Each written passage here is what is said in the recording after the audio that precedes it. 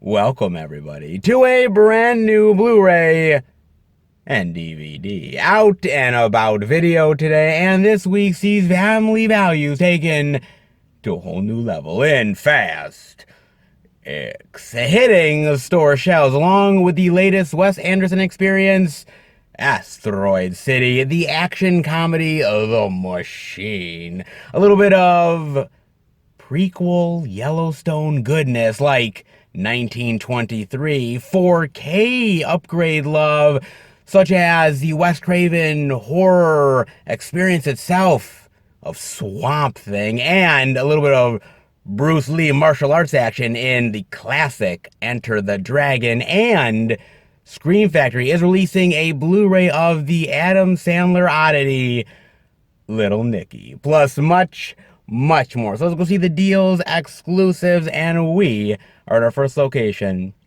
Walmart. So let's go in and see what they got. All right, everybody, in at Walmart for the new release love, and I'm definitely seeing it. Oh yeah, let's get down to business with family. Oh, you bet your ass it is, man. It's all about that family life in Fast X. Fast 10. God damn, man. 10 films deep in this bitch. Shit, man. It rivals all other franchises, baby. God damn, dude. The collector's edition DVD for $19.96, the Blu-ray DVD digital for $24.96, the 4K love for $29.96, and a little bit of Walmart exclusive goodness. Ooh, don't mind if I do. With the Icon edition, the 4K Blu-ray digital for $34.96. Look at this.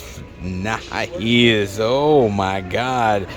Damn, man. Walmart doing pretty damn well with their exclusive love. Look at this, dude. On the inside of here. Damn, that's pretty sweet, man. I ain't gonna lie, dude. For a Fast and Furious lover, if you're definitely a diehard of this franchise, actually, this edition is pretty damn sweet, man. Of course, not gonna lie, the spider claws ruin it like a son of a bitch, man. God damn, man. I mean, I understand the idea of theft and shit, but there's got to be another way, man, because doing this just breaks my heart, man. Oh, you break my heart, Walmart. Oh, you really do, dude. Shit, man. Well, regardless, it still is a really good addition for what it's worth, man. If you can find it without the spider claws, that'd be kind of nice, not gonna lie, man. But hey, they do have pretty decent Fast and Furious love, especially the 10 movie collection, the DVD for $60, man. I mean, 10 movies for $60 on DVD is not a bad price, all things considered, but man, dude, did you really want to buy it considering that there's gonna be more in this son of a bitch? Because seriously, if you think this was the end, you are sadly, and I mean sadly, mistaken, dude. Wow, man, you really are, bro. Holy cow, man. Let's dive into a little bit of Fast and Furious love, shall we? Because I got a chance to watch this in the movie theater with Bob, and I've been on this cinematic journey with the Fast and the Furious series ever since I was, I think, 18. Oh my fucking god, man. Dude, sitting in that movie theater in 2001 watching the Fast and the Furious, Jesus Christ, dude. I'm now thinking how long it's actually really been, and that is wild, dude. It feels like this franchise has been going on forever, and quite frankly, it's kind of because it has. I mean, seriously, it's been a long ass time with these characters and with this series, and just to think I was in my teens when this series fucking started, man. That's fucking wild to me. Wow, and in my early 40s, it's still continuing to this day. I don't know who's gonna drop dead first, me or Vin Diesel, but I honestly just don't want to find that out. I really don't, dude. Oh my god. And let's be fair, the Fast and the Furious series, it has transformed and reinvented itself constantly, right? It was cool at first, and then it was heading towards that straight-to-DVD route. People weren't as interested. Secondary characters nobody cared about, and then They freshened it up, livened it up, brought in The Rock. That changed the dynamic even more on top of that. And then you have Paul Walker's death, and then that ended up changing more of the dynamic, and they had to go a different road. And it's been through one iteration through the next, and yet it has still survived. And even though you might think of this series as a joke, and at times, let's be honest, it has been, you have to at least give it the respect that it deserves. The fact that it's lasted this fucking long through a lot of different iterations and a lot of different reinventions, and the fact that it's still surviving and somewhat a major behemoth at the box office, that's fucking wild. And at the same time, mad props to it. Just saying, man. And so here I was in the movie theater with Bob, checking out the 10th film in this franchise, and knowing fully damn well that, well, let's be real, they ran out of gas a long time ago. Okay, they really did. So I'm like, I don't know how I'm walking into this film, man, because ain't gonna lie, Fast 9 sucked balls. Okay, yeah, there was a couple sequences that was cool here and there, but for the most part, man, that was one of the worst ones that they had in a long time. And so I'm like, damn, dude, diminishing returns like a motherfucker. What the hell is Fast 10 gonna do? And I'm just gonna be honest, it's a lot of the same stuff you've seen in a lot of the other Fast and Furious movies. It's not really changing the iteration too much. It's not really changing the formula all that much. Switching it up a tad bit, sure, but still maintaining the same structure that every fucking Fast and Furious movie has done, man. I mean, basically this movie is about Dante, right? Played by Jason Momoa, and he is out for revenge, yes, revenga, against Dom and crew for what went down in Brazil, baby. Yes, remember in Fast 5, that whole bank heist situation, and they were taking down the main evil prick business asshole dude? Well, they forgot to kill his son. Yeah, he actually had a son. I don't remember them actually ever mentioning that he had a kid in the 5th movie, but then again, not gonna lie, it's been a long time since I've revisited that movie, so maybe it was a throwaway line? Maybe, but something tells me I seriously highly fucking doubt it, man. Okay, I really do, dude. And so now he's come back for revenge. He's been building his army and planning his attacks, and basically he is ready to strike against the family. Oh, and now it's survival. It's trying to take him down and maintain the family unit against all odds. Oh, yes it is, man. Good luck with that shit. Good luck indeed, because you know, if there's anything Dom respects the most, it's family, baby. You can bet your ass it is. Oh, truly indeed, man. You know, look, the honest truth of it all, if I'm gonna be fair here, is the fact that it's not a terrible movie. Is it a step above Fast 9? Yes. But then again, is that really saying much? No, not really. Okay? I mean, it's still the same action sequences that you've gotten, just crazy, over-the-top, impractical, fuck physics type of scenarios that is just all over the place, man. I mean, certain ones where your brain is literally hurting, like, wait a minute, that's it. Can I really do that? And at a point you're like, well, dude, I'm just gonna turn my brain out. But then again, there's other sequences where you're like, wait a minute, I know I turned my brain off for that sequence, but what? Like, man, there's turning your brain off, and then there's like shutting it down. I mean, there really is, dude. And this has like major suspension of disbelief like a motherfucker, man. It really does. On top of that, dude, there's just way too many fucking characters here, man. We ain't killing nobody off in this bitch. I mean, seriously, we just keep on gathering characters through every fucking movie, and they just attach to us like, you know, fucking ticks or some shit. I mean, really, man, we're just going so far with just so many characters and trying to balance every single one of them, and a lot of them just get the short shift because There's just not enough time in the fucking movie, even though this is like 2.5 fucking hours long, and it certainly didn't need to be. I mean, every character has to have some moment to shine, but others get better moments, and others sort of take the back seat. I mean, at this point, certain characters that have been with the franchise for a long time just kind of have to deal with the screen time that they get, because you'll be lucky that you got that much. I mean, seriously, man. God damn, dude. I mean, thin the herd a little bit. I'm just saying, man. On top of that, some actors fare better than others. Some of the people that are newer to the franchise, obviously, they're really putting in the effort and really trying. Other people that have been with the series for a long time kind of are going through the motions, man. Especially Vin Diesel, dude. I mean, Vin at this point, I mean, it's no longer mean mugging. He's just got resting bitch face. I mean, seriously. He's like, ready for my close-up?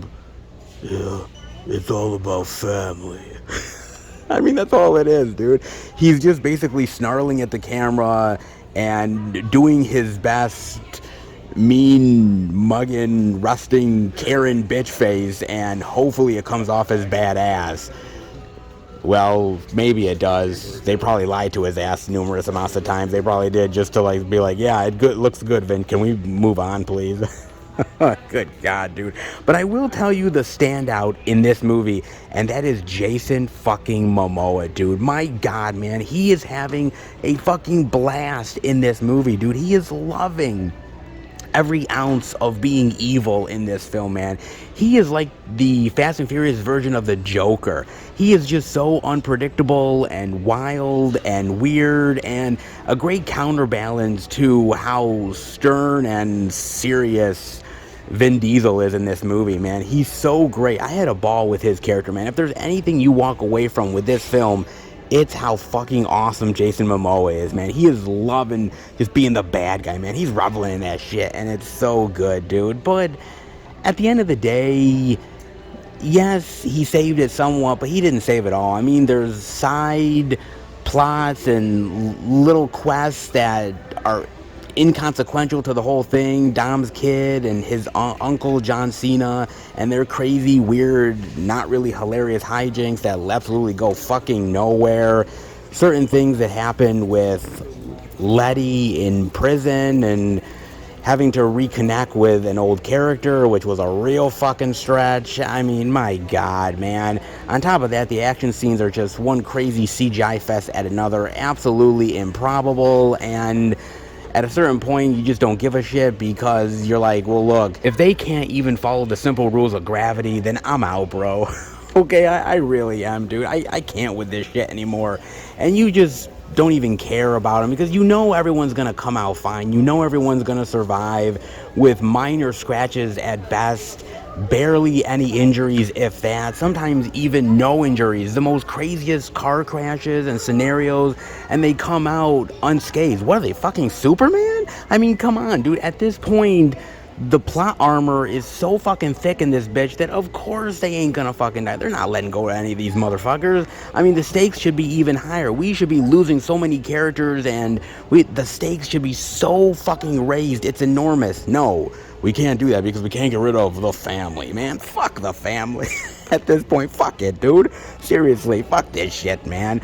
You know, look, did I leave the theater mildly entertained? Yes, but I left the theater so fucking frustrated as well, man. And I just thought, dude, we are just, at this point, so far up this series' ass, and there's no way to come back down to any sort of real practical sense of a plot or characters or action scenes. It's just got to be crazier and more ridiculous and more over the top, and at the end of the day, you just start to care less and less about it, man. Yes, slightly better, but still diminishing returns. The Fast and Furious franchise is unique for what it's worth, but that uniqueness is slowly but surely being chipped away, and Fast X is another chip in the armor.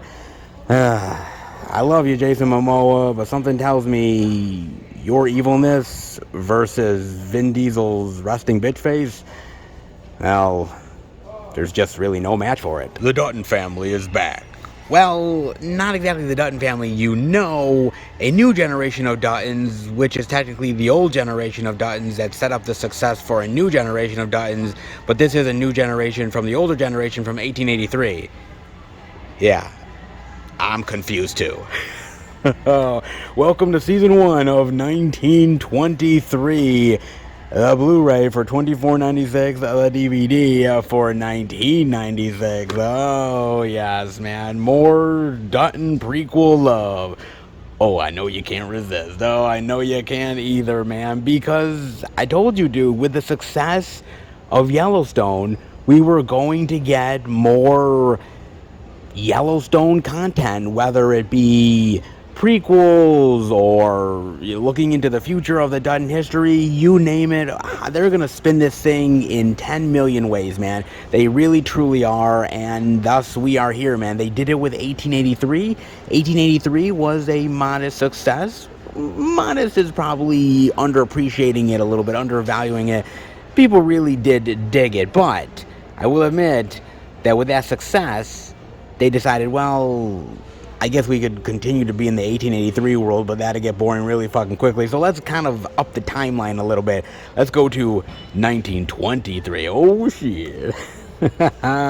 Yes, and this time we're with Harrison Ford and Helen Mirren. My God, man. Our teeth of actors, dare I say, man. Oh, yes.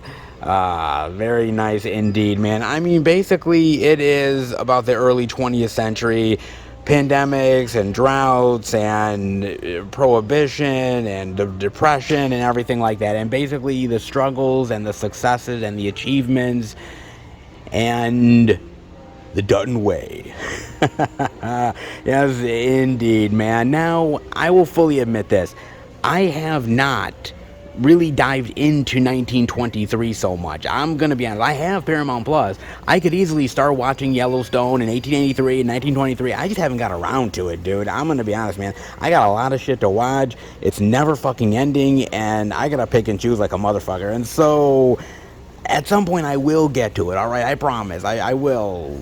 I mean it, okay? But my girlfriend definitely did, okay? Her and her father watched 1883. They really liked it.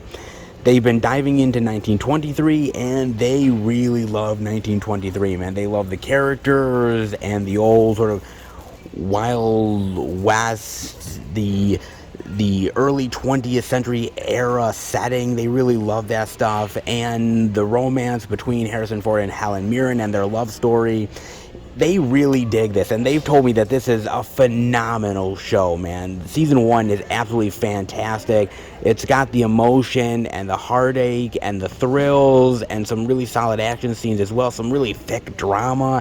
And I'm like, really? And they're like, yeah, it's really that damn good, man. So color me kind of surprised, dude, because I mean, seriously, Yellowstone in the modern day, you can still do some really great stuff with characters and modern day aspects of storytelling, but with 1923 it's not so easy, and yet at the same time they were able to really do it well, man, and really take a lot of that old school style characters and old school style sensibilities and really lay on the drama thick and really make a damn good show out of it. At least that's what I've heard from my girlfriend and her father. But then again, I've also ended up seeing a lot of reviews online that say the same damn thing. So another Yellowstone success. Well, hey, if it's good, then it's worth it. Trust me.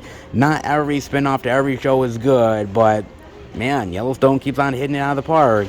And hey, for lovers of fantastic TV storytelling, you definitely got to dig that. Next up, Asteroid City.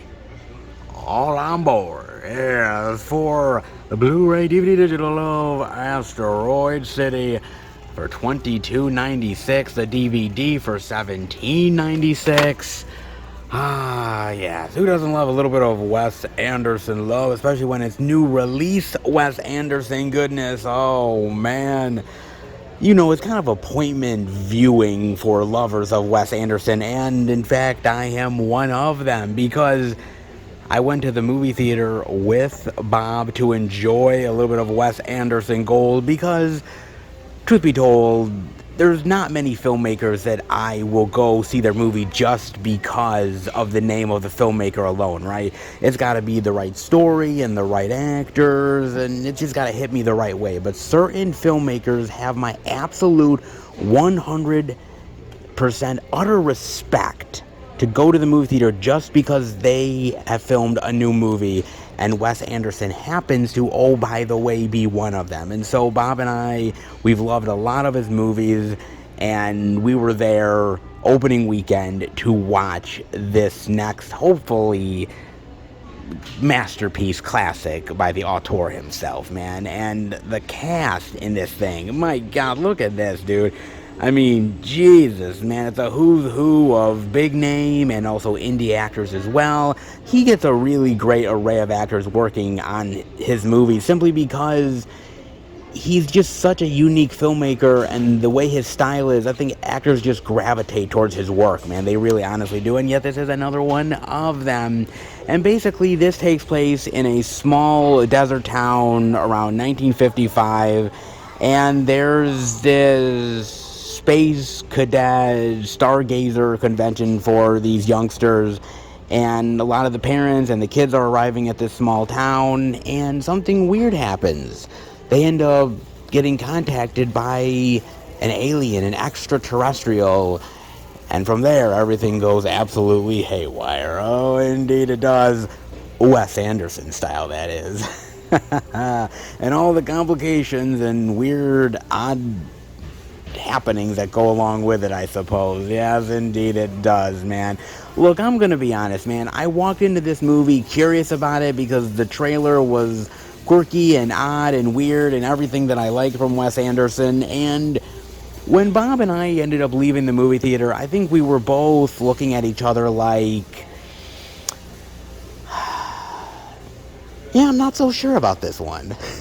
Yeah, we really were, man. I mean, look, it's got all of the Wes Anderson staples, so they're all there, man. For any Wes Anderson lover, you know, the weird and odd sets and how he sets up the narrative and the camera angles and how the actors are portraying things. It's all Wes Anderson-y, right? I just think the story isn't really there all that well. It's not really all that tight, and there's just too many characters and personalities, and it just kind of feels like a mess of a plot. Like, there's so many little side things of like, okay, there's the alien and the extraterrestrial aspect to it. There's the whole, like, stargazer cadet convention that's going on. There's all these other side things with the father and the kids and the father-in-law that hates him. And then there's the actress and her daughter. And then there's these other people involved. And the government aspect to it too, and it's like everything in the kitchen sink is kind of rolled into one, and unfortunately I don't really think it gelled all that well together. It wasn't a really great mishmash. It has a lot of ideas and a lot of moments, but not really cohesive and as coherent as I wanted it to be, man. And I know what you're saying, like, is any Wes Anderson really all that coherent and cohesive?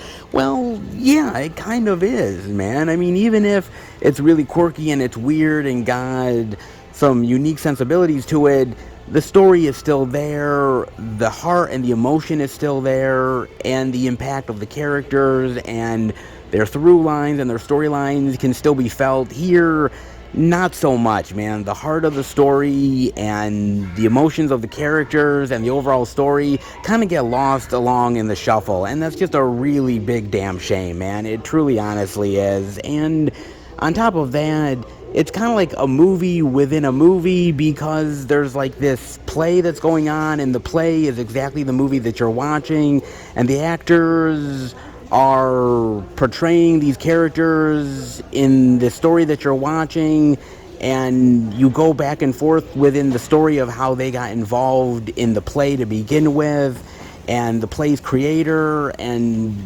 the playwright, and you're like, wait a minute, why do we need this? What does this serve as a purpose necessarily? What's the point of it? And there really isn't. It's just another layer added on to multiple layers that don't really work at the end of the day. Is it still quirky, weird, odd, ridiculous Wes Anderson? Yeah, it still is. Is it still good Wes Anderson? No. Lesser than? Yeah, kinda. I mean, look, it's still great to see new Wes Anderson out there, and this filmmaker's still really trying to do some really fascinating things within the world of filmmaking. I'll admit that, man, and that alone is well worth it for movies like this, but it just didn't hit me the same way a lot of other Wes Anderson movies have, which is a goddamn shame, because again, I like Wes Anderson, I like his sensibilities, I like his style, and for me, it's appointment watching when it comes to this guy, but at the end of the day, not every filmmaker is going to always hit it 100% of the time, and Wes Anderson proves that sometimes if you don't have the right story, if you don't have the right characters, if you don't put it all together in the right way, you can have all the quirky sensibilities you want, you could do unique filmmaking all you want, but it just won't come together. Wes Anderson, you tried. I give you A for effort, but as far as execution, it's far from an A. Not even close. I wouldn't advise fucking with the Russians. Unless you're the machine. Oh, yes. The Blu-ray digital for $22.96. The DVD digital for good old $19.96. Very nice, man. A little bit of Bert Kreischer comedy gold. Perhaps, man. Perhaps indeed. I got a chance to watch this on Amazon Prime because I'm going to be fair. I liked the trailer.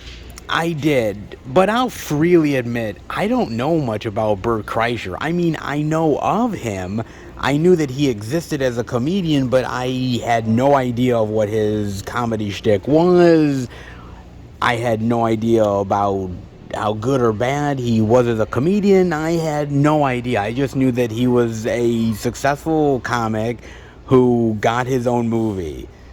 Not like that's anything new necessarily, but okay, fine. But then he was telling the whole story about him partying with the Russians and robbing a train and shit like that. And I'm like, what the fuck is this, dude? And so I was fascinated. I was like, is this real? And just that fascination alone got me in the door, baby. It really did. Piqued my curiosity, dare I say.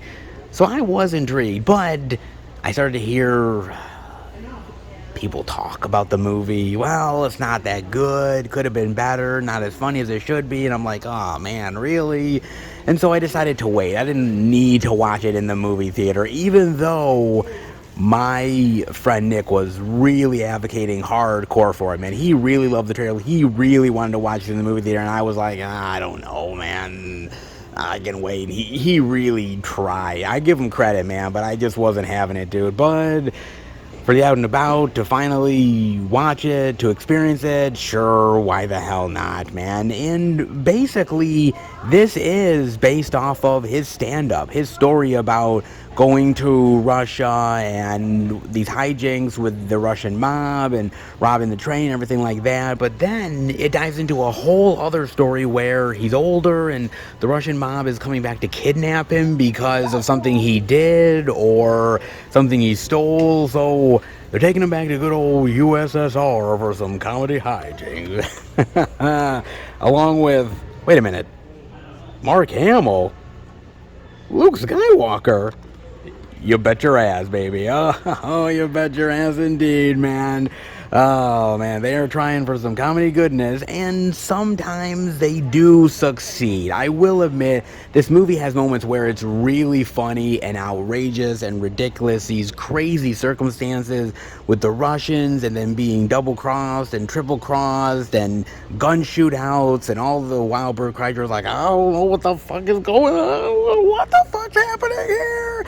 And Mark Hamill's like, just deal with it, bitch. I told you this would happen. God damn you, son. Oh, man. And it's the great back and forth between him and Mark Hamill playing his father and all the crazy Russian nuttiness. I mean, there is moments where the comedy does fall flat on its ass and it fails miserably, but the one thing I can say about this movie is that it does have funny moments. It does make you laugh. It's not consistent. It's here and there, moments where it really succeeds and moments where it epically fails, but at least it makes you laugh, or at least it made me laugh. And that's a plus, especially when I'm dealing with a lot of comedies nowadays that don't exactly do that to the best of their ability. At least The Machine kind of does it some of the time, and I at least appreciated that for what it's worth. I mean, Bert Kreischer is a pretty good everyman, funny guy. He pulls it off for what it's worth, but the person to watch here is Mark Hamill, man. Mark Hamill is so goddamn great, man. He could make Doll Shakespeare seem entertaining, man. He really can. Dude, he's so fantastic in this movie. He's a great counterbalance to the craziness of Bert Kreischer and all the Russian mob stuff that's happening. It's really pretty well done overall, man. A nice little comedic bend. If you like Bert Kreischer, if you like his comedy hijinks, if you like the Russian mob story, this is definitely going to satisfy the urge. I mean, this is really my first time truly diving into Bert Kreischer, so I don't know if it was really successful at the end of the day, but what I will say was it did the trick for what it's worth. It's not perfect, average as far as comedies are concerned, yeah, perhaps, but I will admit, I think it accomplished the goal overall. I mean, if you're trying to be funny, and if you at least get some laughs out of it, then I'm a little bit easier on you. Look, as I said, man, I have seen some comedies that fall completely flat on their ass, man. Ones that don't have a lick of sense of humor that I even care for or even appreciate. At least this has something for me. It didn't always make me laugh. Sometimes it downright made me like, really? We're going for that joke? But I did end up having some really good gut-punching laughs and some really great moments where I thought, okay, they're genuinely trying, and I gotta give them the support for that, man. I really do. So, hey, look, it did the trick, kinda, sorta, mostly. Yeah, let's be real. It gave me some really good laughs and some moments that I kind of appreciated, and there's no denying that. And even a modestly funny movie I have to lend my support to, because movies aren't what they used to be, especially comedy movies. And finding a funny one, at least something that makes you laugh, is a dime a dozen. So I'll take what I can get at this point, man. And I'll freely admit, Bert Kreischer, I kind of dig. So I may be even diving into his comedy too. Hey, finding a new comedian worth actually investing your time into, that's a rarity as well. So hey, maybe this is a new love affair. I don't know about that, but I'm willing to give it a go. I am indeed, man. Not half bad, pretty goddamn sweet, as is a little bit of physical media love at Walmart. A little bit here, a little bit there, but some good stuff overall. But what else do they have? Well, they have more physical media. Duh. Oh, they do indeed. How about we dive in, huh? Yes, indeed. Let's do it, baby, with... Wait a second. Are my eyes deceiving me? Does that say Babylon 5? What the fuck? The Blu-ray digital for $22.96? What? What the hell? Original movie? What the fuck? Oh my god, man. This is a blast from the motherfucking past. Holy shit, man. I haven't thought about Babylon 5 in a long ass time, dude. I didn't really even think it was still a thing. I mean, seriously, man. Whoa. In the universe of infinite possibilities, there is only one way home. Return to Babylon 5 as the epic interstellar saga continues. Travel across the galaxy with John Sheridan as he unexpectedly finds himself transported through multiple timelines and alternate realities in a quest to find his way back home. Along the way, he reunites with some familiar faces while discovering cosmic new revelations about the history, purpose, and meaning of the universe. Oh, man. The original series cast members, Box Leitner, Claude Christian, Bill Toomey, Patricia Tallman. Oh, my God, man. Holy shit. This is awesome. Wow. Oh my lord, dude. This is incredible. Babylon 5, man. That is massively cool, dude. I mean, it's definitely a deep cut. That's for sure, man. Especially for like sci-fi lovers, because I don't know anybody that's even remotely been talking about Babylon 5 in a very, very long time, man. This is really cool, dude. For lovers of the old series like myself, or even new fans as well. That's it's amazing, man. Wow, that is really, really cool. You know, I kind of like these animated adventures, man, whether it's the comic book, superhero stuff that DC does, or even some of the sci-fi stuff, because you could do so much great possibilities within animation. I mean, live action is always cool, don't get me wrong, but if you don't have the budget for it, or if you don't really have the concept that's really going to fully support it, yeah, you go with the animation style, and that's really fucking cool, man. Dude, if Star Trek did it back in the day, Star Wars has done it, shit, why not Babylon 5, man? That's fucking cool, dude. For all you old school lovers of Babylon 5, this is one hell of a goddamn treat. Falling in love is one thing. Falling in love with an artificial intelligence is a whole nother. In robots. What the hell is this, man? For a 996. Okay. Some people just click. You don't say. From the co-writer of Borat. Jeez, okay, that tells you everything you need to know, huh? Alright. What is this about, actually? Charles is a womanizer, while Elaine is a gold digger. Jeez, they're perfect for each other. Oh, good God, man. The duo learn humanity when forced to team up and pursue robot doubles of themselves. How the hell did that happen in the first place? What the fuck? Oh, look at that. Oh, my God. Damn, that's bizarre. Holy shit, man. I don't know what to make of this, man. I mean, I didn't watch it. I didn't even know this thing really existed, dude. I mean, it could be a quirky sci-fi romantic comedy, maybe? I mean, I like Jack Whitehall. I mean, I haven't seen a lot of stuff he's done, but he's got some good charm to him. But Shailene Woodley, I really like Shailene Woodley, man. All the way back in A Fault in Our Stars, and some of the sci-fi young adult stuff that she did was really cool as well. I really liked her, man. I've always thought she was a really great actress. This is kind of quirky and interesting. It's got an interesting idea behind it. Two people that are not exactly the best human beings in the world finding humanity in the oddest of circumstances. Like, that's kind of unique and interesting. And I always like movies about robots and artificial intelligence, whether it's something more mean-spirited like Terminator, or something a little more wholesome or family-friendly like Bicentennial Man or something like that, right?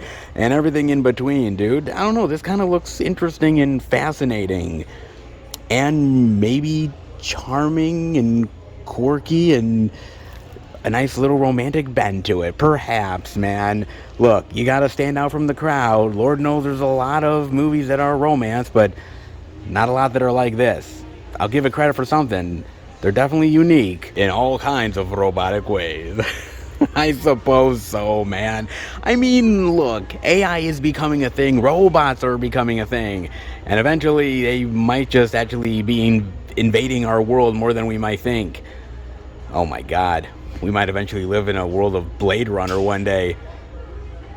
Damn, that's some terrifying shit. Well, until that day happens, well, maybe we can just romance them a little bit? Oh, maybe. Even that sounds so wrong. It really does. Hey, if you find love with each other through finding your robotic selves, then maybe it's worth it in the long run? I don't know about that. Let's just hope the movie's good.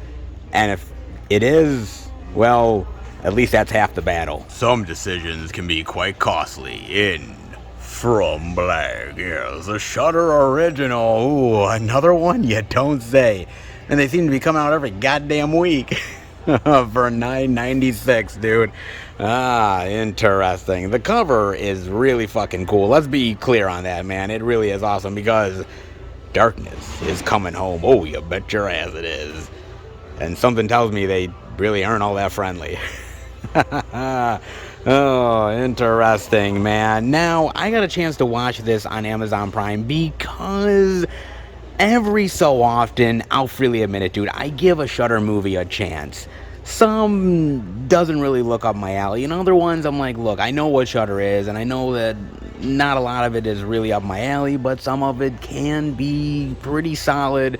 So I still give it a chance from time to time, and From Black was one of them. Hey, I decided to give a chance to. And basically, this movie is about this chick who is just one hell of a drug addict, man. She's an absolute fucking mess, and her kid ends up going missing. Never finds the kid, doesn't know what happened to the kid whatsoever. Did the kid get kidnapped, just lost, killed? There's no really telling. Nobody really knows at the end of the day, right? And cut to about 7 or so years later, she's now sober and she's trying to get her life together just in case the kid might or might not show up. And all the while, she ends up getting this offer from this guy that has befriended her, who basically says, do you want to know the truth of what really happened to your kid? Wait a minute, he didn't just disappear or get killed? Well, not exactly. Perhaps it's more supernatural than you might think. Oh, yes, and thus she tries to find truth and tries to find her kid, all the while having to make a deal with a demon. No. Oh, yes, indeed, man. And all the crazy complications that go along with that. Now, the idea of child being taken from demonic entities is not exactly a new concept. It has been done a time or two in cinema before. So it's not like this is reinventing the wheel necessarily. It's kind of going along with some of the other trends. But is it worth diving into? And to be honest with you, it's not bad. I mean, all things considered, it's not a dumpster fire, and for Shudder, that's actually an improvement, okay? I mean, the acting is really solid here, and the mother who has had a traumatic past and is trying to get her life back together, she is really good in the movie, and you really feel the pain and the suffering that she's had to deal with over the years, and the uncertainty and the fear. It's all there, man, and she does a really great job. And I really like the special effects and the look of the demonic entity. I mean, a lot of this stuff is really good. The problem ultimately with the movie, if I'm going to be real here, is that I think the movie is a little tedious. It takes its time, I think, way too much, and there are long stretches of this movie where you are kind of bored. You're just waiting for stuff to happen. I mean, the whole journey of this woman and what she has to go through is intriguing, but we know there's more going on here. We know that there's a demonic entity. We know that there's something supernatural happening here, and you're just waiting to get there, and it's just taking too fucking long, man. On top of that, some of the decisions that this chick makes, especially towards the end, I don't know if I could buy some of those decisions, man. I mean, it just didn't quite work for me. I'm like, really? She's really gonna do that? Okay.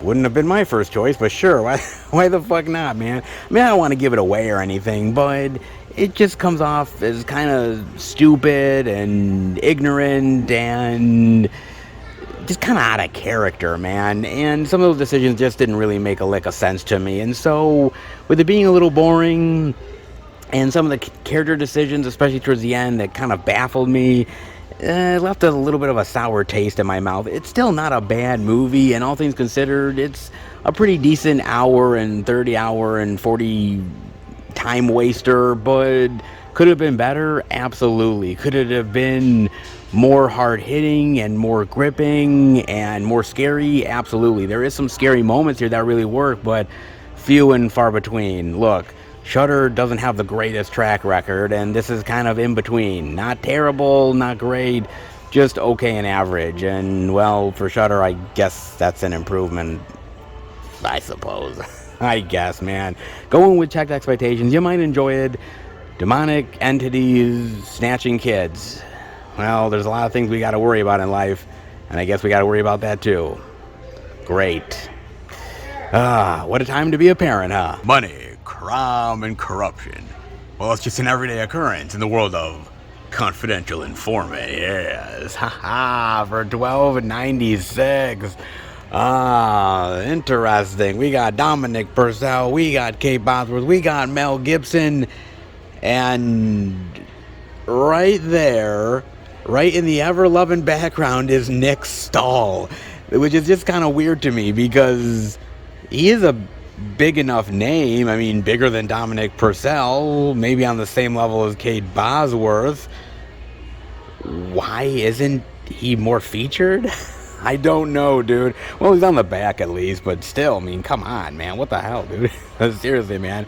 Whatever. Some actors just don't get the appreciation, I suppose, man. But I got a chance to watch this on Amazon Prime, and I did because who doesn't like a little dirty cop love? Man, seriously, dude.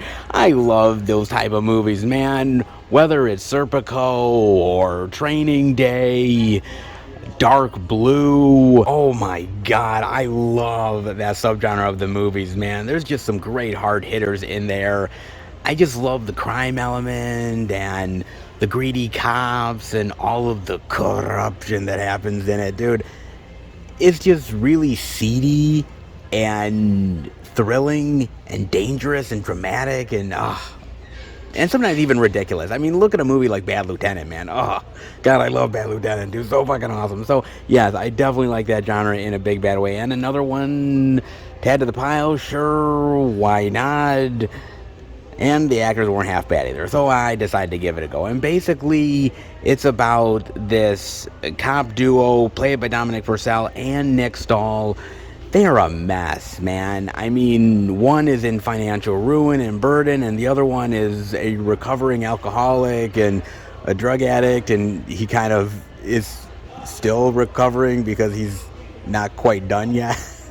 I mean, my God, a womanizer and still drinking and just all messed up, dude. And they're trying to take down these drug rings and these corrupt people within the city, and they're doing their due diligence, they're trying really hard, and yet it's just never enough, man. And Dominic Purcell's character has this fatal form of cancer.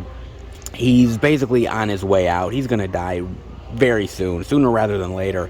And he's like, look, there's a policy that if I die in the line of duty, then my bills are taken care of, my family is taken care of. Maybe we can plan this and help out my family and everything like that. And Nick Stahl's like, oh, come on, dude, we can't do that, man. I mean, that's just wrong. I don't know if I could pull that off. And he's like, dude, we gotta do it, okay? We have to try to make this work. And so he does. It goes down. And then, well, that's the easy part, because now everybody's looking at Nick Stahl and everybody wants to know the truth, and he's hiding it from everybody. And, well, will the truth come out? Will he take the blame? And all the dangers that go along with it, yes. You know, look, I'm going to be honest with you. It's not a bad movie, all things considered. I actually kind of enjoyed it, man. It's not perfect. It's definitely not on the level of any of the other big-name corrupt cop movies, man. Not even close to Serpico or Training Day or anything like that, man. I mean, it's your standard everyday cops who are dealing with dirty deeds that are trying to take care of themselves and all the complications that go along with it, right? Okay, cool, fine, whatever. And these cops aren't really even corrupt. They're just everyday people doing their jobs, and of course just not getting their just due and having to try to do some dirty deeds in order to actually take care of themselves. And I get it, and you kind of sympathize with the cops, and you sympathize with the system, and how it just isn't fit for people doing the right thing. And when they do the wrong thing, they're punished for it, even though they've done the right thing their whole careers, right? I like that aspect to it, and I think it kind of works. I don't think it's as dramatic as it could have been. I think it's very paint by numbers. Some of the acting is really solid, and other parts of the acting are a little not so hot, man. I mean, you know how it's all gonna come out at the end of the day. You know how it's all gonna go down, and the truth will eventually come out, and when it does, people are gonna get into hot water, and other people are going to sympathize with him, and there's other dilemmas that are going to happen out of that, man.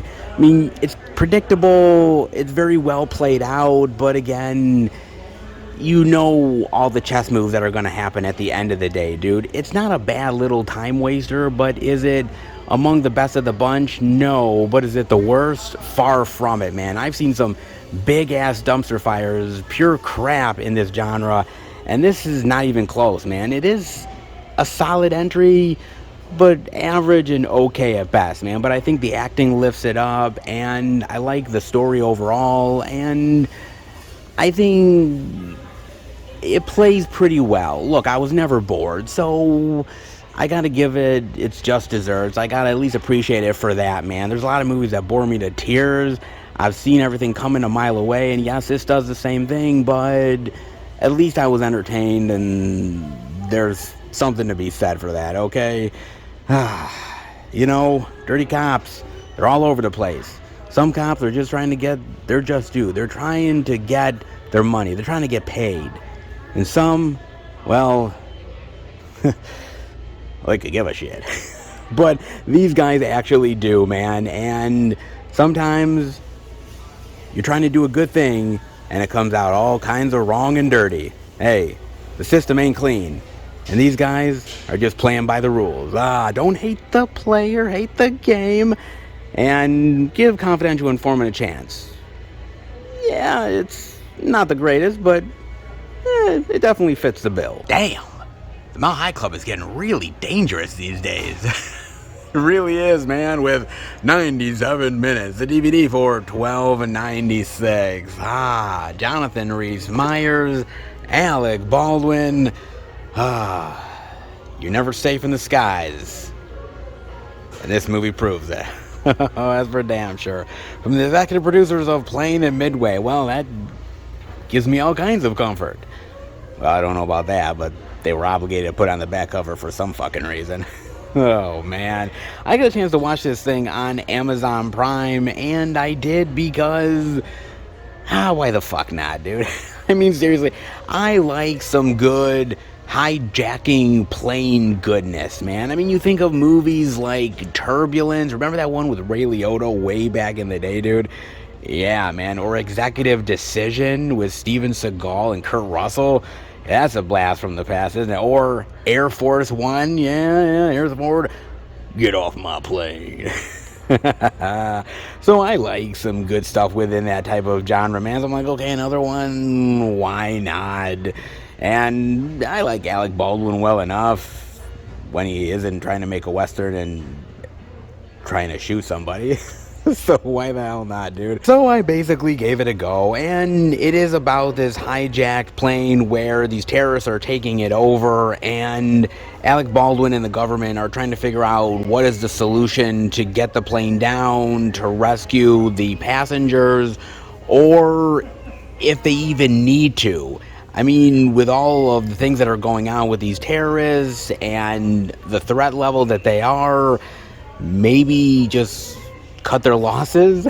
I mean, there's a lot of things that are going on with this movie, man. The idea that the government could take it down and say fuck it, the idea that the terrorists have a nuke on board and that they're actually going towards the government, and there's reasons why they're even doing that, and the backstory between Alec Baldwin and Jonathan Rhys Meyers, and the reveals and the crosses and the double crosses and the triple crosses and all of the fucking side stories. And my god, dude, this thing is fucking jam-packed for literally slightly over a 90-minute fucking movie. But at the same time, the movie fucking bored me to death. I'm not even lying, dude. God damn, this movie just fucking was making me fall asleep like a motherfucker. For a movie that is slightly over an hour and a half, it felt like I was watching this thing for 3 fucking hours. I'm dead serious with you, man. When Avatar: The Way of Water feels like a breeze compared to this motherfucker, that's bad. That's not good, man. That's trouble.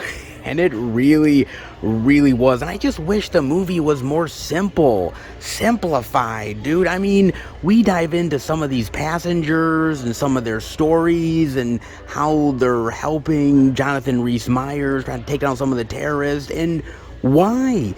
Because some of them just die really quickly and just leave the story. Why the fuck were we focusing on them in the first place? What the fuck? It literally didn't need to be that way, man. Not at all. You're just overcomplicating this shit. Oh my god. On top of that, the whole double agent thing and whether he's still working for the government or he's actually with the terrorists and his own motivation that's going on. Oh my god, dude. It was just way too much, man. They put way too much into this fucking kitchen sink, man. I mean, fuck. They included the kitchen sink in this bitch. They really did. And even with all of that, it still wasn't all that entertaining. It was just slow and dragged out. And at a certain point, you're like, dude, can we just land this thing and have the credits roll? Because, man, you're just really taking your fucking time with this. I mean, the movie could have been over in an hour, and I would have been very happy. Well, I don't know about happy, but at least somewhat satisfied, man. Seriously, Jesus Christ, man. I mean, you dive into every little person's backstory and history and betrayals and agendas, and I'm like, oh my god, man. It's just like, why? I mean, the acting isn't bad, all things considered. Jonathan Rhys-Meyers is actually pretty good here, and I really like Alec Baldwin as the NSA director or agent who basically is like, look, we're going to do anything to take this plane down and to avoid even more casualties. And I really like his hard-nosed, hard-line character. I think he did a good job. The acting's not the problem, man. It's the fucking story and how they just stretch it so fucking thin. And they have to add all these little extra bits and pieces in here just to kind of keep your interest so you don't fucking fall asleep. But the problem is you're still falling asleep with all of that shit added into it, man. It's not exciting. It's not thrilling. It has some dramatic moments, but few and far between, man. Damn, this is a dud. I mean, it makes Confidential Informant look like an Oscar winner. I mean, it really does, man. Oh, God, dude. I mean, I love a good hijack movie, man, but give me Ray Liotta on a fucking plane any day of the week, man, going up against Lauren Holly, dude. Give me that shit, because I will take that 10 times over. I will take the Turbulence sequels, for Christ's sake, which were really fucking shitty over this piece of crap, man. 97 minutes that I ain't never gonna get back, man. You know, complicate it all you want, but I know a snooze fest when I see one. Becky's all kinds of pissed off. And that's before you fuck with her. Oh, absolutely. And all right, although Becky, the DVD for $9.96. Well, she's back. And she's got even more of an attitude. Yeah. She really does, man. And on top of that, she's gotten a little older. And PMS has probably kicked in. So it's just a bad situation for anybody that messes with her, okay? It just really is, dude. And, of course, her dog is going to sick balls, so, yeah, you're getting it on both ends, baby. You truly are, man. Oh, man, I got a chance to check this out on Amazon Prime, and, you know, looking back at that first movie, Becky, that came out in 2020, man, I can't believe it's been 3 years already. Oh, my God, man, that's crazy.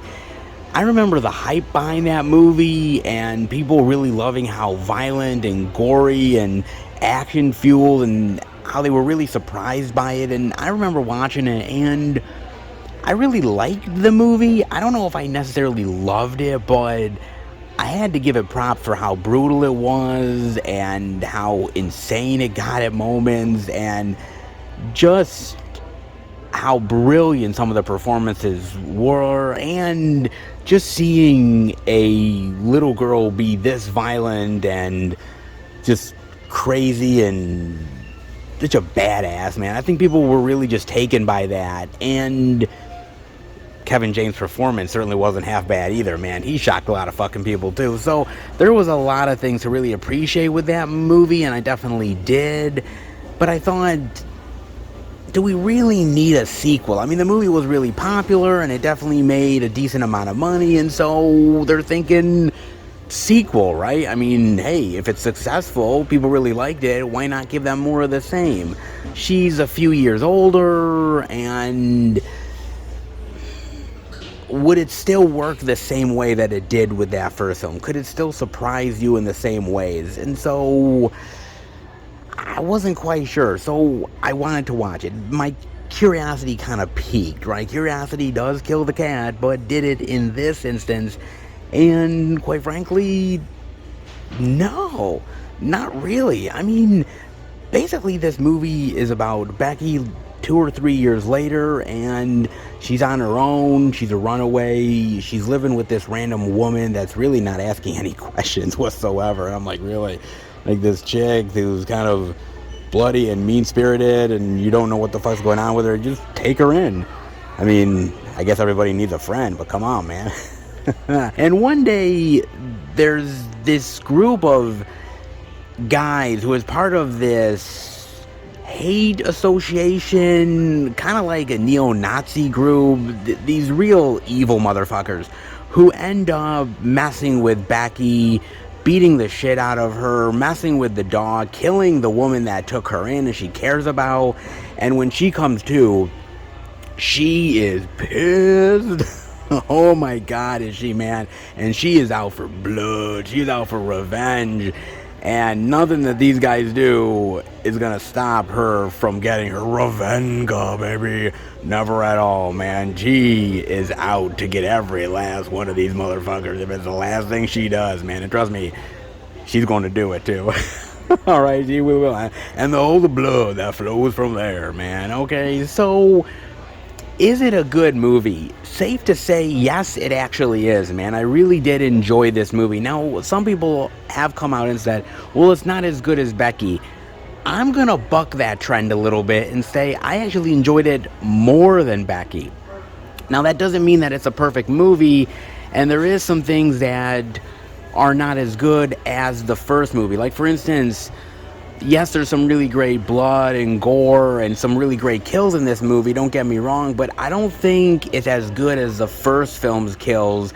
And even the bad guys, I appreciate them trying to go for, like, her killing these men who are just absolutely evil motherfuckers. Like, I appreciate that, but at the same time, I'm also going to be honest with you, it just doesn't have the same impact as the first film's villains. I mean, especially when we're dealing with Sean William Scott here, who plays the hateful leader.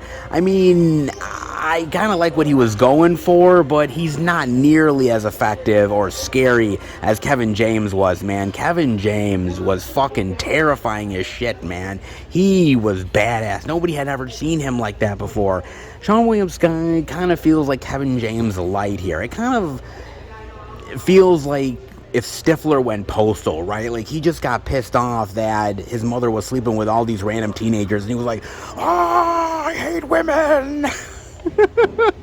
My God, why is everybody fucking my mom?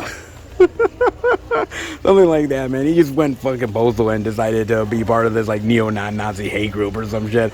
Oh my God, that would be scary unto itself, man. Let's hope that doesn't turn into an American Pie sequel. Good God, dude.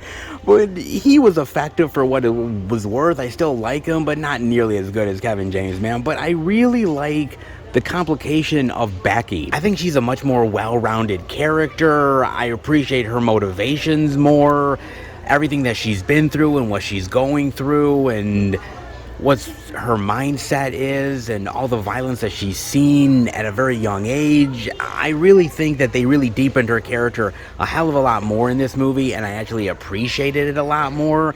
And I thought that Lulu Wilson was a better actress this time around as well, and I think she did a really solid job portraying a lot of those emotions and still being this badass killing machine that we all know and love, man. So I really did like that overall. I mean, it's still fun, it's still entertaining, and it's got some hilarious moments, and it's got some really badass kills and really evil bad guys that you want to see her fucking just pop their fucking head off or blow their limbs to smithereens. I mean, something like that, dude.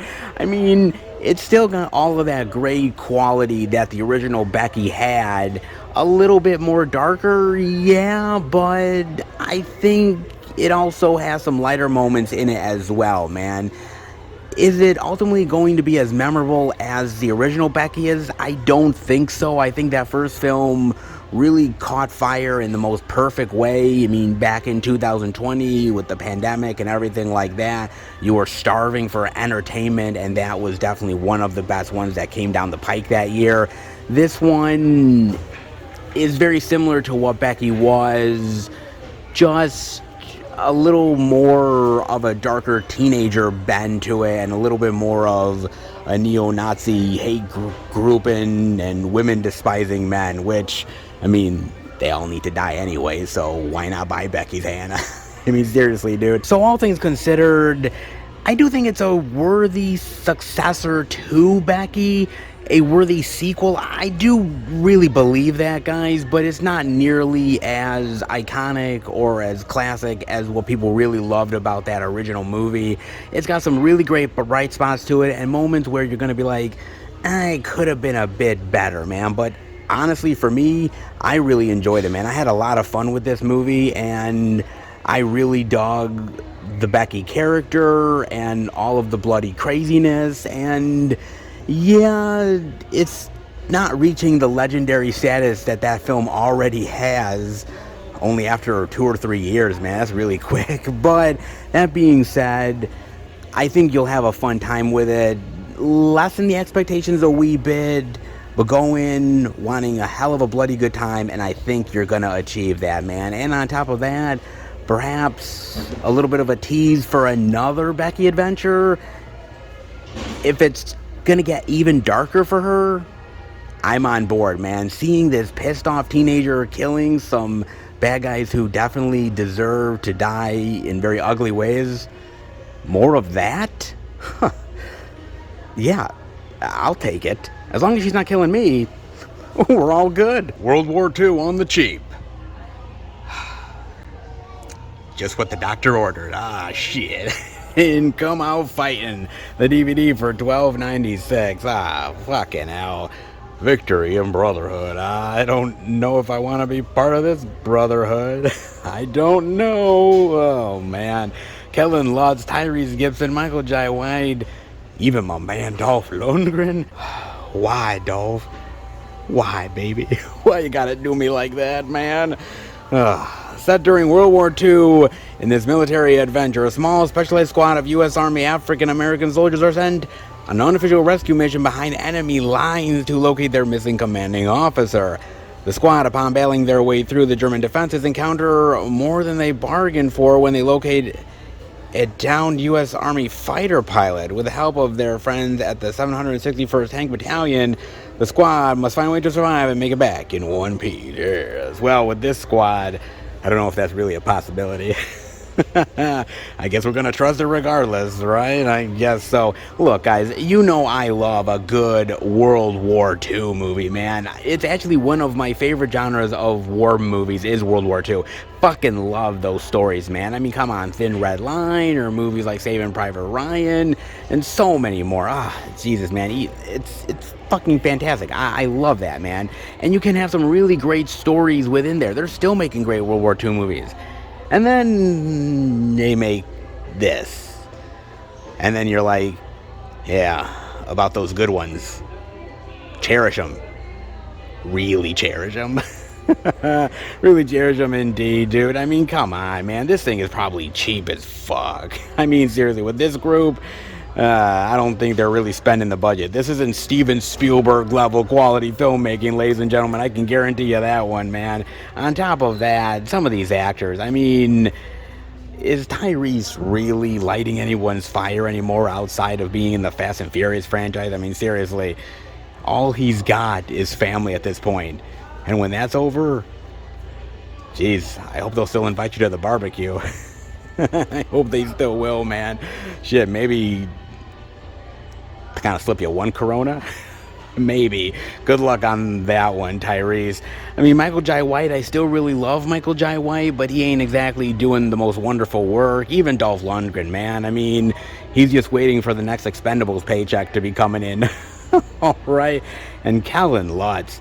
Dude, when has anybody giving a fuck about Calvin Lutz, man. He hasn't been relevant since the Twilight days, and even then nobody gave a shit. Oh, by the way, do you remember when he was in Expendables 3?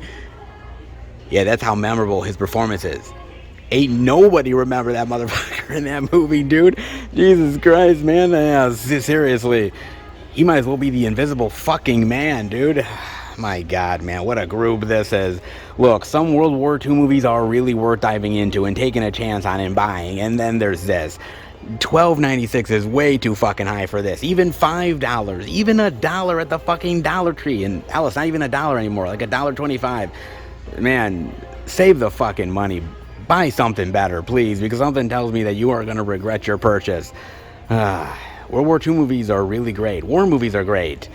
But something tells me that Come Out Fighting is anything but. Yeah, good luck with that shit, because, yeah, I'm not giving a chance to it, and I recommend none of you do as well. You'll forget it as soon as you watch it. $12.96 down the drain, and you could be doing a hell of a lot better, bitch. Just saying, man. But hey, regardless of how shitty this movie might be, Walmart was delivering the goods. Oh, they were delivering in a big bad way. Oh, so much great releases, indie titles, big name releases. Pretty damn good for good old Walmart. Not too shabby, baby. Let's head out. Well, how about that? Walmart be delivering the goods, baby. At this point, it should probably be a foregone conclusion, considering how this Walmart has definitely improved in a big bad way. However, that being said, I'm still very cautious because you never quite know. Sometimes we could still have really great physical media and then BAM! It just go like that in the blink of an eye. Trust me, I've been around enough to know better. I really have, man. But for the time being, they definitely did their due diligence. They were putting out the indie love. They were putting out the new release goodness. Hell, we even got a little bit of exclusive appreciation. It's good to have the physical media in your hands. It's good to see it in the store shelves, and it's good to embrace it. All the love. Oh, indeed it is, baby. I just can't help myself. I can indeed, and I know you can either. So this has been really good, really solid, really fantastic, really great start. But there is more physical media at other stores. At least I'm hoping there is. It can't be just this place. Please, physical media gods, will you help me out? Let's hope they do. How about we go and check out the other stores where hopefully physical media will be awaiting us. All right, everybody, we are at our second location, Target. But before I go in, I gotta talk to you guys about something. And the way we watch TV has changed over the years, and this has just become proof positive of it. From IGN, traditional TV viewership falls below 50% for the first time. There's always a first for something. Let's dive in, shall we? Traditional TV viewership dropped below 50% for the first time in July 2023 as streaming hits an all-time high. As reported by The Hollywood Reporter, TV measurement company Nielsen revealed that broadcast networks scored just 20% of overall viewership, while cable scored 29.6%, meaning linear TV came in at 49.6% overall. Streaming didn't overtake traditional TV, but did claim a new all-time high of 38.7% of all TV usage, with the likes of video games and physical media taking up the final 11.6% in the other use category. Streaming, which incorporates the likes of Netflix, Disney+, Prime Video, and so on, is on the rise, of course, having broken its own record every month since May. YouTube leads the way at 9.2% of overall usage, followed by Netflix at 8.5%, Hulu at 3.6%, Prime Video at 3.4%, and Disney Plus at 2%. These are followed by Max, Tubi, Peacock, Roku Channel, Paramount Plus, and Pluto TV. Traditional TV is naturally falling away against streaming's rise. July marks a new low for both the broadcast networks and cable category since Nielsen began tracking figures in June of 2021. That opening month saw traditional TV at 63.6% of overall usage compared to the 49.6% it is now. Something tells me that people are changing their ways and they ain't going back. They ain't going back indeed, baby. So what do you think about this? Because I have a couple thoughts here and there, man. I mean, first of all, if you really think about it, we are changing. I mean, as a society, the way that traditional TV has usually worked was good for the old boomers. But now new generations are coming up, they're growing up, and streaming is becoming more preferred. Look, let's be real, man. Back in the day, you would sit through probably like 15 to 20 minutes of commercials, and you'd get maybe, if it was an hour program, you get like 45 minutes of actual, like, product that you want to watch, man. Or even a half hour show, you'd maybe get 20 minutes actually of the content. And so now people are just kind of sick of it. They don't want to sit through fucking commercials anymore. They don't want to sit through the goddamn advertisements, man. They actually want to watch the shit that they want to watch, man. And that means that they're heading more towards streaming. They're heading more towards these paid services that will get rid of the fat and actually give you the prime cut. It definitely is heading that way, man. I mean, come on. It's like that Bradley Cooper song in A Star Is Born. Maybe it's time to let the old ways die. Yeah, indeed, man. It kind of is at this point. And look, I can't say that I love streaming. And I've told you guys about all the difficulty that's going on with the streaming wars. And trust me, there's even more out there as well, okay? So, streaming is having its own brand of difficulties, its own set of issues. But the fact that it is more convenient, the fact that you don't have to deal with a cable service where you have 200, 300 channels and maybe you watch 10 of them. That's one of the reasons why I cut the cord. That's one of the reasons why I left cable, because I had all of these channels. I was barely watching anything. I was paying exorbitant prices. I was like, fuck that. But then on the flip side of it, how many subscription services are you actually subscribed to?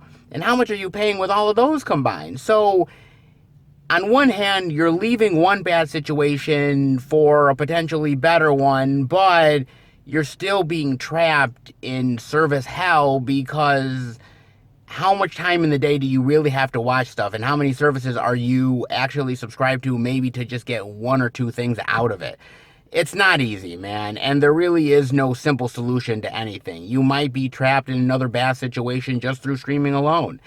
It happens that way, guys, but the traditional way of watching TV is slowly but surely morphing, and it's not going to change. We're not going back, man. I told you that when the pandemic happened, and when people were staying home, and when a lot of these subscription services were really gaining momentum, not only was it hurting physical media, not only was it hurting movie theaters, but eventually everyone gets to feel the pinch, even TV. And it becomes that old saying of, well, they came for this group, but I didn't really do anything. And they came for that other group, and, well, I kept my mouth shut. And now they're coming after me, and there's no one to help me out.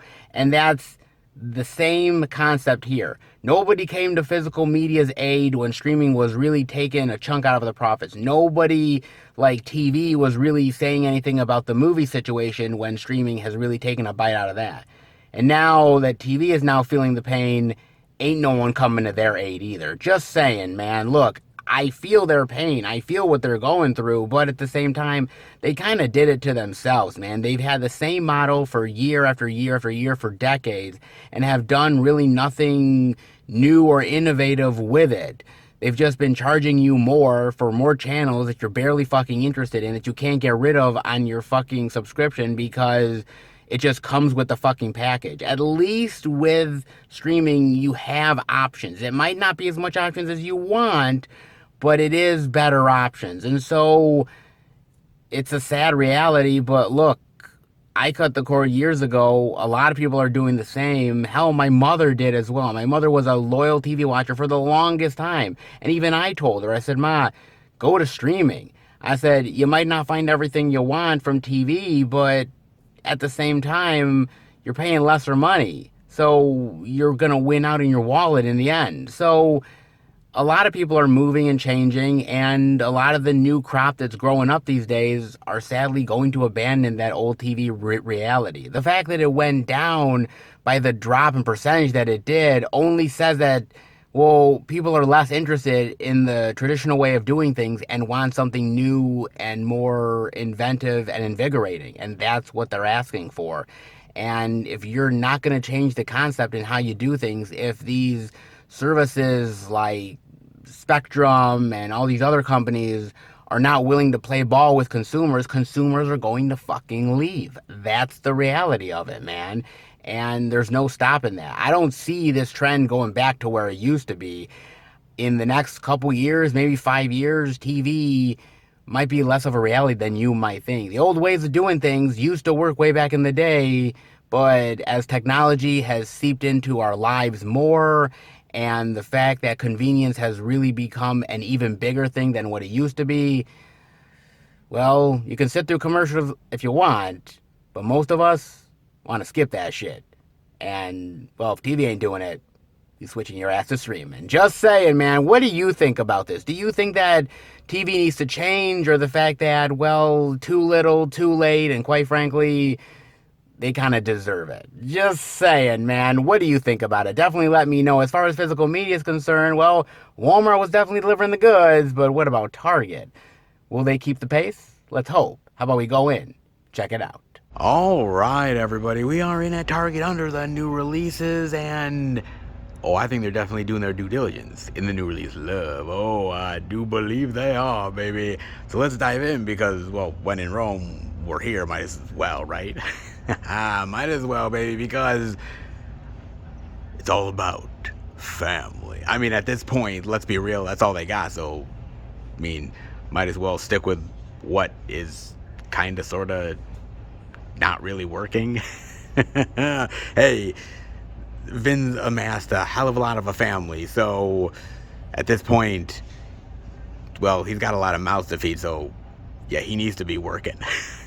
Oh, you bet your ass. In Fast X, the collector's edition DVD for $22.99, the Blu-ray DVD digital for $26.99, the 4K Blu-ray digital goodness for $32.99, and oh, what do we got here? A little bit of a Target exclusive love. Yeah, the Blu-ray DVD digital for $28.99. Oh, nice. Yeah, it's Dom Toretto front and center, baby, doing his best mean mugging bitch face. With the collectible character art cards, nice. That's usually a Target speciality, and they're doing it yet again here, man, with the Fast X love. Nice, not bad for all you Fast and Furious lovers out there. There is a lot of you, but it has been dwindling over the years. I'm just saying, man.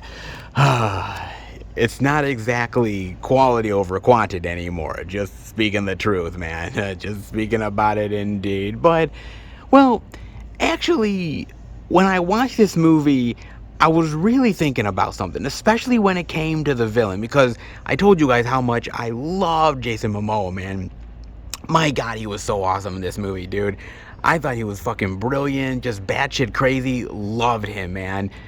But what I was really thinking about was, is he really the first major standout bad guy in the series?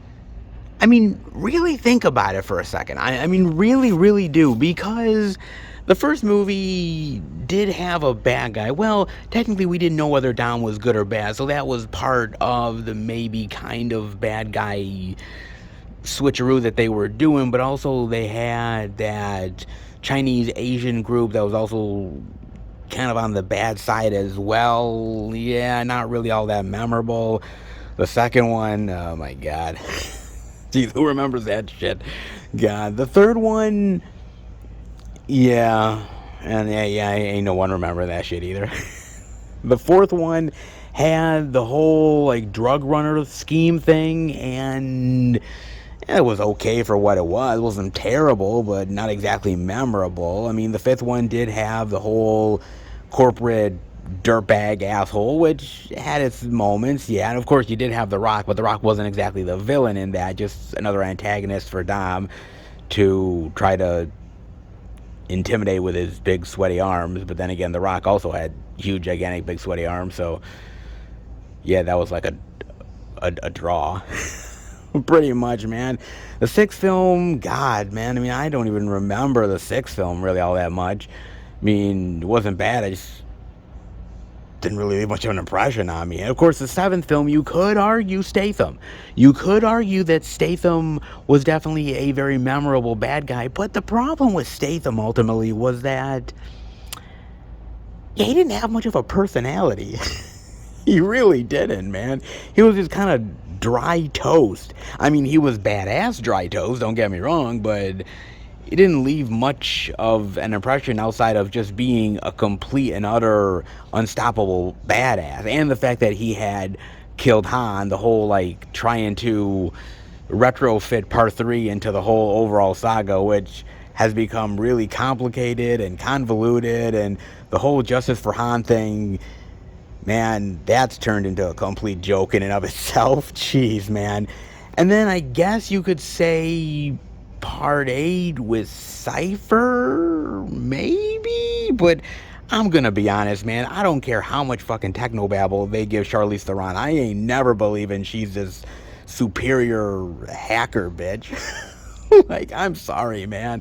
Like, that is just really stretching believability like a motherfucker, man. I don't care what kind of hairdo they giving her, whether it's a bowl haircut or they giving her dreads or cornrows or whatever fuck they're doing, whatever movie they choose, man. But yeah, man, she's not really badass to me. She doesn't really spell out threat. And I guess that's where Jason Momoa comes in, because he really was and is a really great personality of a bad guy. He's just somebody that really craves that revenge, has a really great backstory because of connecting it all the way back to the 5th film in the franchise. On top of that, he just loves being evil. He revels in that shit, man. I mean, he's just having fun. He's joking around, he's dancing, he's quipping. I mean, he is just full of life in a franchise that at this point is just kind of running on neutral. And he really brought a lot of great octane, a lot of great nitro boost to this dulling and dying entity, man. He really did. And for me, for my money, for what it's worth, keep Jason Momoa around, dude. I mean, he did survive this movie, so he is coming back in whatever iteration they choose Fast 11 to be. God help us all, man. But he is coming back, and I think that kind of makes me at least a little bit, teeny bit excited for the next movie, just to see Jason Momoa continue to do his badassness, his just Joker-esque persona in the Fast and the Furious franchise, man. And there was rumors that Vin Diesel was kind of pissed at Jason Momoa, that he was kind of stealing his thunder a little bit. And I'm like, you know what? At this point in the franchise, we're 10 films deep, man. You've been doing the same goddamn thing over and over and over again, doing the same goddamn lines every single movie. It's getting old. It's getting played out. And if there's an actor that's going to reignite this franchise, actually make it what it's worth, it's fucking Jason Momoa, and God bless his heart and soul, because, man, he actually made it worthwhile, because sometimes you're only as good as the bad guy, right? Because the bad guy, if it's really badass, if he's really evil, if he's really terrifying and menacing, then it makes the hero's journey even better, man. So, Vin, calm the fuck down, will you? Chill out, because Jason Momoa is doing you a favor, man. He's actually playing it up so that you can be the better hero. I don't know if that's ultimately possible, but shit, Jason Momoa is doing his due diligence. How about you do yours, motherfucker? I mean, seriously, we haven't had a good bad guy in, like, ever in this series. I mean, what do you think? Do you think there's been other bad guys that are worthy of Jason Momoa's Dante? Or do you think Jason Momoa is literally the bright spot of bad guys in a franchise that has had some pretty dull and lifeless and unmemorable baddies? I'd like to think he's definitely one in a million, especially for this series, dude. You know how I love a good bad guy. You know how I love them being evil and just really taking in their destruction and just making the good guys suffer and shit. Like, I love that stuff, man. So for me, seeing Jason Momoa really living it up in this really makes me at least anticipate where the next movie, or at least couple movies, is going. Let's hope that Vin Diesel's ego doesn't get in the way. I don't know if it will or not, but if I'm Vin Diesel and I got a gem of a character like Dante and a hell of an actor like Jason Momoa on board, willing to be as evil as he possibly can to make your ass look good, take it, Vin Diesel, because something tells me ain't nobody else wants to roll. I mean, you've pissed off a lot of people in Hollywood, hell, even The Rock. So if Jason Momoa is willing to come on board, hey, come on. Aquaman himself, Ronan motherfucking Dex from Stargate Atlantis. Woo! Hell, he was even on Baywatch, bitch. I think he's got this. And as far as I'm concerned, if they make him part of the family, Vin better thank his lucky stars. Because that might be the only thing that keeps me going in this fucking franchise. It ain't you, Vin. It's the baddie. They also have the Blu-ray digital of the Fast and Furious 10 movie collection for, $75. Damn, man, that stings. Wow. But again, 10 movies, Blu-ray. Okay, not terrible, all things considered, but again, I've always warned you guys about these type of box sets, and the reason why I've always done it is because the franchise isn't over yet. I mean, if the franchise was complete and done and they did a full movie box set, that's one thing, but we know, whether we like it or not, there's going to be more movies in the Fast and Furious franchise, so unless you're willing to stop at 10, there's really no point in this. I mean, hell, that's edition right here is $75. They still have, oh, by the way, right over here, guys, they still have the 9 movie collection here. The Blu-ray for $55. So for $20 more, you get another movie in the collection set. Damn, man, you might as well just start buying the single editions. I mean, shit. You might save a little bit of money. Damn, dude.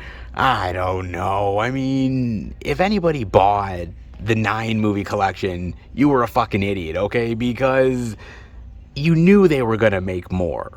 You just knew. It was so fucking obvious. And if you do the same thing with the 10 movie collection, if you buy it, then you have nobody else to blame other than yourself. I mean, that's serious, man.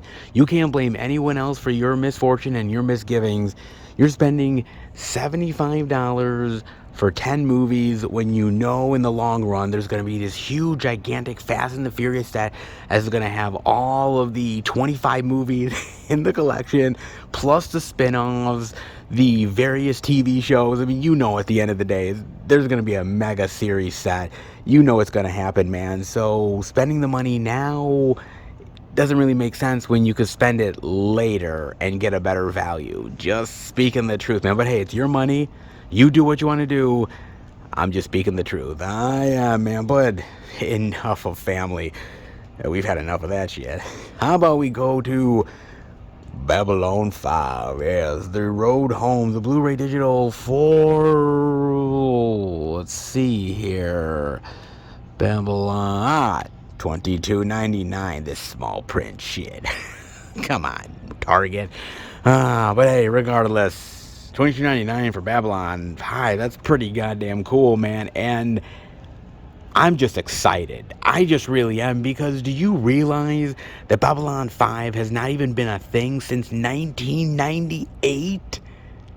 Yeah, seriously, man. Literally 25 years, I think it has been, man, since we've had Babylon 5 in our lives.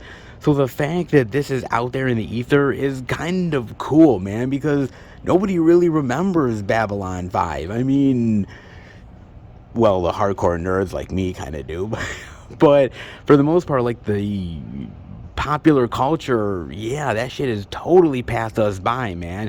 So it's nice to see things sort of coming back slowly but surely. I'm not gonna say that this is gonna give us like a TV show revival or new movies or some shit, even though that would be pretty fucking cool, but it's just a little cool achievement for the sci-fi geeks out there like myself, man. It just kind of is, and it gives me hope for the future of shows like Stargate that has went the way of the dinosaur, man, and a lot of other series that don't nearly get as much love. We always talk about the Star Treks and the Star Wars, and rightfully so, because yes, they are really good, and yes, they are really popular, but there's a lot of great sci-fi out there that is underappreciated, undervalued, and Babylon 5 is absolutely one of them, man.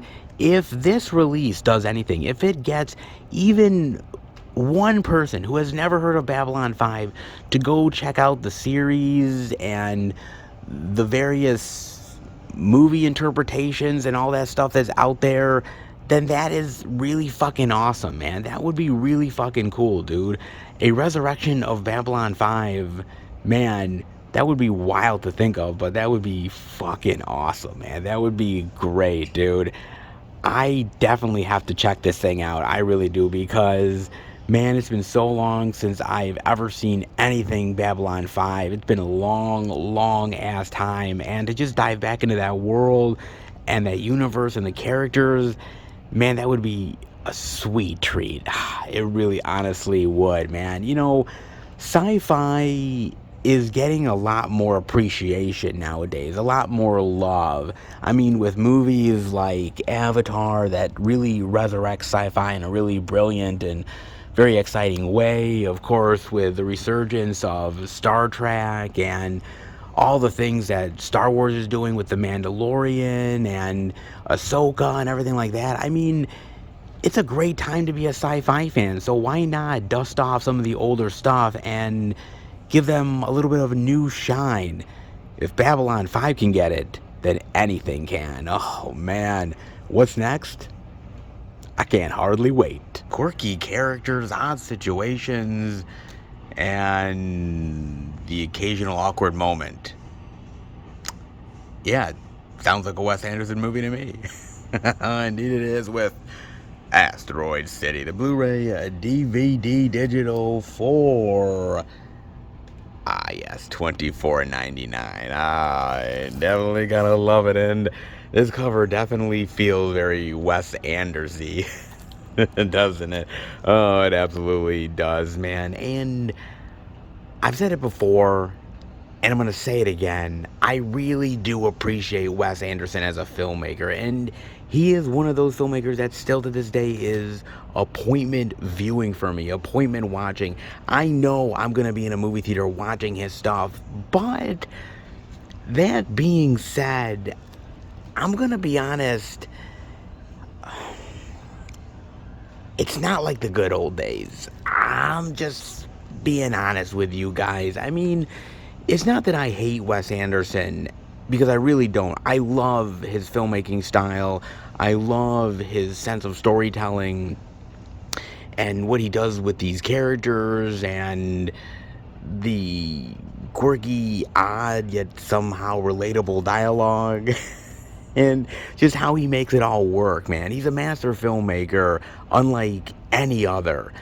But I don't know if it's as good as it used to be. Okay, let me explain, right? I mean, when you come out of the gate with a movie like Bottle Rocket, which was so phenomenal, so great, nobody had seen anything like that before. He was a filmmaker that everybody was watching. Okay, this dude did something very unique, very original. What's he gonna do next? And then he comes out of the gate and does fucking Rushmore, dude. Rushmore.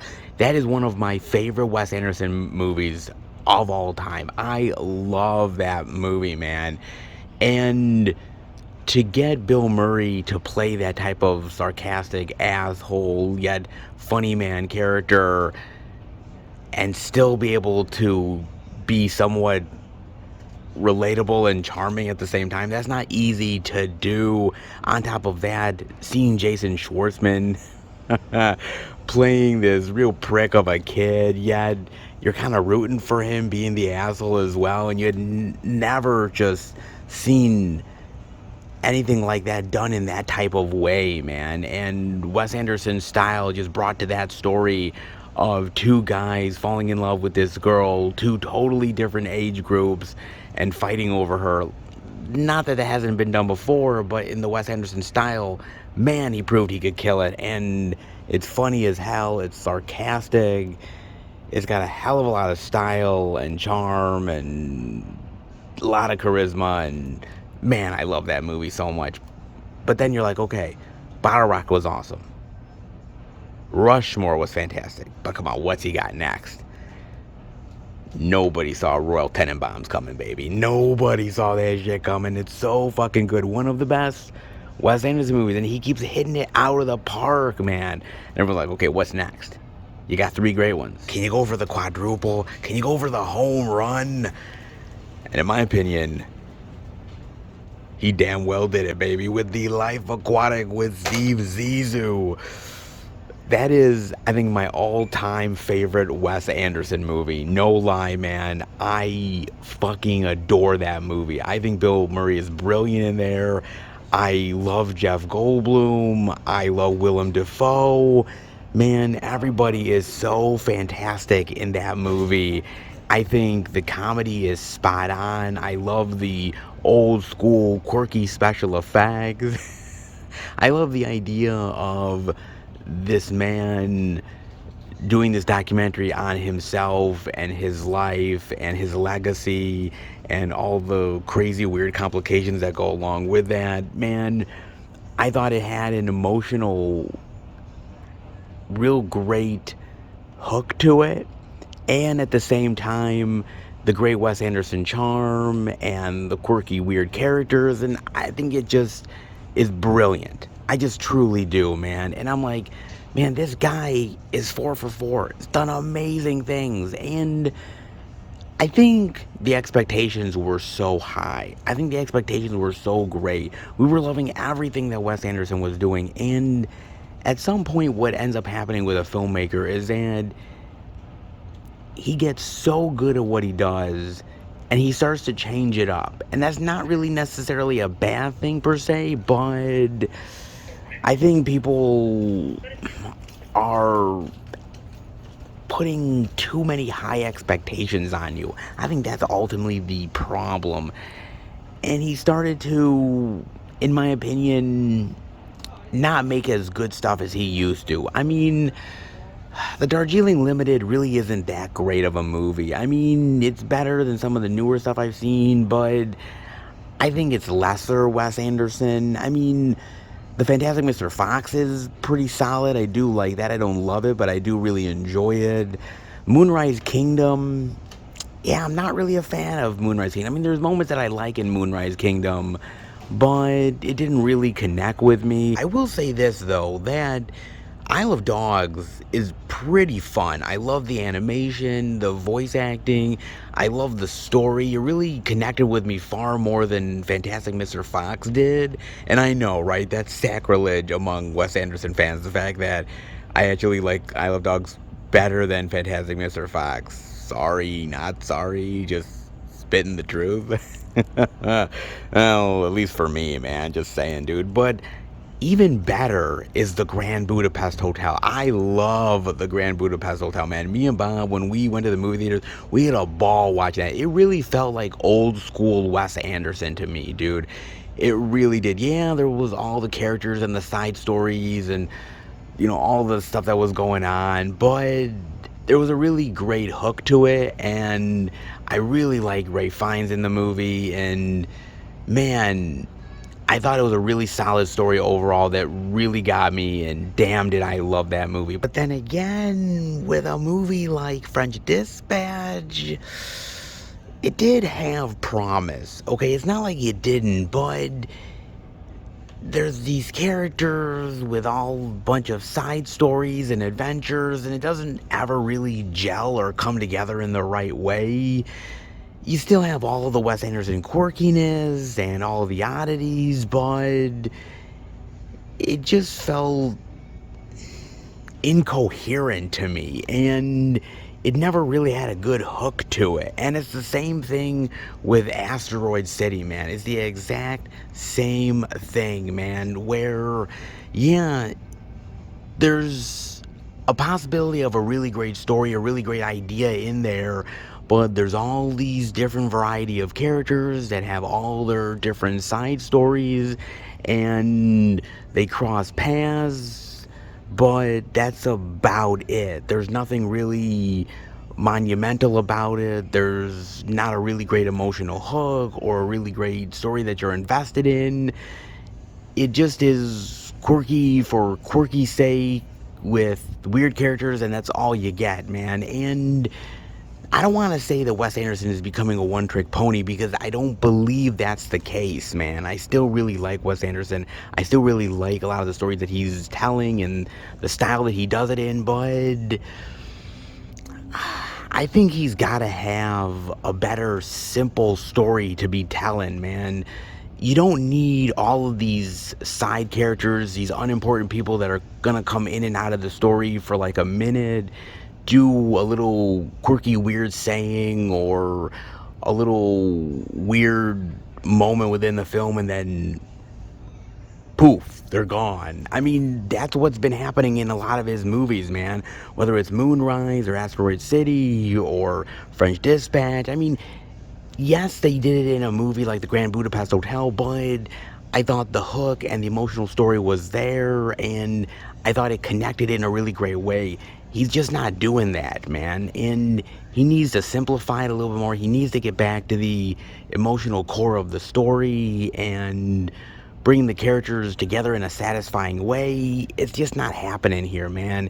It's becoming more style over substance at the end of the day, and when that happens, you tend to lose interest. And for me, there's a lot of filmmakers that I can say that I like their earlier work, and their later work didn't quite do it for me. I mean, even people like Quentin Tarantino, as much as I love Quentin still, look, I appreciate the earlier stuff. He wasn't as much of a Hollywood filmmaker, and not as many really big name actors were coming on board his projects, and he felt more of an indie director and somebody with more of a vision. And I kind of feel the same way about Wes Anderson. I really do, man. And so, look, I still love me some quirky Wes, and no matter what he does, I'm gonna go to the movie theater and watch it. But I'm starting to lose a little bit of interest, man. He needs to get back to being the old school Wes that I used to love, man. The indie sensibilities, the darling of the indie filmmaking world that he was way back in the day, dude. And I know he can do that. I do. And he's just been a part of the Hollywood system a little too much now. And it's great that these actors, big name ones, want to come on board and do your films and recognize your talents. That's a good thing. It's not bad, but I don't know, he's lost something along the way, and I think it's starting to affect the films just a little bit. You still have a lot of the really great sensibilities and quirkiness that you get, but something is lost in translation. Something really is, man. The emotional core of the story and the consistency and coherent aspects that really bring a movie together in the right way, man. I mean, it's movies like The Royal Tenenbaums or Rushmore, or, I mean, even Steve Zissou that, yeah, had some really oddball moments, some really ridiculous, over-the-top shit, but it came together in the right way because you made it all work. And I just think he just, in some ways, really wants to do so much with these films and so many little characters and stories and moments that he's losing the overall focus. That's what I think, man. And maybe I'm in the minority. Maybe other people are like, dude, Seth, you're fucking losing it, bro. Some people are probably like, dude, Wes Anderson is still fucking amazing. And he is. But filmmakers lose their way over time. They do, man. Even the best of them. Whether we're talking about Scorsese or Francis Ford Coppola, Steven Spielberg, Clint Eastwood, Alfred Hitchcock. I could go on and on, man. Tarantino, Kevin Smith, you name it, man. All of these people have lost their way. Yes, they have come back eventually, but sometimes they need to fall in order to rise again. And maybe Wes Anderson is one of those people that has to do it. Look, I will always be a big Wes Anderson fan, and I'll always be there. But I'm hoping for old school Wes. And when I look at Asteroid City, the new school Wes just doesn't do it for me as much as old school Wes does. I'll always be here with you, buddy. I'll always be in the movie theater day one. But I miss the old you. And one day, I'm going to get that. It may take a long time to get there. And I may have to deal with movies like Asteroid City or Moonrise Kingdom, French Dispatch. One of these days, we'll get another banger. And when we do, I'll be right here waiting for you, buddy. The Duttons never had it easy. But again, that's rancher life for you folks. Yes, indeed it is. In season 1 of 1923, the Blu-ray for... oh, where we got that? Yes, $24.99, and the DVD for $19.99, yes. The Dutton Love, presented by yours truly, Taylor Sheridan. Man, let me tell you something, okay?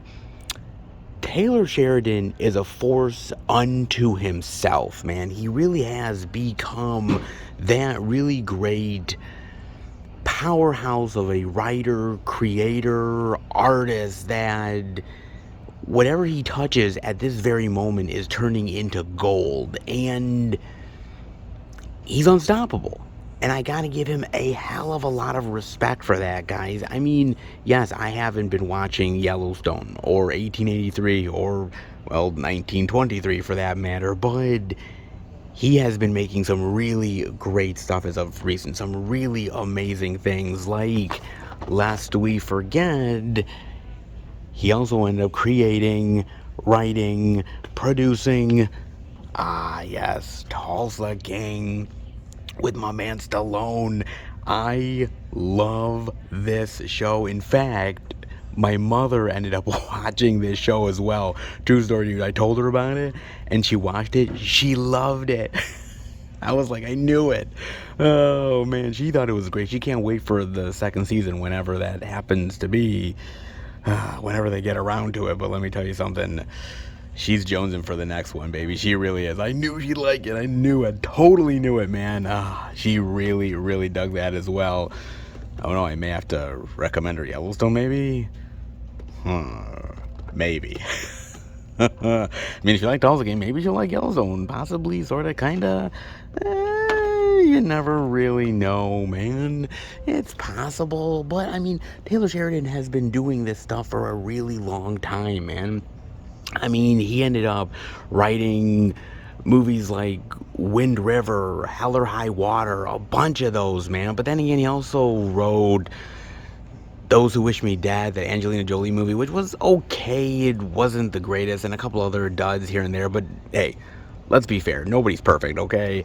But the fact that this guy really went out of his way to create something that he was really passionate about, and it ended up working to his favor, that's not easy to do, man. Look, TV, man, especially nowadays, is a fucking minefield. Do you know how many shows get created every single TV season that literally drop dead or off the face of the planet, is never even heard of again, or doesn't even get a chance?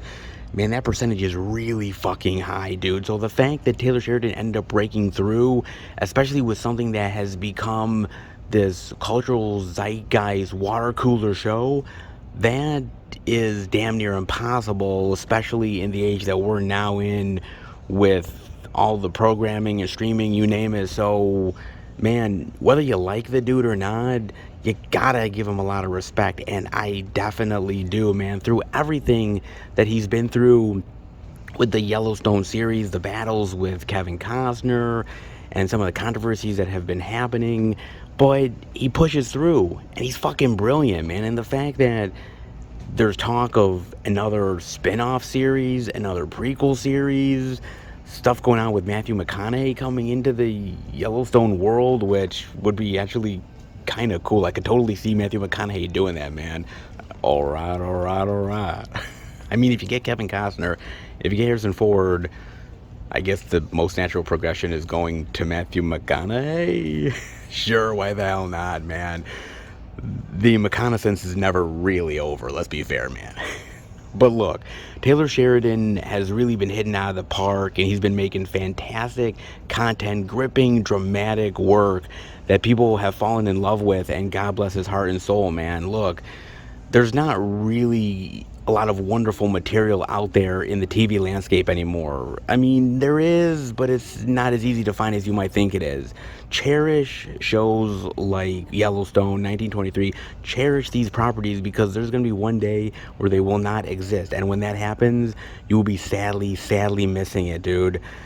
The great shows come and go very fast. Enjoy them and cherish them. And enjoy and cherish Taylor Sheridan, because creatives like this don't come around every single day.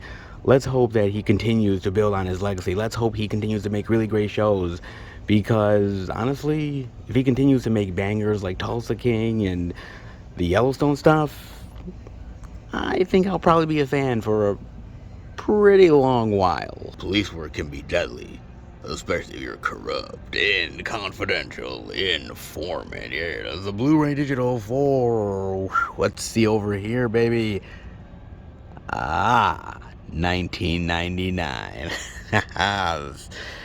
What is with Target and these small print shit, man? Seriously. God, dude. But hey, at least they got some dirty cop love, and for Target, you definitely gotta appreciate that. Squeaky clean Walmart, corrupt cop goodness. Doesn't always seem like it goes together, but you bet your ass it does. That's for damn sure, man. And as I said over at Walmart, it kind of baffles me because Nick Stahl is not represented here. I mean, you end up crediting Dominic Purcell, which, yeah, he's all right in the movie, don't get me wrong. Kate Bosworth, actually pretty all right. I mean, she actually does better acting than her forehead does, so, I mean, there is that. And, hey, Mel Gibson is not bad, but still kind of phoning it a little bit. I mean, let's be real. He is too old for that shit. But again, like, Nick Stahl, in my honest opinion, is the best out of all of these actors in this movie, man. He really is the best thing about this movie. In my opinion, he actually really kind of holds it together. So the fact that he's not really kind of represented here really pisses me off. It really does, man. Seriously. I kind of am a little ticked by this because, dude, why would you leave an actor like Nick Stahl out? Because really, he is, for the most part in this movie, the main lead of this film. And I gotta show a lot of love to Nick Stahl in general, because he's an actor that's kind of gone underappreciated, but there is particular reasons why, if you really think about it, man. I mean, he started out his acting career as this very young indie actor kid that was doing these TV movies and random television stuff, and then he started to get more into the teenage drama angle with movies like Disturbing Behavior. Do you remember that movie with Katie Holmes, James Marsden? Holy shit. Goddamn, do I love that fucking movie, man. That is really like 90s, early 2000s, man. But damn, so good, dude. Or even Bully. Do you remember Bully with Brad Renfro? God damn, that's such a great movie, dude. If you have not checked that out, or it's been a long time, rewatch that, because damn, that's a really great indie drama. Disturbing, but damn, powerful as hell, dude. And then he was doing more indie projects here and there, and then he was definitely becoming more high profile. The Thin Red Line, of course, being in a movie like Terminator 3, Rise of the Machines. Okay, look, I get it, right? People shit on Terminator 3, but I don't get it, man. I actually really like Terminator 3. Yes, it's not as good as the James Cameron ones, fair enough, but I really did like the story. I liked how they went a little bit more darker. I really liked Nick Stahl as John Connor. I thought he was way better than Edward Furlong, man. I mean, come on, you kind of got to admit it, dude. I thought he brought a certain amount of complexity to the role. Really had great chemistry with Arnold. I actually really liked him in it, and I thought they were going to do more with his character, but sadly they never did. I know Terminator 3 didn't exactly light the box office world on fire, but damn, that's still good, though. Shit, man. But then he goes from that to Carnival. Oh man, that HBO show. Have you guys ever seen Carnival? Dude, I used to love Carnival. That was a great fucking show, man. Very mysterious and ominous, creepy with some really wild and unique characters. And I was so pissed when they canceled that shit, man, because I was like, dude, television is producing all this type of garbage and crap that people are watching, but nobody's watching Carnival, seriously? And it got more appreciation after it got canceled, obviously, but too little too late, man. It was so fucking good. But then after that, he was getting more high profile, and then suddenly he sort of dropped off the face of the planet. I mean, not literally, really, but I mean, he was doing these TV shows, guest cameos. He was doing these straight to DVD Blu-ray movies, and he was just absolutely going to actor obscurity. And I'm like, really? Like, for somebody that was getting into these big Hollywood movies and doing HBO series, I'm like, man, he dropped off the face of the planet pretty goddamn fast, dude. And it kind of sucks because he is a really solid actor, and most of the stuff that he's been in, dude's good, actually.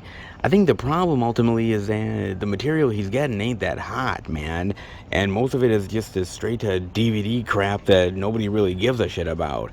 I mean, he's so much better than the material that he's actually been given that it's just a goddamn shame, man. I mean, he's way better than Emil Hirsch. He's way better than fucking Steven Seagal. Well, at least in the acting department.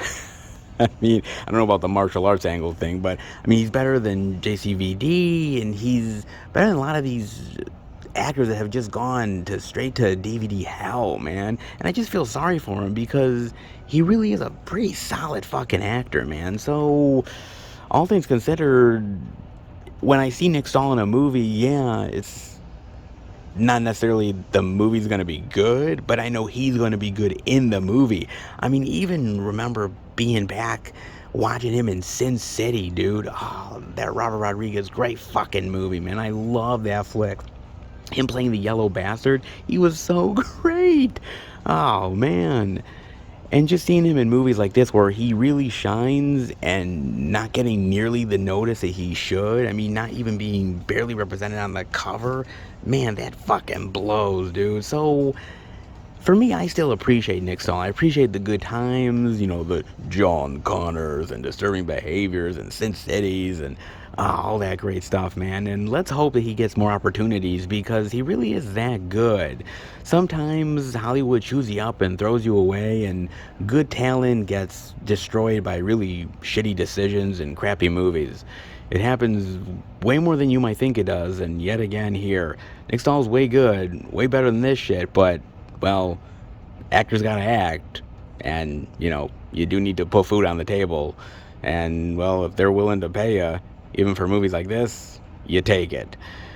Lethal Weapon 5, there sure as shit isn't, but I'll take what I can get. Sure, why the hell not, man? I mean, like I said, it's a pretty decent movie. It's got some good acting in it. It's got some really great story elements. I like the crooked cop angle, so there is some good things here. But does it really rise above the straight-to-DVD level? Not necessarily, but for Nick Stahl, doesn't matter. Whether it's big Hollywood blockbusters, straight-to-DVD dumpster fires, the man will still act his heart out, and God bless his heart and soul. Can't say the movies will be good, but hey, at least he's trying, and that's saying something. Russia never knew what it was in for when they were dealing with the machine. Yes, the Blu-ray Digital 4. Oh, let's look over at the little small fucking signs. God damn it. A $24.99, man. Oh, Target. Jeez, man.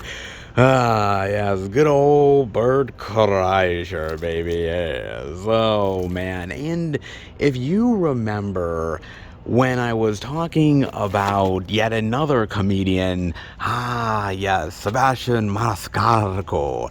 And I was saying, hey, look, as a comedian, as somebody who's breaking into movies, you really need to blaze your own path. You really need to end up being different from the rest, unique, outside the box. And with a movie like this, I don't really see that necessarily. Like I said, he might be a really good actor, he might be a really great comedian, but movies like this don't necessarily break the mold. On top of that, well, it's not really all that funny either, so yeah, that didn't help much.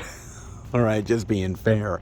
So when I look at an actor, a comedian like Sebastian Maniscalco, what makes Bert Kreischer different than Maniscalco necessarily, right? Because they're both funny men, they both end up having their own angle that they go for, but with the brief sampling that I've had between Bert Kreischer and Sebastian Maniscalco, I'm going to be honest with you, I prefer Bert Kreischer. Now, let me explain, right? Because Sebastian Maniscalco, it's not that he's bad necessarily.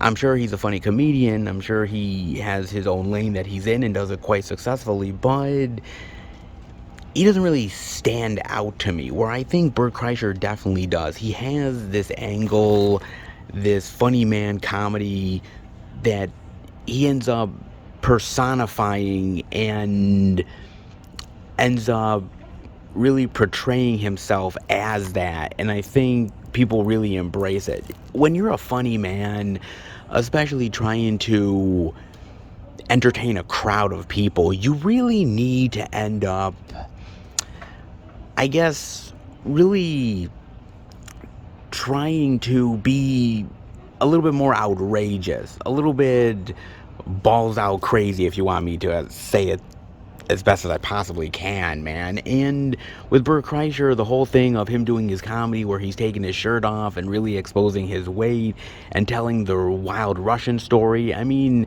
he's trying to be a very wild party guy comedian. Oh, my old school party days, and how fucking crazy I was and shit. And now look at me, I've got my fucking dad bod. Yeah. Times certainly have changed, ain't they?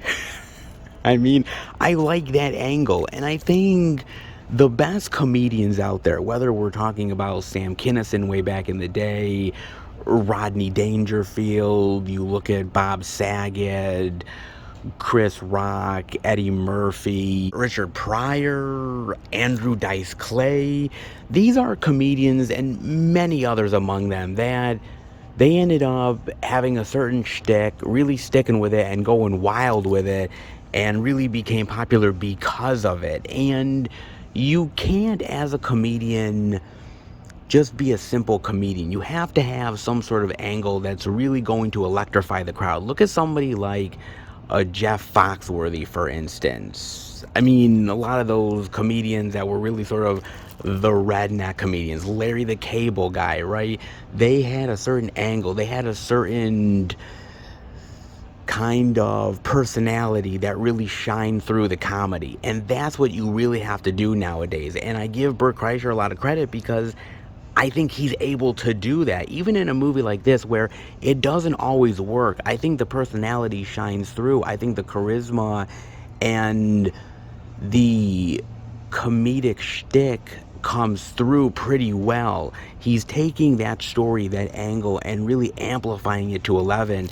And I think for the most part, it's rather successful. Rather than being a very mundane family comedy, which I get what they were going for, the whole idea of the Italian immigrant story and how it was juxtaposing with the other family, the more tight-ass conservative stuff. Like, I get it, I understand it, but it didn't quite work, and it doesn't really break from the crowd, and it's not really wild or anything like that. Where I think this is a little more balls out craziness, and I think it works for that, man. I mean, think of something like Animal House, right? Think of Jim Belushi, man. Think of that dude, man, that really took his comedic bend, and I think Bert Kreischer can do the same exact thing depending on where he goes next with his projects and his comedy. Sometimes comedians don't always pick the best projects. Trust me, there's a lot of really great comedians out there that were really great stars but didn't have the right vehicles. Bert Kreischer is starting out in a right way. We'll see if he's able to truly succeed past this or not. But I think this is a good start for what it's worth. I think it's a better start than something like About My Father is. But that's just me. That's just what I think. But only time will tell. Look, being a comedian in this day and age is not as easy as you might think. There's a lot of landmines that you gotta tread through, and a lot of times people are a little bit too sensitive. It happens, man. But I think if you navigate it the right way, you could be really, really funny, and Bert Kreischer is definitely one of them. And the movie has a lot of bright spots. It has a lot of not so great moments, but at least it made me laugh. And I think for comedies nowadays, that's few and far between. So Bert Kreischer, hey, he's off to a good start. Let's see where he goes from here. Acne, dating, making new friends. High school's a bitch. Okay, it really is. I survived and I lived to tell the tale, and it was quite traumatic. So that, on top of being a monster, yeah, it just complicates things just a wee bit. It kind of does. And Nickelodeon Monster High, the movie, the DVD for $12.99. What is this? What the hell is this thing? Is it kind of like a teeny bopper version of the Universal Monsters? Something like that? Maybe, kinda, sorta? Alright, I guess, all things considered, man. I mean, looks interesting for what it's worth. Maybe not exactly my jam, but oh, let's see what the hell is up with this thing. Claudine Wolf. Oh god, you gotta like that. Is human and werewolf, but has always hidden her werewolf side until now. She's off to Monster High, where she hopes to truly be herself. However, there's one big problem. Monster High's monsters only policy. Damn. Humans just can't catch a break, baby. Oh, they can indeed. With the help of her new friends, Dracula. Oh god. And Frankenstein, well, she'll learn to embrace her true monster heart and save the school from total destruction. Yes, because it's not just about writing papers and exams and, you know, the occasional flirtation. You also have to save the school at the same time. Damn, dude. And I thought they just had to worry about the hormones. Man, glad I'm not part of this high school. Shit. I think I'd flunk. Oh, man, I would. Hell, if they even let me in the goddamn door, dude. Oh, man, it kind of looks okay, fun at best, I suppose. I mean, let's be real. It's not really my jam at the end of the day, folks. I mean, this is definitely for the younger crowd, for the teens, maybe preteens out there that kind of get into this quirky, fun,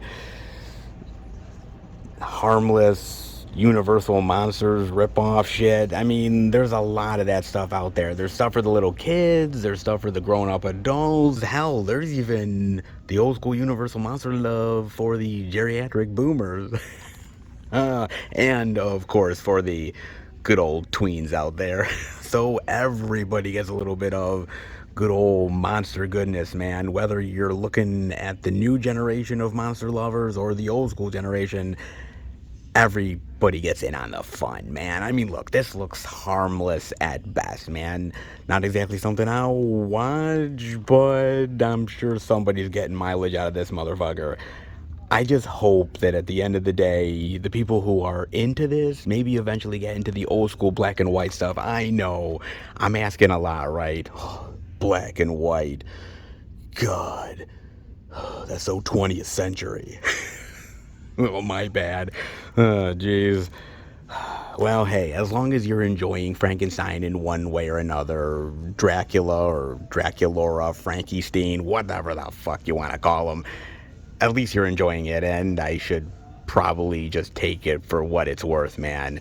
Because, hey, any Universal Monster love, old school monster goodness is good monsters, even if it's packaged in a little bit of Nickelodeon preteen oddity. Oh, man, I never had this shit when I was growing up. I had the old school black and white Universal Monsters, baby, and that was my jam. But hey, as long as you get into it, as long as you appreciate it, I guess it'll have to do. High school is a real pain in the ass. Puberty's a bitch. You combine monsters with that, yeah, you're in for all kinds of trouble. Living it up at the Hotel Transylvania. It's a lovely place. It's a scary place. It's a spooky place. Hotel Transylvania Transformania. The DVD for $22.90 now, bound. I could keep on singing, but let's be real. I really need tips. I'm a broke YouTuber, and I need all the help I can get. I don't know about broke, but hey, my singing is precious. You don't always get that shit for free. The DVD of Hotel Transylvania Transformania for $22.99. Oh, baby. A little bit of more Universal Monster love. Yeah, well, if it ain't Monster High for the tweens, teeny boppers, preteens, a little bit of love for the kiddies, too. Yeah, it's not bad, man, because the hotel is going through some monster changes. Oh, you bet your ass, baby. I got a chance to watch this on Amazon Prime, and to be fair, I never watched any of the other Hotel Transylvania movies. Yeah, I'm serious, man. I mean, I know they exist. I know they're out there, right? I mean, obviously it's a big enough franchise and brand and big name actors who are lending their voices. So, I mean, I get it. It just wasn't really my jam, man. And to be fair, there's a lot of animated movies out there that I just have no interest in. It's not that they're terrible necessarily. It's that it just isn't for me. It doesn't speak to me. So there was no reason for me to actually watch it. But I decided to give the fourth one a chance. I don't know why technically the fourth one. I mean, I knew it was kind of coming out this week, so maybe that's part of it. But also the fact that it was readily available on Amazon Prime, because this did not come to movie theaters technically. It was a straight to streaming movie from Amazon itself, so it was a little bit easier to get access to it over a lot of other things, so that didn't hurt either. And basically this movie is about good old Drac, who's finally thinking about retiring, settling down, giving the hotel to his daughter and her husband. Not that he's very fond of him, but he's like, fine, I'll kind of accept it and deal with it. And he kind of hears rumors about what they might have in store for the hotel. He's not exactly the most excited about it. Not that he gets very excited nowadays, considering how fucking old he is. But hey, it certainly doesn't pique his interest either. So he's like, no, I'm not retiring. Not yet. I'm not doing it. And the husband feels bad. He feels like he's kind of failed him. He really likes Dracula. He wants to impress him. And maybe it's because he's not a monster, right? And so he turns himself into a monster because of Van Helsing's ray gun. Why is Van Helsing technically living with Dracula? I don't know, man. This is the fourth film, dude. A lot of things are flying way over my fucking head here, man. And so basically, he ends up finding out that his son-in-law has turned into a monster. He wants to try to change that because he's like, oh my god, my daughter was kill me. And because of that, he inadvertently turns himself human through the ray gun. His other monsters turn into humans as well, and so now they're on this journey to go to this island to reverse the effects of it and all the wacky hijinks that go along with it. Damn, that's some complicated shit, man. It truly is, dude. But I gotta admit, I think it turned out pretty great, actually. I really do. I also gotta remember, look, it's not for me at the end of the day, right? I mean, there are certain animated movies that really speak to me, and these Hotel Transylvania movies, they're more for the younger crowd, they're more for the little kids, and I just have to accept that, right? But at the same time, I can still enjoy it within the right mindset. And I have to admit, the personalities are infectiously fun and very relatable, actually, because, yeah, you have a lot of people that don't like their son-in-law, and it's nice to know that Dracula kind of hates his due. You're thinking like, oh my God, man. He's just old and mean and just a boomer. You're like, God, even Dracula can be one of those, can't they? Yeah, I suppose so, man. I think it has a lot of really great fun quality to it, and the kids are definitely gonna love it. And I kind of enjoyed it myself too. Is it a movie that I'm gonna go back to constantly? No, probably not. But at the end of the day, yeah, I did have a lot of fun with it, and I did laugh, and I thought overall, spending about an hour and a half with these characters is a pretty damn good time waster, man. I really enjoyed it.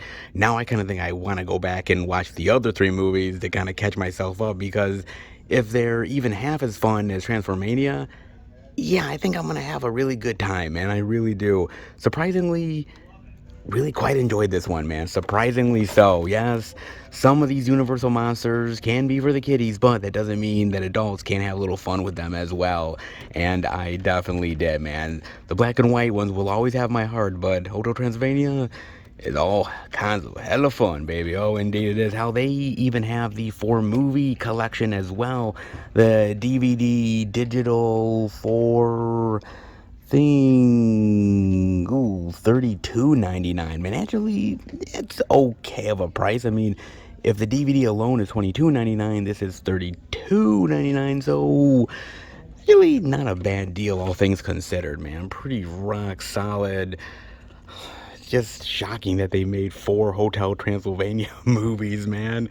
God, how time flies, dude. But it is a very popular franchise. People really love it. The kids really dig it. So if you're making a little cash and people are actually liking your product, yeah, you want to make a little bit more, man. Universal Monsters come in all shapes, all sizes, all different iterations and versions. But you want to know what? As long as people grow up with the Universal Monster love, they find the Draculas and the Invisible Mans and the Creature from the Black Lagoon and the Frankensteins any way they can, any way, shape, or form, means that the Universal Monsters will live on forever.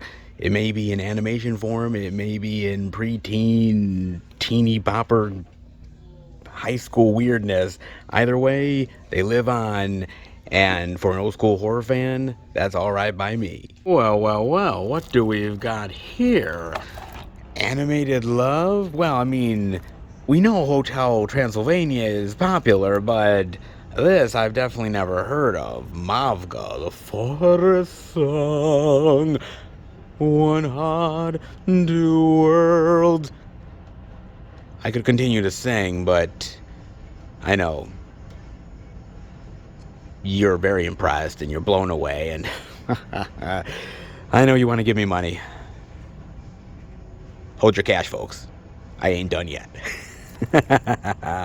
Let's see what this is about, man. Mavka, the soul of the forest, has been chosen by the supreme spirits to become the forest's new guardian. But when she meets a talented human musician named Lucas, it's always a musician. The chicks always go for the bad boy musician types, of course they do. A man on the hunt for a mysterious tree with the power to give life, she is faced with an impossible choice between her newfound love and her duty to the spirits. Can human and the forest live in harmony, or will greed and vice destroy them both? Oh, okay. Interesting. So it's kind of like a ripoff or homage or whatever you want to call it of like Frozen or The Little Mermaid or some shit. It's got like aspects of those old school Disney stuff, man. It kind of does, just doing its own thing. Huh. Oh, it's Shout Factory, isn't it? That's interesting. So it's kind of like a Shout Factory exclusive? Maybe you're at Target or something? I don't know, man. It's kind of interesting and unique. I mean, for what it's worth, kind of like a Disney knockoff. At best, I guess. I mean, the animation doesn't look too terrible. Definitely not up to high standards or nothing, but I mean, for I don't know, like $12.99, what are you really asking for? I mean, seriously, man. I mean, come on, dude. I don't know, it could be good. It might be a piece of crap. Well, I don't know. This is kind of like a knockoff that is just like plopped into stores for like kids to buy it, and then when they get home they're like, shit, God damn it, I almost spent $15 on garbage. Yeah, trust me, the kids will ask for it, the parents will pay, and once they find out what it is, damn, they be pissed. They really will, dude. Now, good luck to them. I'm certainly not going to be watching this damn thing, but look, it doesn't sound terrible, but I'm not sure I'm willing to find out. Are you? If so, let me know. Was it worth the almost $15? Come on, admit it. It really wasn't. But then again, let's be real. Somebody's going to buy this damn thing, and then 2 or 3 years down the road, we're going to get a Mavga 2 that comes out of fucking nowhere, man. Some of these animated movies get sequels, and I don't understand why, man. Who's buying this shit? Really, dude. I mean, maybe you people are buying Mavga, but let's hope they're buying Sesame Street, man. Look at this. Abby and Elmo's Amazing Adventures, alright? Oh, man. Oh, a little bit of Sesame Street love, never hurt nobody. Look at that, that's really cool, dude. You know, look, back in the day when I was a little film fan tyke, I was watching Sesame Street. Swear to God, man, Sesame Street was my jam. That's what I love. You know, some people got into Mr. Rogers, some people got into Barney, and Reading Rainbow, yeah, okay, man, maybe I got into a little bit of Reading Rainbow, but Sesame Street was the one, man. It's what I grew up on. It's what I lived for. I loved Big Bird and Snuffleupagus and Elmo and the Grouch and the Count. Like, I love that shit, man. That was my classroom. That was where I learned my ABCs and my 1, 2, 3s and just learned about love and friendship and family and it's great life lessons, man. I love Sesame Street so much, and it is for me still the premier for any young child's mind and learning and development, man, and it is awesome. I mean, you're getting more mileage out of this than you ever be getting out of that. Just saying, man. Just saying indeed. Not bad, baby. Not bad at all. Pretty goddamn good for the physical media love, man. They got a lot of really great stuff. Target been doing pretty damn well. And you definitely, definitely got to appreciate it. And you know I do. Let's head out. Can you feel the physical media Target love tonight? Tonight, that is where we are. Is enough for this physical media fanboy. It definitely makes me a happy physical media boy. You bet your ass it does. Yes, baby, I told you I wasn't done. You didn't think I was actually gonna do it, did ya? Shame on you, man. They had the physical media goodness. It wasn't crazy plentiful, but it was just enough. They had a lot of really great releases. They had a little bit of exclusive goodies as well. Not half bad, man. Target definitely be throwing down their devotion to physical media this week, and thank God, because, well, like a couple weeks back, it was pretty goddamn terrible. So yeah, they need to get back into my good graces for sure, and this is a step in the right direction, no doubt about that, man. They definitely was delivering, and I was definitely accepting. I hope you are as well. Hey, Target isn't always great, but sometimes they do step up to the plate a time or two, and this is definitely one of those times. Not half bad indeed. I can definitely dig it, but, well, hopefully there's more physical media love out there. Cross fingers. How about we go and check it out? All right, everybody, we are at our third location, the second Walmart. I'm going to go in and check out if there's any interesting indie oddities worth showing off. If there is, I'll bring it back to Film Fan 108 HQ and show it up to each and every one of you. But before I do that, I got a trailer to talk to you guys about. And, you know, look, yes, we are still in the summer-ish movie season, but now we're heading towards the fall, which means that, we get a little bit of trailers for some Oscar bait gold. Yes, even Netflix Oscar bait gold, like Maestro. Yes, coming in November, good old Netflix. Let's hope you can also watch it in the movie theater too, but then again, this is Netflix, so well, are you really surprised if you're only going to watch it on streaming? Seriously, man. But in order to be an Oscar contender, you need to be in the movie theater, so let's hope it's on the big screen as well, man. And Maestro tells the story of Leonard Bernstein and the love that he had with his lovely wife over the many, many long years that they were together. Good old biopic love from Bradley Cooper, who, by the way, directs and stars as Leonard Bernstein as well, along with Carey Mulligan, that plays his wife, lover.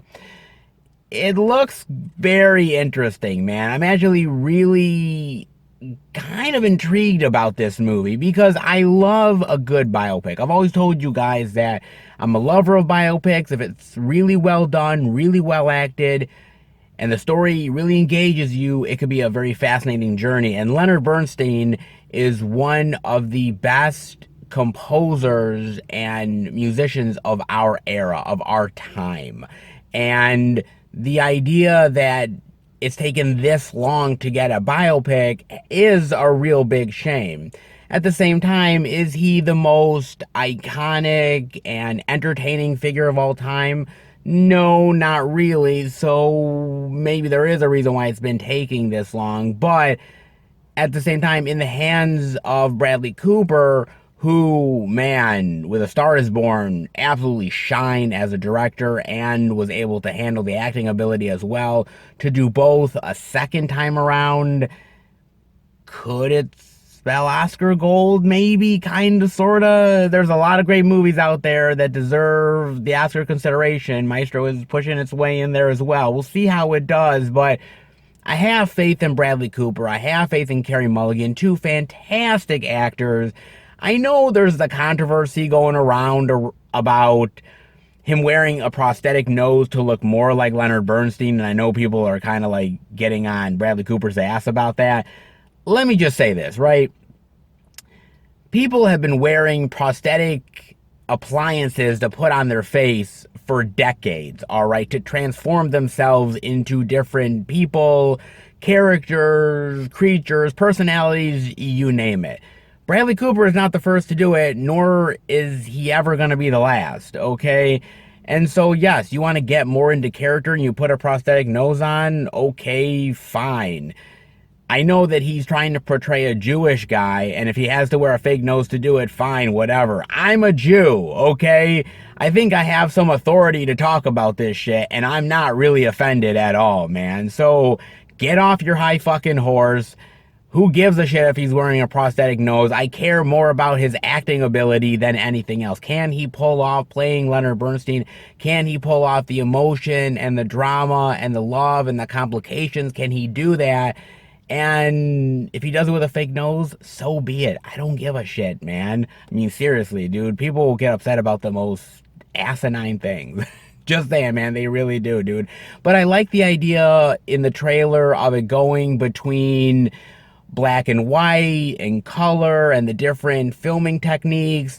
Bradley Cooper is slowly but surely becoming a unique director, man. And I think everyone was very highly anticipating what he was going to do after A Star Is Born. I mean, he had been nominated, he had gotten a lot of praise. It's not easy to do a follow-up to something that successful. And the fact that he's doing Maestro proves that he's willing to take another risk, and I really appreciate it, man. Will it be good? Will it be bad? Will it be one of the great love stories of our time?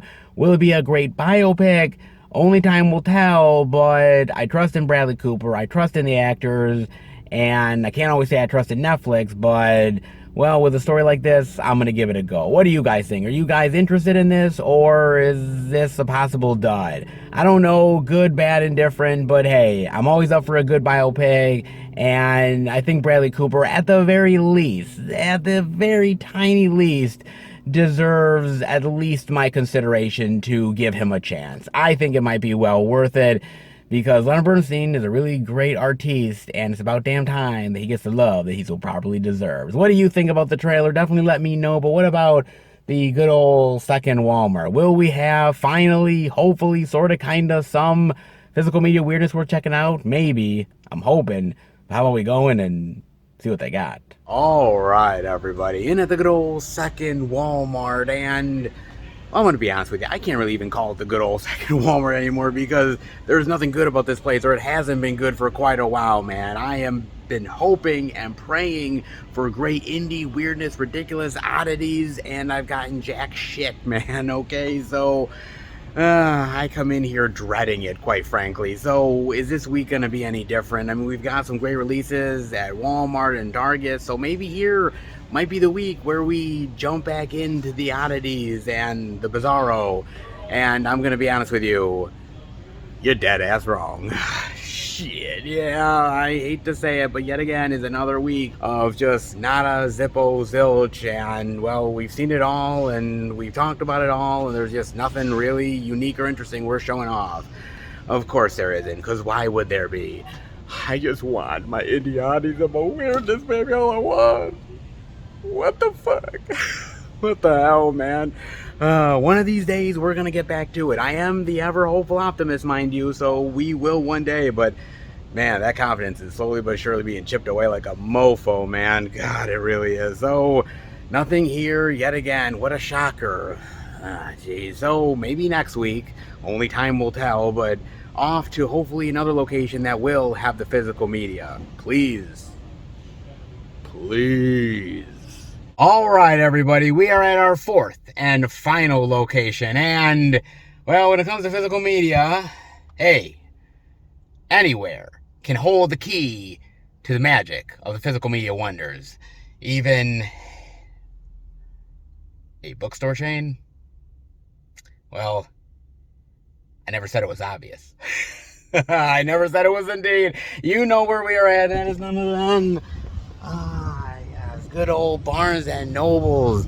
B&N, baby, back for the goodness. Well, hopefully the goodness. I don't know whether we're going to get it or not. Barnes and Nobles can be iffy from time to time, but there's enough good new release love that it might be worth it. How about we go in and check it out? All right, everybody, we are in a good old B&N for the physical media appreciation. I mean, I hope there is. We're already seeing it, so let's not waste a single second, shall we? Because the crew, the family, shall not wait for no man in Fast X. Yes, the Blu-ray DVD digital for $40. Okay, well, I mean, to watch Dom win a drag race, inevitably, predictably, you may be paying more for gas. Just saying, baby, just saying indeed. Yes. The Fast and Furious franchise. You know, I never thought we'd get to 10 films in this series. I never thought for a single second seeing that one film would turn into 10 plus one spin-off, but here we are, and there's even, I think, an animated series on Netflix too, so my God, man, this thing kind of isn't dying. And I thought it would be dead at this point, so give credit to Vin Diesel, give credit to, I don't know, the movie gods. Well, I don't know if you want to give credit to them, but they love torturing our ass with more Fast and Furious.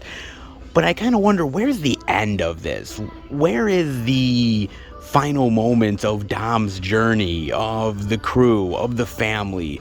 When are we actually going to say goodbye to this franchise? And if you hear Vin Diesel's comments lately, it's not exactly clear when it's going to end, right? Because this was supposed to be the first of two final Fast and Furious movies, right? Fast X and Fast 11. Lord knows they couldn't end with Fast X. They had to squeeze another one out.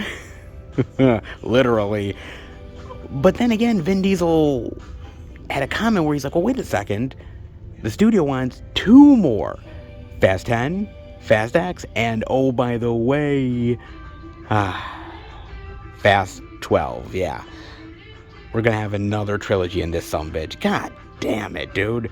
I mean, seriously, we are kind of running out of gas here. I mean, I'm just spitting facts, man. We really are, dude. And as much as I used to like this series, and I kind of still have a fondness for it, one way or another, I've got to truly admit, man, we are spinning our wheels a bit.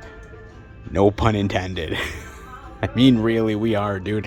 On top of that, if you saw the post-credit scene in Fast X where, oh, by the way, The Rock shows up out of fucking nowhere, and I guess Dante's character has been torturing him as well, and he's in a game of cat and mouse with The Rock, and so now The Rock is going to be back in the franchise.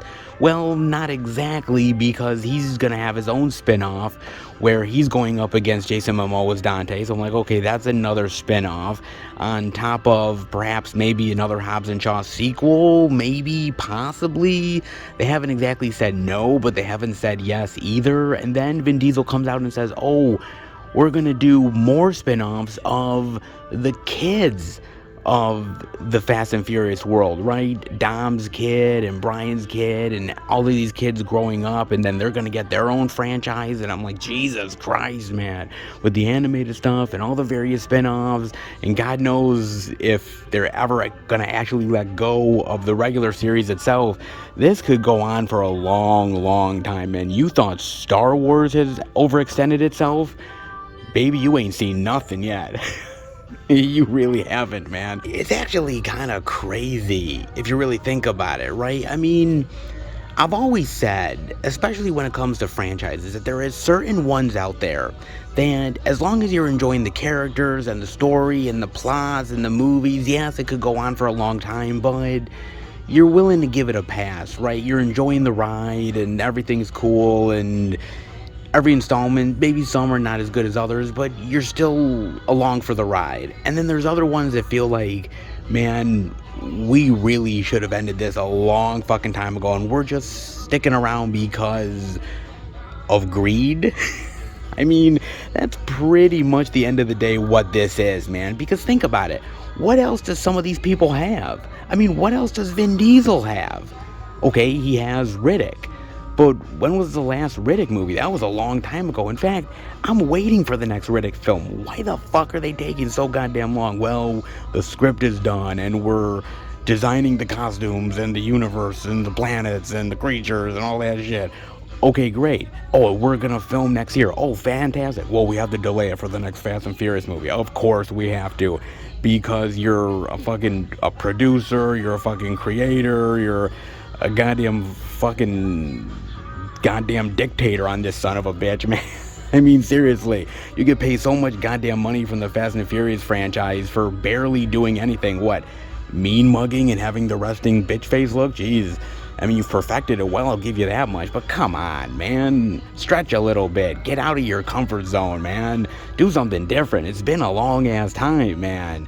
And you're still stuck in the same rut over and fucking over again, man. And Vin Diesel has become literally a fucking dictator in this shit. I mean, he truly has, dude. The first director, Vin Diesel literally ran off. I mean, he was so controlling and so maddening and wanted so many things done his way that the director was like, look, dude, I'm out. I can't deal with this shit. And they brought another director in who was able to manage it just well enough to make this shit. Alright, God bless him, dude.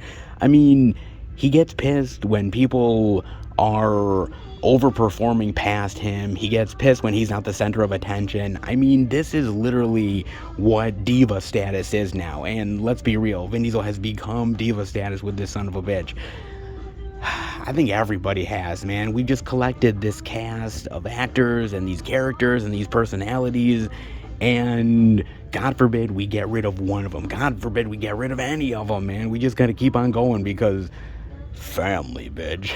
I mean, really, dude, even at the end of this movie, when fucking Gal Gadot shows up, spoiler alert, I'm sorry, for Fast fucking 10, man, for a character that, oh, by the way, I think got ran over by an airplane. Ah, shit, that's just a flesh wound. Oh, man, where the hell has she been? Well, I guess Fast 11 will explain all of that.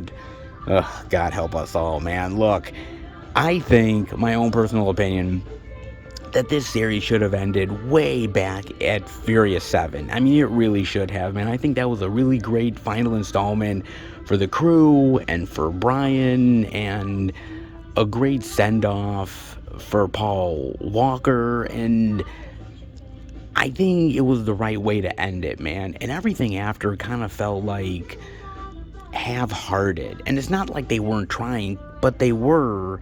The only problem is that without Brian, without the other half of that great duo, it just didn't really feel like there was a point to it, man. The great back and forth and the brotherhood between Dom and Brian, that was all gone, man. And they tried to replace it. They tried to fit in new characters to take the edge off of the sorrow that the fans had, but it hasn't really ever left, has it? You've always kind of had a bad taste in your mouth ever since that movie ended, and continuing the franchise, and now it just kind of feels lesser than. It feels a shadow of its former self. It truly does, man. Look, I'll always appreciate the Fast and Furious saga, I guess I want to call it, because it did the unthinkable. Nobody ever in a million years would have ever thought that this franchise would have gone as far as it has. But at the same time, I think beating the odds is a good thing, but you only beat the odds so long until you eventually become a joke. And I think certain franchises do that over time. And we're here with Fast and Furious. I argue we've been here for a little while now, but we are definitely in that territory, man. Whenever it ends, however it ends, I hope it ends with some sort of dignity, because we are in a realm of craziness, of gravity level defying oddities and madness, and we need to come back down to earth. How we're gonna do that is anybody's guess, but I guess one way or another we're all gonna find out. I suppose so, man. I mean, you get some bonus features, breakdowns, and a look into the fast cars and global locations, all that wonderful goodness. Yes, wonderful. Not like we haven't seen that before in all the other movies. Oh, man. I want a behind the scenes of how difficult it was to work with Vin Diesel, and the craziness and the personalities and how everybody didn't get along and shit. Because you know that's part of this, right? That'll never happen, though. But it'll be nice to do it, man. Look, I'll always have a soft spot for the Fast and Furious series, simply because of the fact that there's been some solid movies in this franchise, man. Some bangers. But there's been some real duds, man. And Fast X at moments really reminds me of old school Fast and Furious, man. It really reminds me of some great times that I had. And then there's some moments that feel really overbloated and overdone, and just CGI'd all to hell, and you're just, yeah, we're back to this shit again. It's a mixed bag, to be fair. Better than 9? Yeah. But better than the old school movies? Absolutely not. Hell, I even think Tokyo Drift is better than this shit. And that's saying something, man. Look, if you love the Fast and Furious franchise, I can't say I blame you. Have fun with this movie. Enjoy it while it lasts. But the old days are very, very long way past us, baby. It really honestly is. More Dom goodness, I guess, is never a bad thing. We'll continue on with this franchise through all the crazy, death-defying hijinks, and maybe we might just get a satisfying end. Maybe. So you're telling me that Harrison Ford is grumpy in space, he's grumpy on adventures, and he's also grumpy in 1923. Shocker of a lifetime.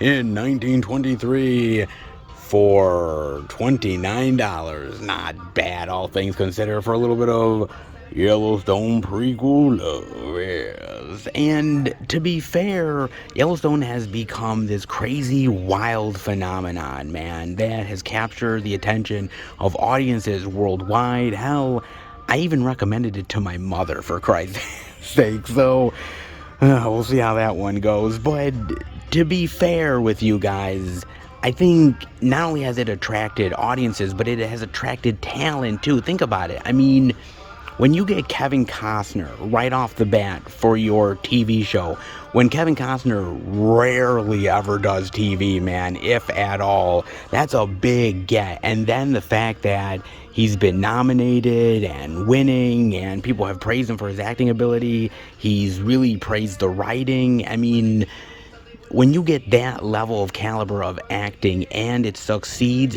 everybody wants in on the fun, man. I mean, think about Sam Elliott in 1883, or now Helen Mirren, Harrison Ford, even Matthew McConaughey might get into the hijinks as well. Everybody wants a piece of the Yellowstone goodness because not only is it winning awards, not only is it being praised, but audiences are loving it and the ratings are big, and that means that you can get bigger and better talent on top of it. And talent they have indeed gotten, and the results speak for themselves. Just saying, man, success breeds more success, and when you're that successful, people kind of want to get on the bandwagon. Just saying, man, they really do. And look, I really don't watch much television anymore, man. I mean, I watch a streaming show every now and again, but I haven't really watched much television since the heydays of, like, the late aughts, like Lost or The Office, Stargate Atlantis. I mean, stuff like that, man. But I've kind of gotten away from TV over the years. It's not that there isn't any good TV, it's just, it's hard to capture my attention. And I got to admit, Yellowstone at least is starting to pique my interest quite a bit, man. I mean, the fact that my girlfriend and her father have been watching this and they've been loving it, and they're even praising it, and even my mother watching Tulsa King, how much she liked it, and she's like, okay, this is really good, what else from Taylor Sheridan? I'm like, okay, everybody's getting into it. I guess I might have to as well, man. I got a lot of catching up to do, to be fair, I really do, but something tells me the journey will ultimately be worth it, man. Something tells me indeed, dude, it really does. I can't say that there's a lot of great television out there that really captures audiences like it used to way back in the day, man. Remember when TV was appointment viewing?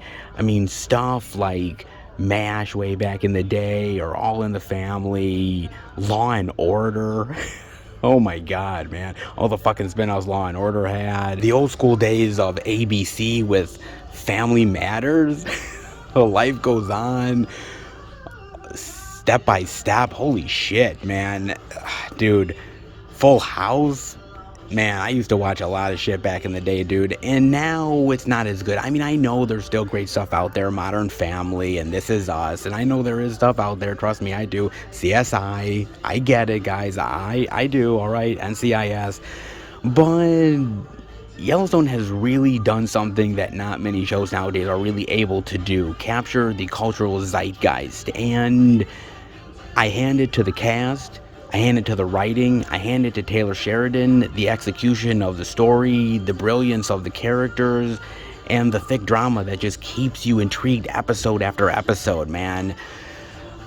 Storytelling is not easy nowadays when we've seen everything for so many years and so many ways that it's been done, and sometimes you're not really surprised anymore. And then there's something that comes along that really reinvents the game. Yellowstone has done that, and its many spin-offs have done that as well. And let's hope for more success for the Yellowstone crew, for Taylor Sheridan and all the actors involved, because if they can pull off this, maybe they can pull off even more.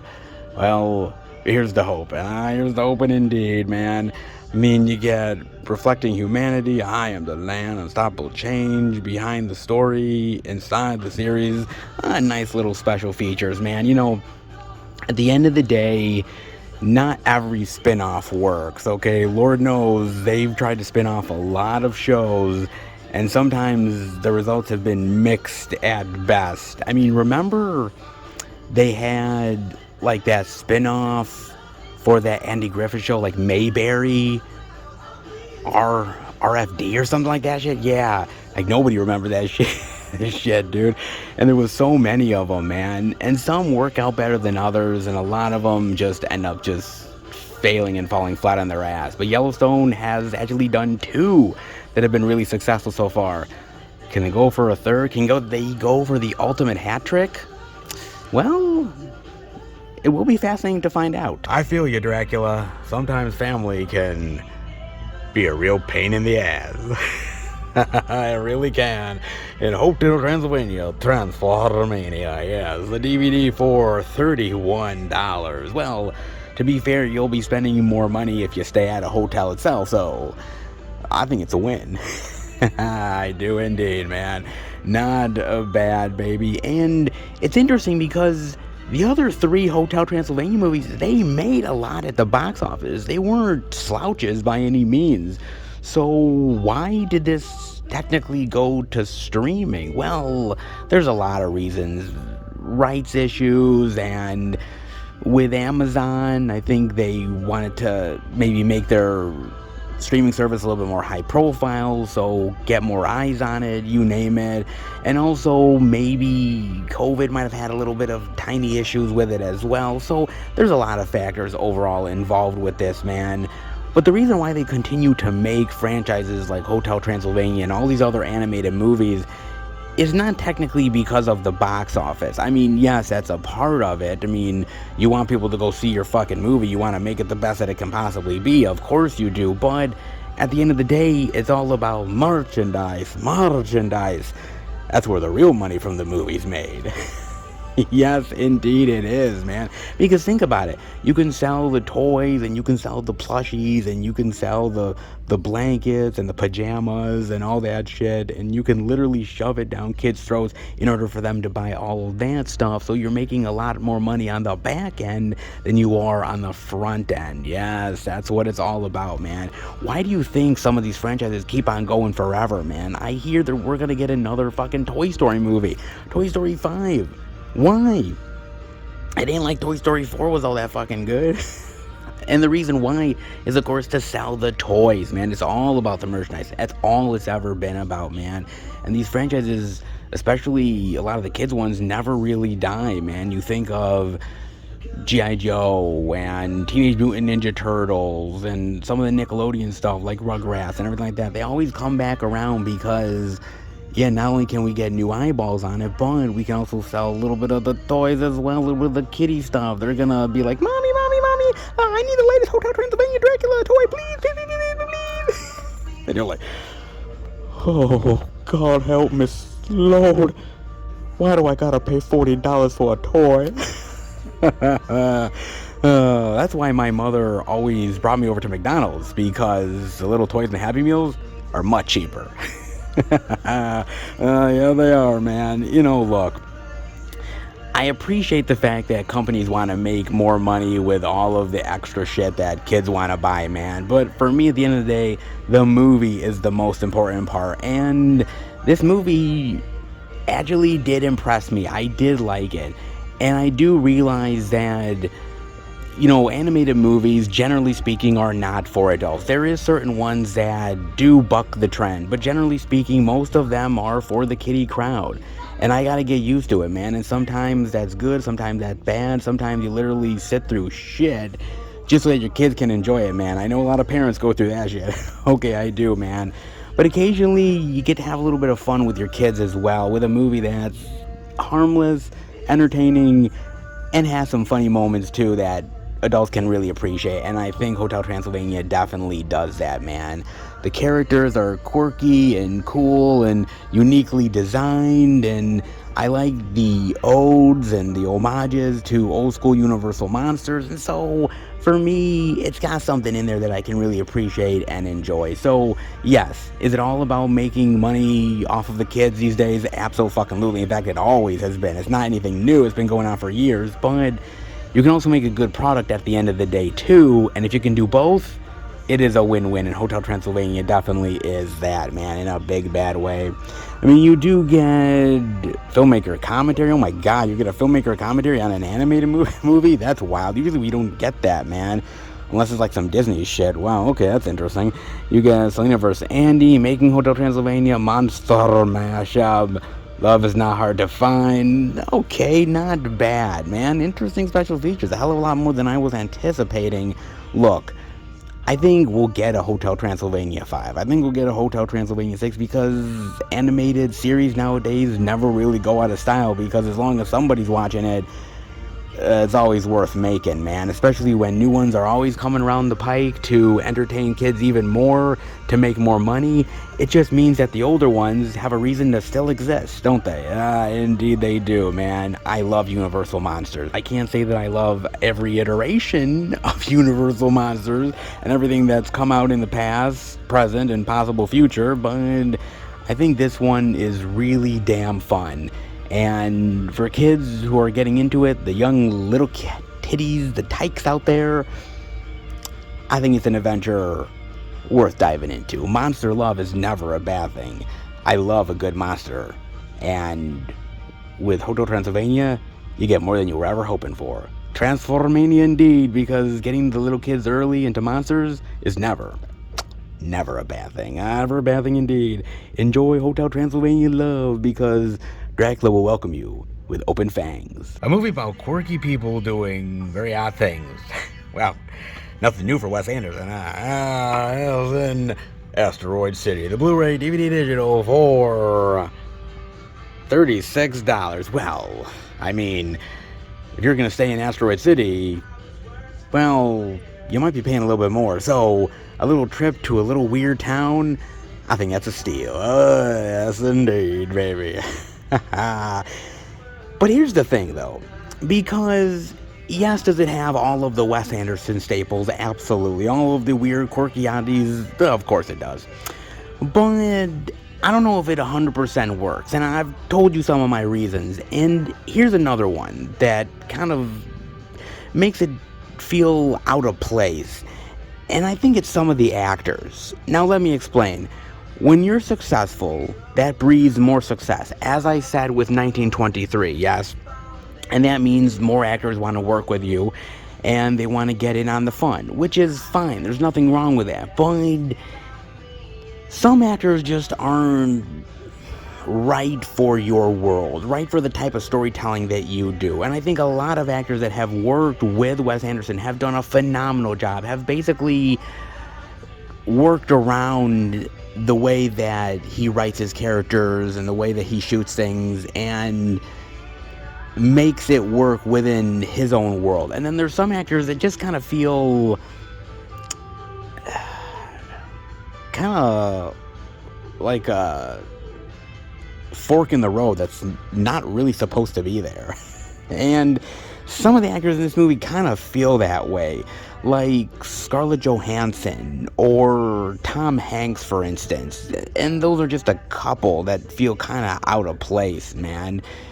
Even somebody like Matt Dillon or even Margot Robbie. I mean, some of them fare a little bit better than others, but they just don't feel like Wes Anderson creations. They just feel like actors that are reading Wes Anderson dialogue that aren't really inhabiting the characters as well as they could be.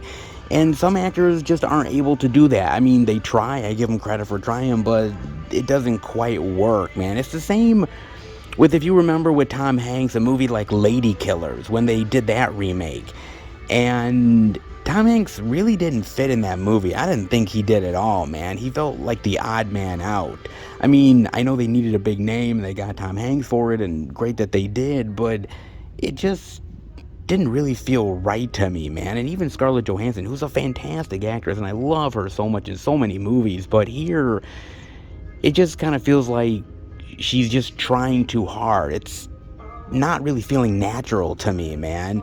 And some actors are better fit for that world than others. Like Jason Schwartzman is perfect, or Owen Wilson is fantastic. You look at Willem Dafoe, which, man, he's so good. Or Liev Schreiber, Tilda Swinton, Jeffrey Wright. I mean, so many actors. Even think of a big comedic icon like Bill Murray coming into that world in Rushmore or in The Life Aquatic with Steve Zissou. Very weird, quirky characters that are outside the box a little bit for Bill Murray.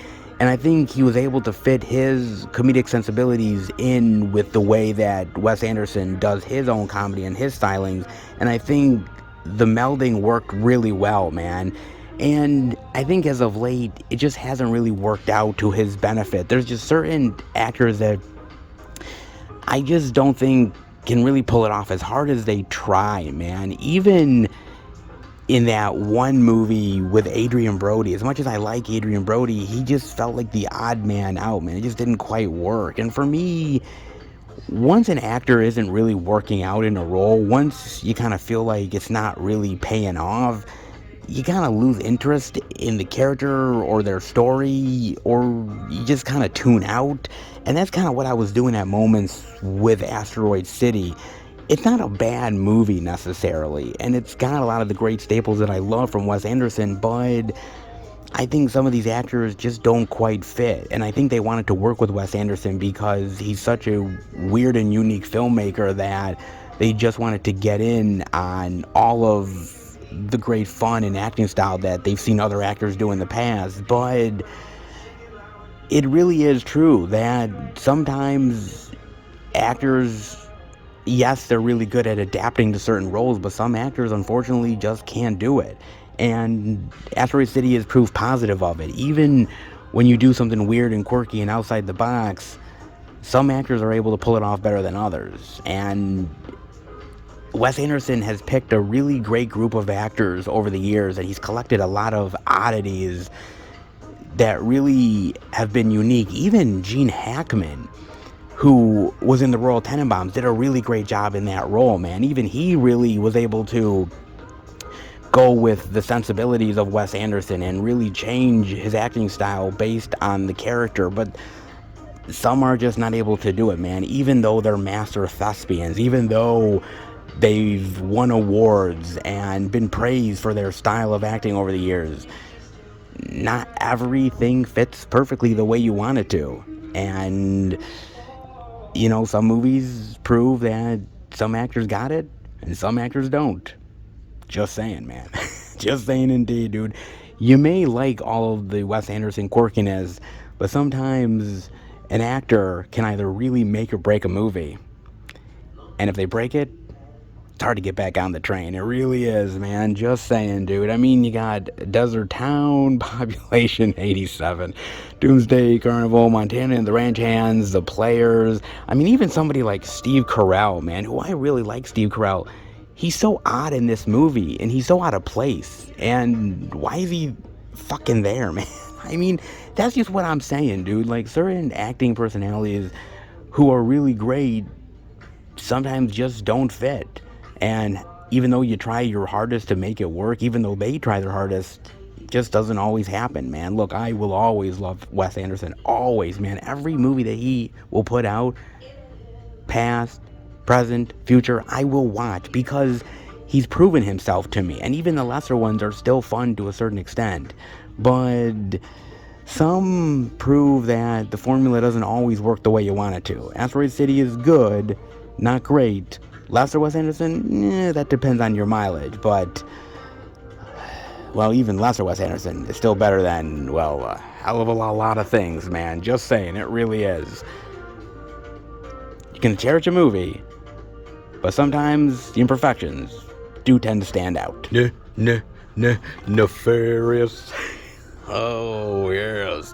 Speak of the devil. Oh, yeah, baby. Whoa, this movie, man. I was kind of getting worried I was not going to see this film because I thought we'd see it at Walmart, but that wasn't the case. And I'm like, I know Target certainly ain't going to have this shit. But I definitely thought Barnes & Noble would not have it. Well, they done proved my ass wrong. Oh, they really did. The DVD for $16. And for a movie like this, that is pretty goddamn worth it, man. I got a chance to watch this on Amazon Prime, and I'm going to be honest with you. I didn't really know anything walking into this movie, right? I had heard a lot of people really putting a lot of praise on this film, man. Oh, it's so creepy, and it's foreboding, and, man, it goes places that you don't see coming, and I'm like, really? This straight to DVD movie? I was like, what? Because in the battle between good and evil, we're all participants, willing or not. You bet your ass we are, and that's the fucking scary part. It really is, dude.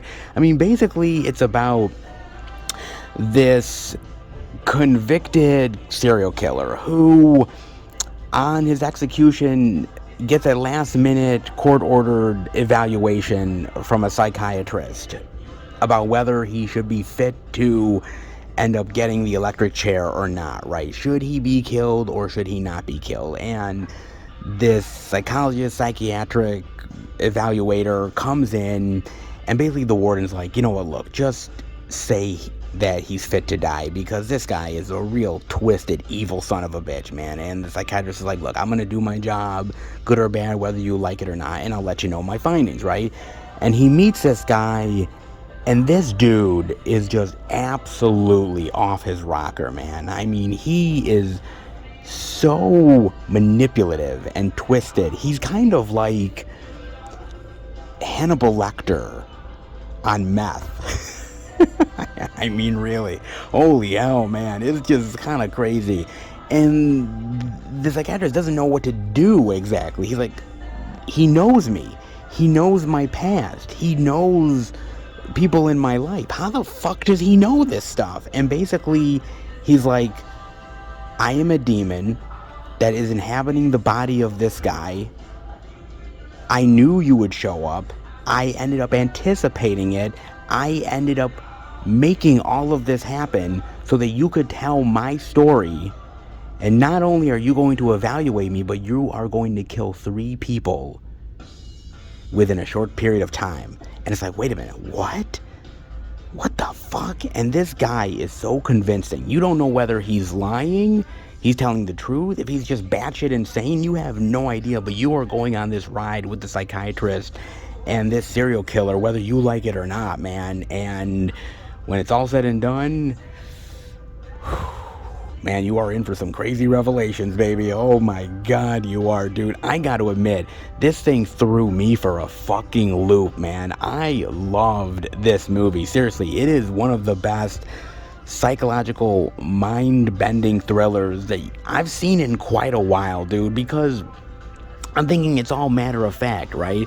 Of course he's gonna get the electric chair, and of course he's gonna die, and he's gonna, spin some crazy, weird, evil yarn. Yeah, that all happens, don't get me wrong, but it's how it's done that makes you intrigued, that makes you lean in and want to know more, man. And everything that this person says when he's the demon, you're like, you can't really argue with it. All of the philosophies and all the ways that he thinks and how the world works, you're like, dude, yeah, he's evil. Yeah, he's a real scumbag, but he ain't wrong. And every counterpoint that the psychiatrist is putting against him, he always has a counter for it, and a brilliant one at that. And even when he changes personalities, when he goes to the regular human that the demon has inhabited, or the demon apparently has inhabited, he's scared, he doesn't know what to do, he's like, I didn't do these murders, I swear it wasn't me, it was the demon. And he's like a scared little kid, and once the demon comes back inside, he's just so evil and dark and twisted and creepy, and it's like totally different, like Jekyll and Hyde situation, man.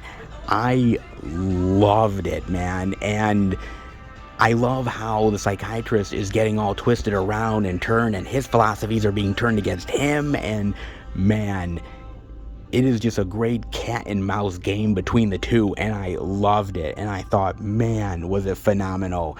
I was hooked from beginning all the way to the fucking end, man. And I gotta say this, Sean Patrick Flanery, that plays the serial killer, the demonic entity that is inhabiting this guy, man, he is so good. Sean Patrick Flanery hasn't been this good in a long ass time, man. He is amazing here, and this is like Academy Award winning level performance, man. I mean, he'll never get acknowledged for that shit, but damn is it fucking good, dude. He is on the edge of insanity and sanity all at the same time. He's making sense, but at the same time, you're like, I don't want to believe it. He's so phenomenal. All the actors do a great job, and every moment that you think is going to go one way goes the entirely different way. And even though there is predictable moments that come in here, it's done in a unique way that makes you really fascinated, man. I loved it. Dude, I thought this was great, man. It reminds me a lot of Primal Fear. Remember that one with Richard Gere and Edward Norton? But it's just amped up to 11. It's so fucking awesome, man. So fucking fantastic. And I was engaged the whole way through, dude. This is really, really fucking awesome, man. I know it's based off of a book. I've never read it, but if the book is half as good as this fucking movie, man, I might have to read the book, because it's so great, man. I mean, you're probably going to go into this movie just like me, thinking I've seen it all, and yes, you have, but it can always be done in a unique and fascinating way if done right, and Nefarious absolutely fucking does it, man. It is rock solid. It is dark, it is twisted, it is really creepy and gets under your skin, but it does it in a way that you kind of want it to. It really does, man. Oh, dude. The making of nefarious filmmaker commentary, nefarious Easter eggs. Oh, man. This is interesting, man. This is some great shit. Dude, this is way better than it has any right to be. It seriously is really fucking good, man. I can't say that many straight to DVD Blu-ray movies are this good, but this one really bucks the trend, man. It's fantastic. And just when you think you know where things are going, man, you don't even know the half of it, baby. You really don't, man. Go in knowing very little and go out feeling like your mind has been messed up, because it absolutely will be, baby. How about we go on a holiday, right?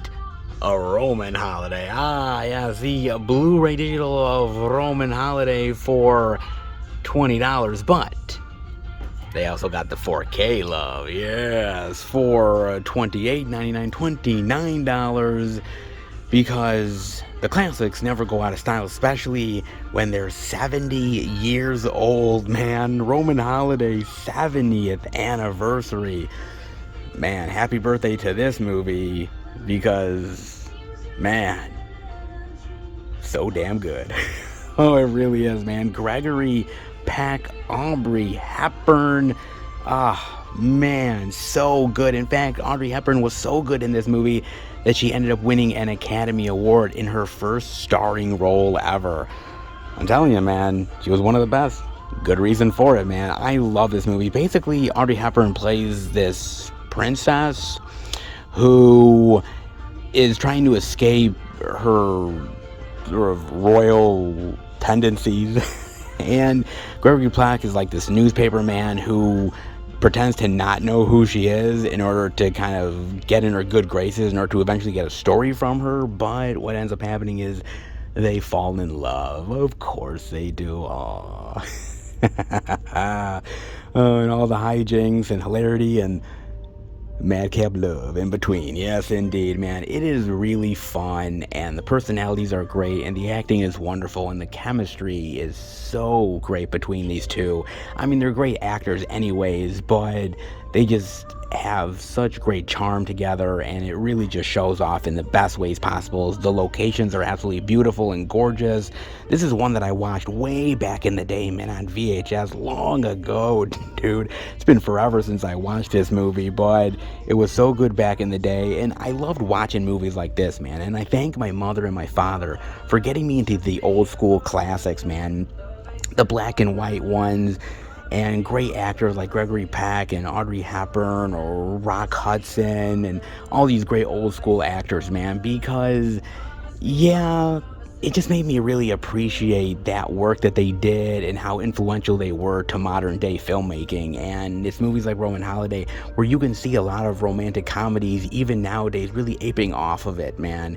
It's so wonderful, it's so infectiously fun and entertaining, and I've always really enjoyed this movie. And seeing it get the 4K upgrade love for 70 years, that is pretty goddamn sweet, man. That is awesome. And if you have never experienced Roman Holiday, if you are a lover of cinema, a fan of romantic comedies, you've got to give this a chance, because I think you'll really appreciate it. I truly do. At least I do, man. I mean, you got filmmaker focus, Leonard Maltin on Roman Holiday. Not bad, man. I've always said it. Classics never go out of style, and the good ones will always rise to the top. And Roman Holiday is absolutely one of them. So good, man, to see in the 70th anniversary. Love. Very, very well deserved. Not bad, and very well deserved for Barnes and Nobles. So good. They definitely did their due diligence in a big bad way, and I definitely, absolutely appreciated. They were supplying the love, and I can't help myself. I can indeed. Let's head out. So damn good, baby. So damn fantastic, baby, because when Barnes & Nobles is definitely appreciating the physical media, I'm definitely appreciating them. You know what I'm saying? Oh, you definitely do, man. Not half bad for the good old physical media appreciation. They were doing their due diligence, not a crazy vast amount, but just enough to get the blood pumping. Absolutely, baby.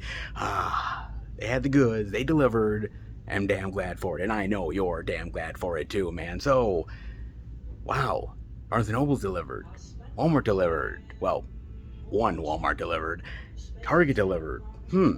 Actually, those are pretty good odds, man. 3 out of 4 ain't half bad. So, I definitely was digging the physical media love. I know you, well, hopefully you did.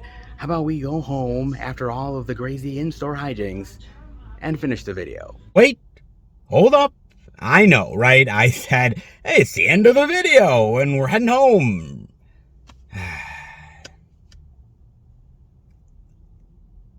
I know I said it, but did I really mean it? Look, it kind of piqued my curiosity a little bit. All the great physical media that's out there, and I'm like, well, I kind of want to go to one more place.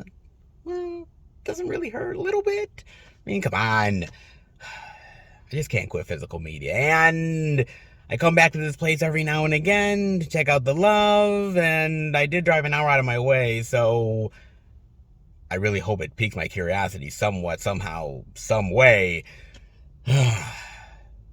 You know how I like to do it. Occasionally, I gotta go back. And you know where we are, baby, and that is none other than, yes, the Beast, the Best of Buy, baby. We are back yet again because they do have some good physical media from time to time, and so why not go back in and experience it yet again? It's the only one that's actually having physical media in my area.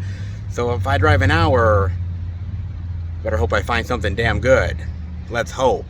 How about we go in and see what they got? All right, everybody. We are in at Best Buy under the new releases.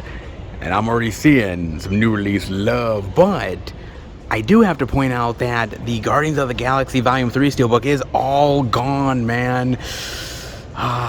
Dude, and when they're out, they are out. Certain steelbooks do not get restocked, very rarely, and something tells me that Guardians of the Galaxy might be one of them, man. It just might be, dude. I mean, this is a popular movie, man. It's selling out all over the place. Exclusives, you name it. And I knew this was gonna go. I'm glad I got my copy, dude. Glad I got my copy indeed. All 3 of the Guardians of the Galaxy steelbooks are mine. Are mine. It was a pretty cool exclusive. Maybe not the best steelbook of all time, but I kind of dug it, man. Not bad. For all you that picked it up, be very thankful, man. I mean, they also got the Fast and the Furious 10 movie collection. They got the 4K of the 10 movie collection for $122, man. $123, actually. My God.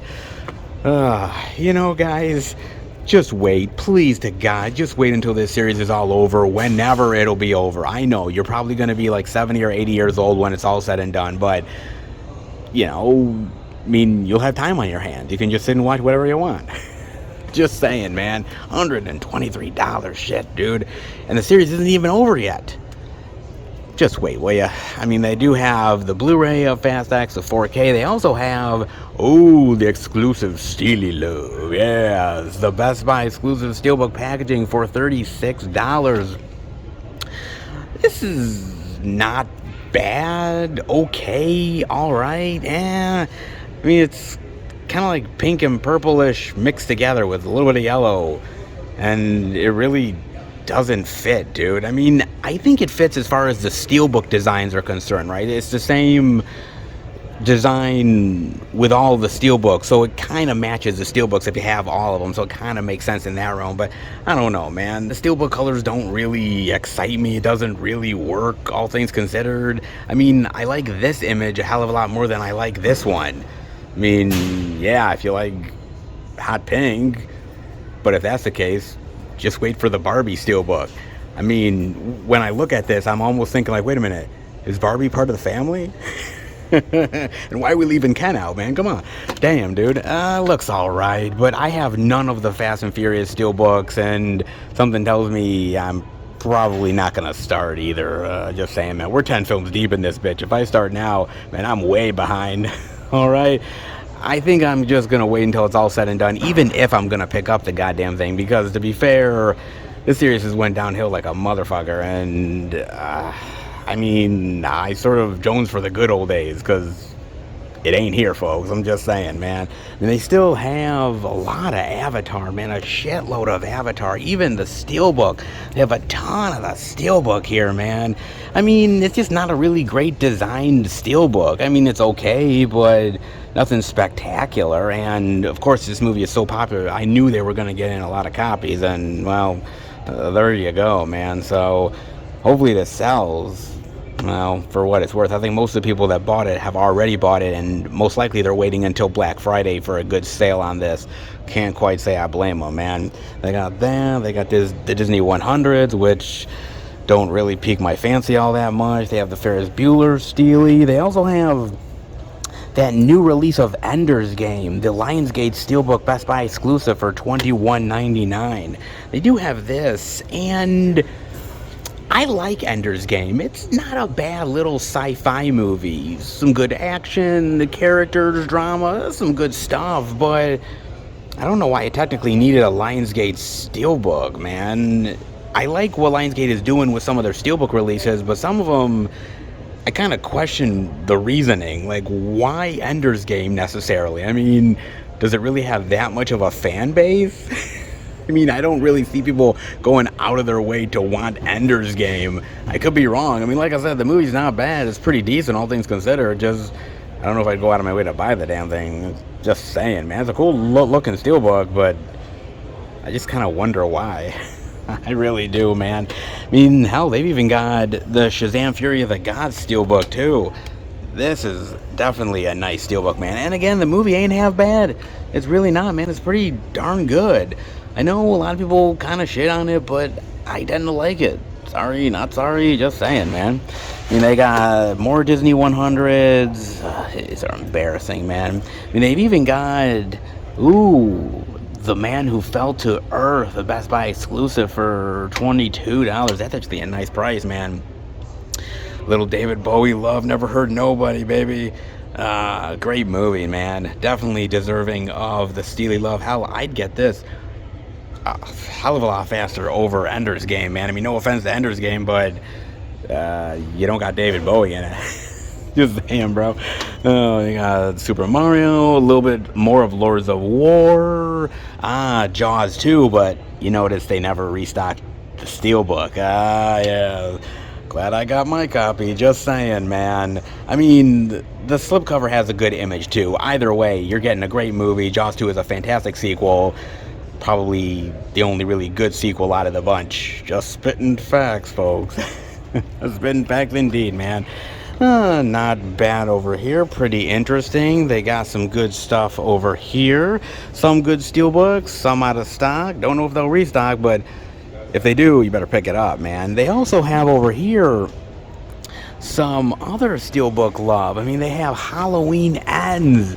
Michael motherfucking Myers, baby, for $32.99. Now, this was actually out of print, man.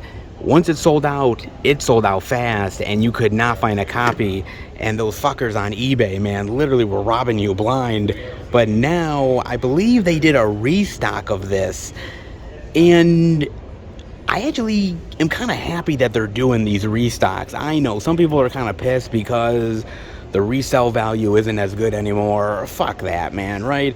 If you want the Steelbook, and if you've been waiting and you don't want to pay the bastards on eBay, get it now, dude. I'm just going to be honest with you. The movie's dog shit. Right, the movie's bad, man. I mean, I personally think it's one of the worst Halloween movies ever, but that's just me, dude. I mean, I know a lot of people really liked it.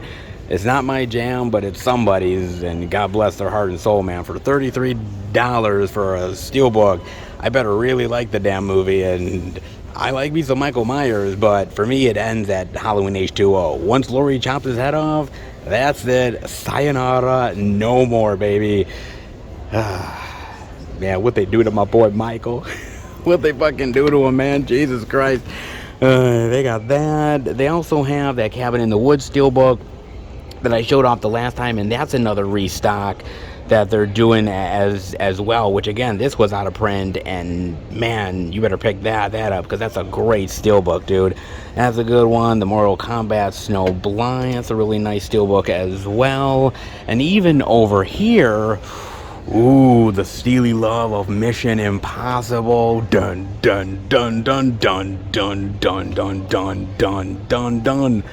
Ta-da! Yes. In fact, they're all $25 now because they were 27, 28, a few of them. So they're all $24 now and change. So it's not a bad price for Mission Impossible 4K Steelbook Love. I just hope, for God's sakes, man, I just hope, please, that they actually design the new Steelbook to look like these Steelbooks, because if they don't, oh man, I am gonna throw a tantrum like a motherfucker. You have no idea, man, I really will, dude, but I love these Steelbooks, I love this series. Mission Impossible is fantastic, and Tom Cruise, man, God bless his heart and soul for doing a lot of stunts that no man on earth would ever attempt, dude. Seriously, man, great looking Steelbooks. Oh, but come on, baby, because these Steelbooks are nice, don't get me wrong, but this, dude, Enter the motherfucking Dragon, baby. Oh my God, Bruce Lee love.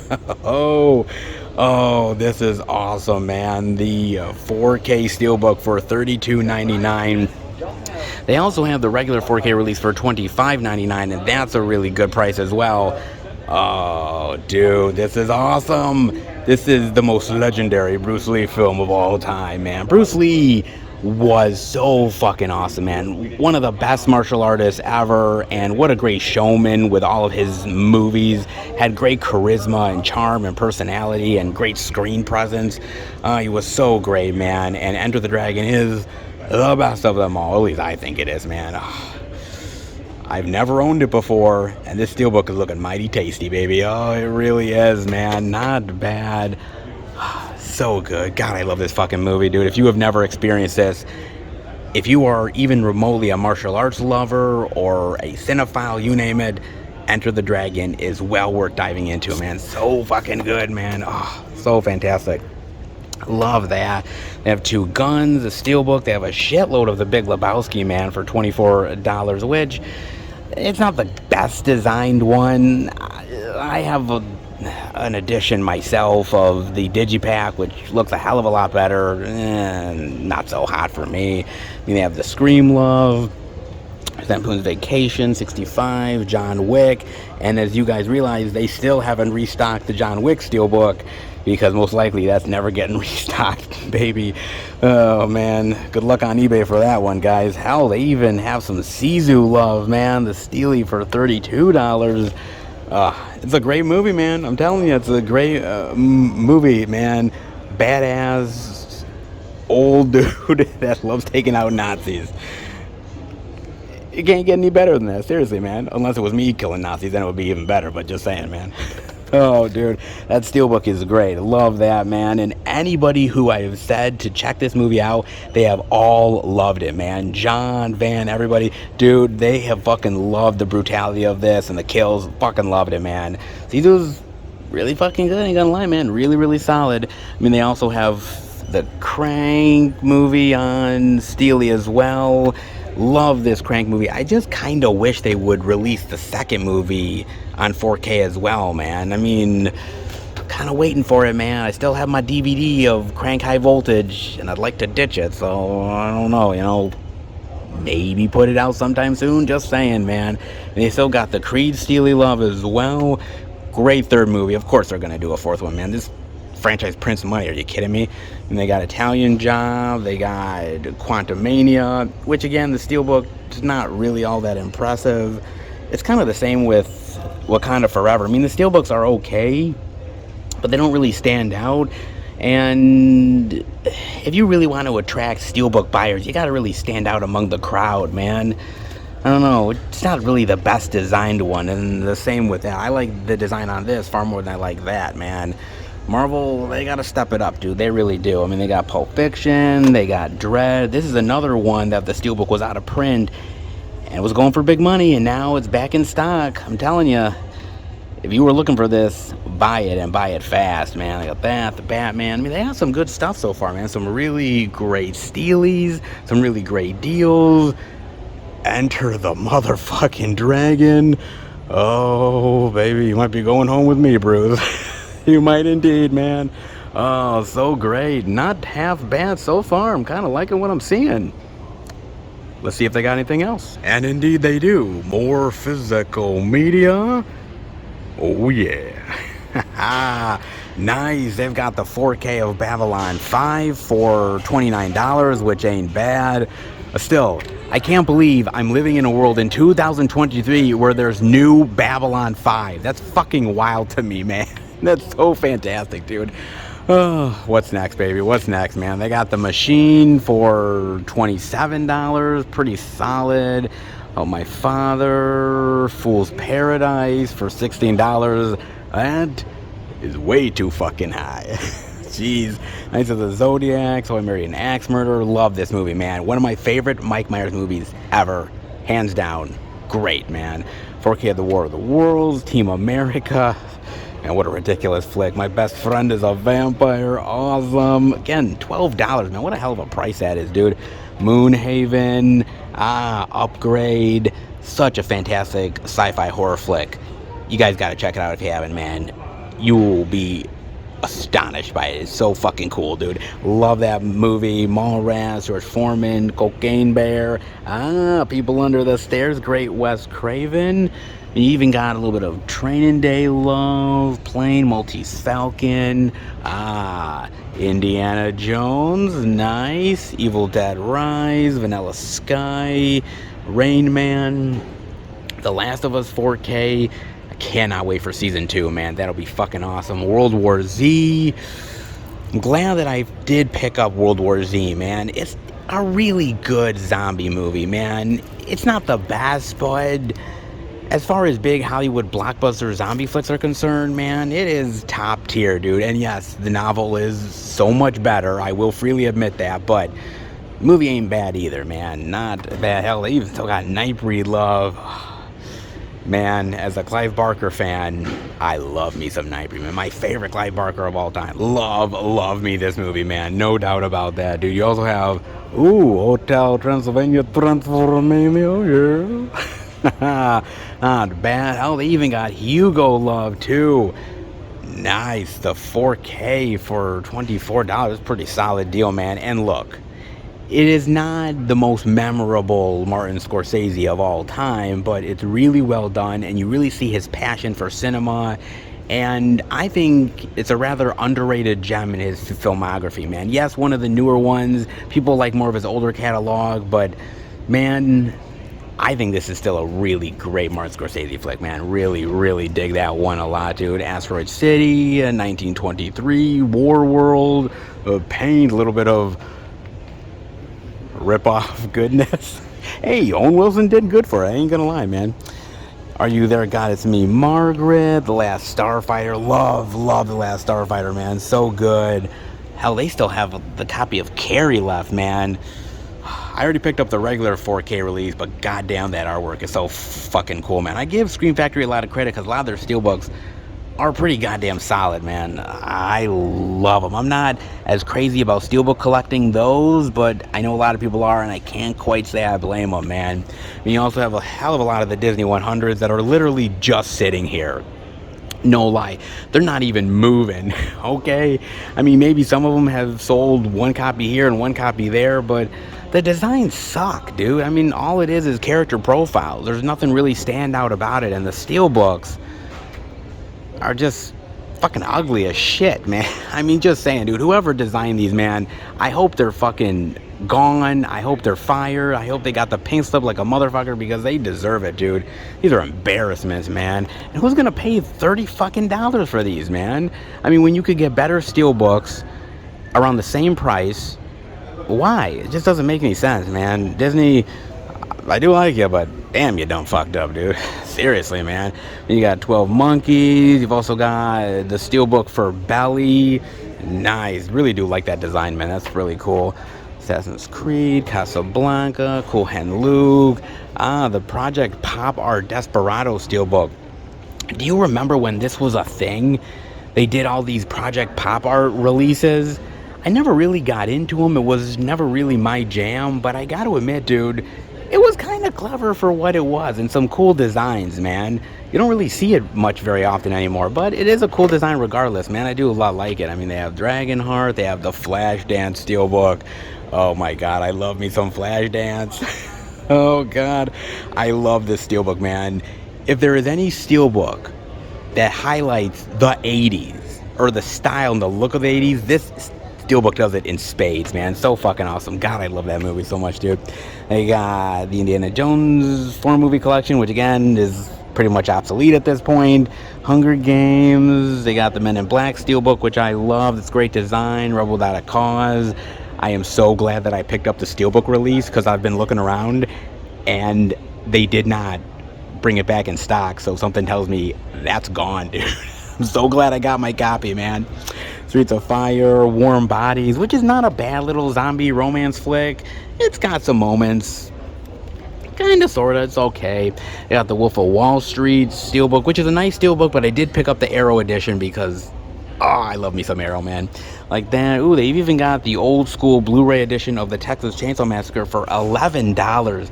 That's a great deal, but they do have the 4K Steelbook out from Dark Sky, which looks absolutely amazing. The original key art, which, oh, the original art is so awesome, man. Come on, dude. They got that, and of course there's an edition from Second Sight as well in the UK, which is really phenomenal too.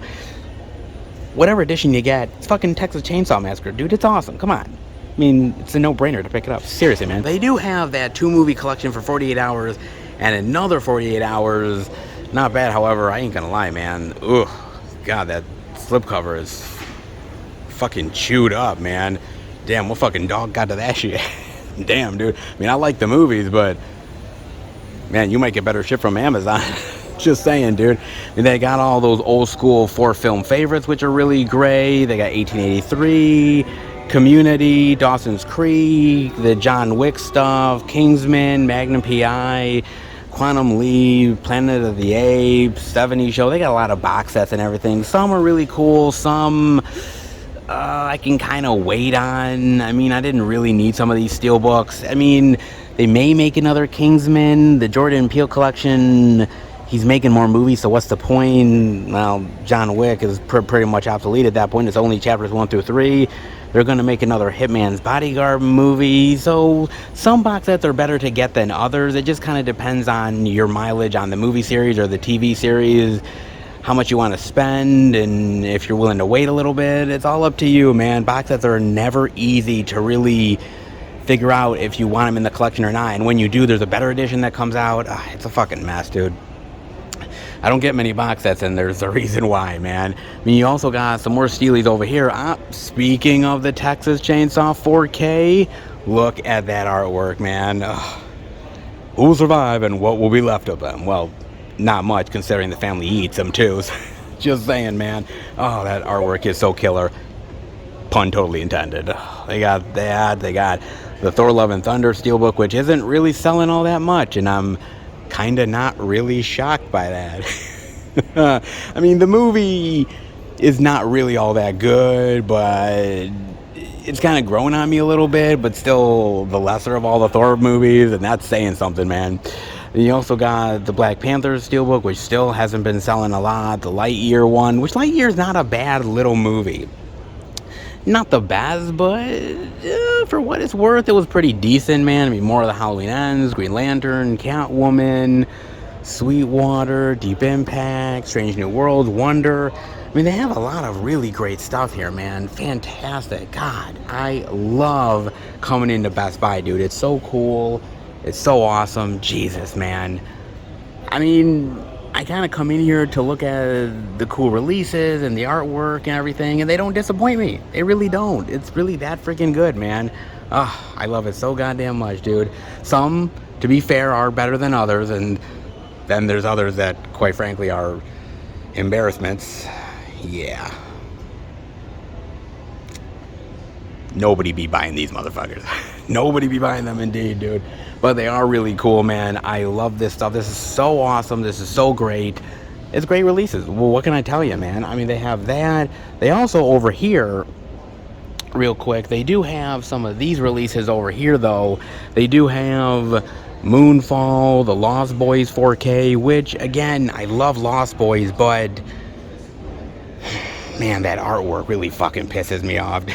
Dude, I don't know. They could have done so much better, man. It just kind of felt like they slapped it together, unfortunately. Could have done so much better. I mean, the Edge of Tomorrow 4K, that artwork is so much better. I really love that artwork. That artwork's great. Babylon, All Quiet on the Western Front, Black Adam, Black Widow, which I actually maintain is a really good movie, man. Way better than people give it credit for, man. I actually really like this flick a lot, man. Playing the 4K Pulp Fiction, Smile, which I know is getting a 4K Steelbook release. That Steelbook does look kind of cool, man, but the original art here is pretty creepy and... Sometimes a smile can be really deadly, man. This is a great flick, man. Really love that one. That's awesome. Devotion, Dune, Elvis, the Best Buy exclusive of Terrifier 2, man. They announced they're doing a Terrifier 3. I'm fucking jonesing, man. I love that. This art is so cool. Art the Clown is a new horror icon, and God bless our heart and souls, baby. The regular 4K of Texas Chainsaw, Top Gun Maverick, Knock at the Cabin. Some good solid releases, baby. Good solid stuff indeed. Good solid stuff over here. Good solid stuff up front. Yes. Gotta love Best Buy, man. They do it oh so well. And damn, do I miss it. That's why I come in. I can't help myself. They're just that damn good, man. Glad I stopped in, because I can never really resist the Best Buy love. I can try as hard as I want. I can try to stay away, but just when I thought I was out, Best Buy pulls me back in.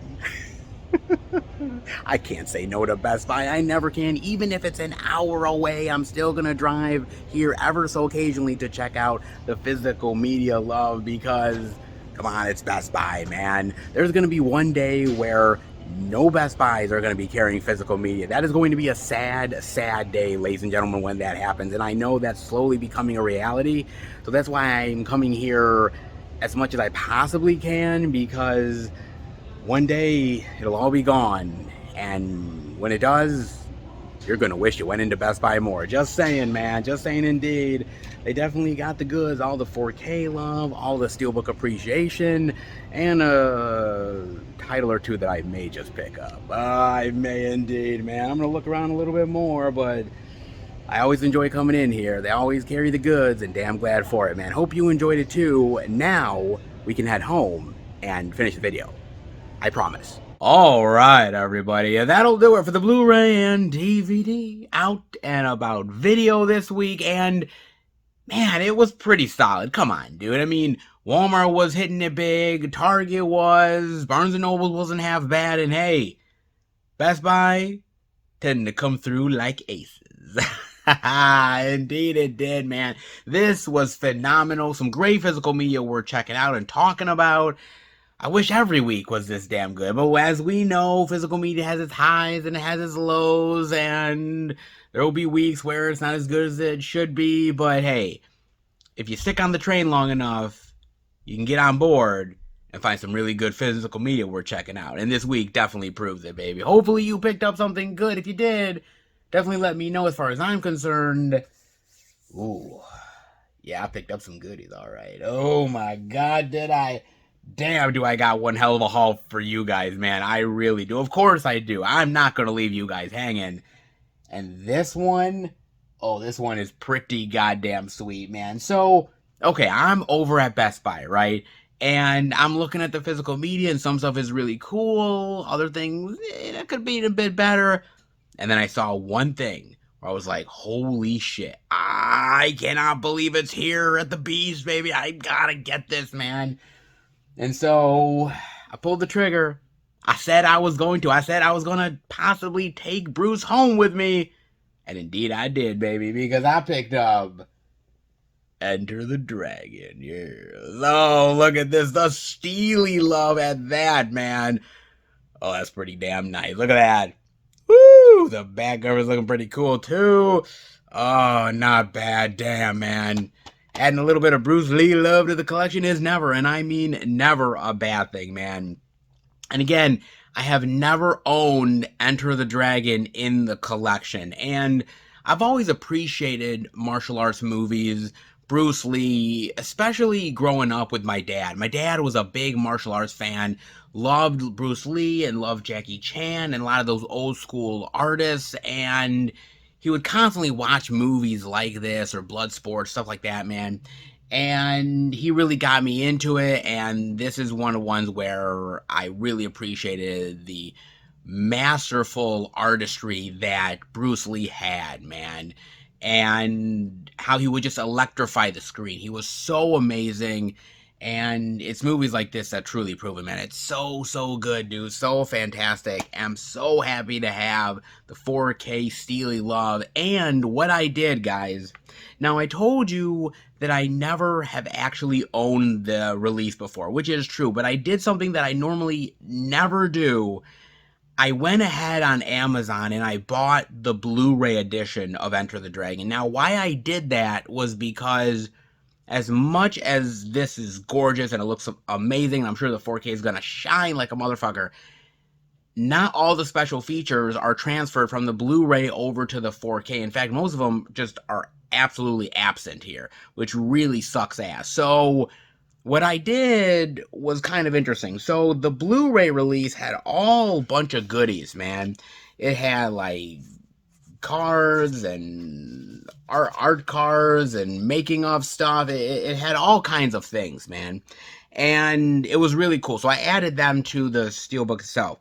But what I also did was add the Blu-ray copy to the 4K steelbook. Now, what I did, I got these off of Amazon, guys, is I ended up buying these little inserts that I could stick onto the inside of the steelbook itself. It doesn't damage the steelbook at all, guys. In fact, what it is almost like having like a stick-on note on the inside of this, and it just attaches it well enough where it still holds its grip, and on top of that you can put the disc in here very safely and it's not going to flop around or fall off. It's tight and it maintains it pretty well, man. Now, I saw this on YouTube, I saw somebody do this, I'm like, this looks really cool, and if I can pull it off, that would be pretty sweet, man. So that's what I did, man. I put the two together in one great steelbook packaging, and I'm actually very happy, man. It looks fucking phenomenal on top of all the cool, like, art cards that I got from the Blu-ray, and, you know, picture making of book, and cool little look at this, man. Cool little lenticular thing. I mean, yeah, so all together, putting them both in here and with all the cool, like, art cards and all the goodies, yeah, I think it's kind of worth it, man. It worked out pretty well, dude. So I'm kind of happy that I did that. It was the first time that I've ever done it. Kind of a cool little experiment, but I don't know, I may do this again in the future, man. It worked out pretty well, so maybe, man. You know, sometimes as a collector, you want the edition that has all the special features, but you definitely want the new great release. And sometimes combining the two together, A, saves you space, and B, you have the best of both worlds. So why not go ahead and do it, man? So I gave it a go, and damn glad to have some Bruce Lee Enter the Dragon love with all of the special features and the steelbook goodness. I think it's a win-win in my opinion. It definitely is, man. Oh, so good to have Bruce Lee in the collection finally. Very, very overdue. No doubt about it, man. Very, very nice. Now, the next release, I ordered directly through Scream Factory. I knew I wanted this movie. This, to me, is a highly underrated comedy, man. I love this flick so much. I think it's way better than people really give it credit for, to be honest. And to me, yes, this actor has done some amazing comedic work. But I think this one deserves a little bit of just due. I'm damn glad it's finally getting it with Little Nicky. Yeah, look at that, man. Being evil ain't easy. You bet your ass it's not. Man, I really like Little Nicky, dude. And if you remember when Little Nicky came out, man, Adam Sandler was on a roll. He was doing so many great projects. You know, Billy Madison and Happy Gilmore and The Waterboy and Big Daddy and The Wedding Singer. And he just kept on just hitting them and hitting them and hitting them. And man, he was killing it. Everybody was loving his stuff. And then he does Little Nicky. And everyone's anticipating Little Nicky, oh, the next big comedic smash hit from Adam Sandler. And then it comes out and fucking crickets. Dude, literally, everybody watched this movie, they're like, what the fuck was that? Everyone's like, holy shit, man. Like, this is not what I was expecting from Adam Sandler, man. This is a whole, 180, baby. And I remember seeing the movie theater, I'm like, dude, I really like this movie, man. I think it's funny as fuck. And I was one of the only people that really thought that, because a lot of people fucking hated it. I was actually in the minority defending the damn thing. And over the years, it's kind of gotten a bad rap. But I argue that now that Adam Sandler has done a lot of these Netflix garbage comedies, he's getting more into the dramatic work, uncut gems and stuff like that. I kind of feel like revisiting Little Nicky is a little more important now, seeing it in context of his work, seeing it in context of everything he's done since then. And I think Little Nicky is a nice little comedic slice of his career, man. It's not perfect. He was definitely going for it big time, man. He was definitely reaching, and I don't know if he exactly reached the heights he wanted to, but I like it, man. I like the idea of him being the devil's kid and how his brothers are kind of scheming to take the throne and he's put into Earth and all the crazy complications that happen with it. I thought it was fun. I love the comedy hijinks here and how it's sort of like this fish out of water scenario. I love it, man. And it's just the little things like Rodney Dangerfield playing with boobs on a guy's head or stuffing a pineapple up Hitler's ass. Like there's things like that and I just really find hilarious, man. And I just love. And I'm like, dude, I can't believe they did this shit. And man, it still is kind of charming to me, and I still find it really funny, man. Is it top tier Adam Sandler comedy? No, to be fair, it's not. But that being said, I think it's really damn solid, man. And I think it definitely deserves a reappreciation, put it that way, man. Damn glad to add a little bit of Adam Sandler comedic gold to the collection. Can't say I'm willing to buy everything Adam Sandler, but Little Nicky, yeah, I'm making an exception for it, especially with all the special features. Look at that. Man, that's awesome, dude. Can't believe Scream Factory did this. Oh, man. Expect the unexpected. That's for damn sure, dude. Wow. Pretty goddamn cool. So now, I got through a little bit of in-store goodness. I did a little bit of Scream Factory love, but, you know what?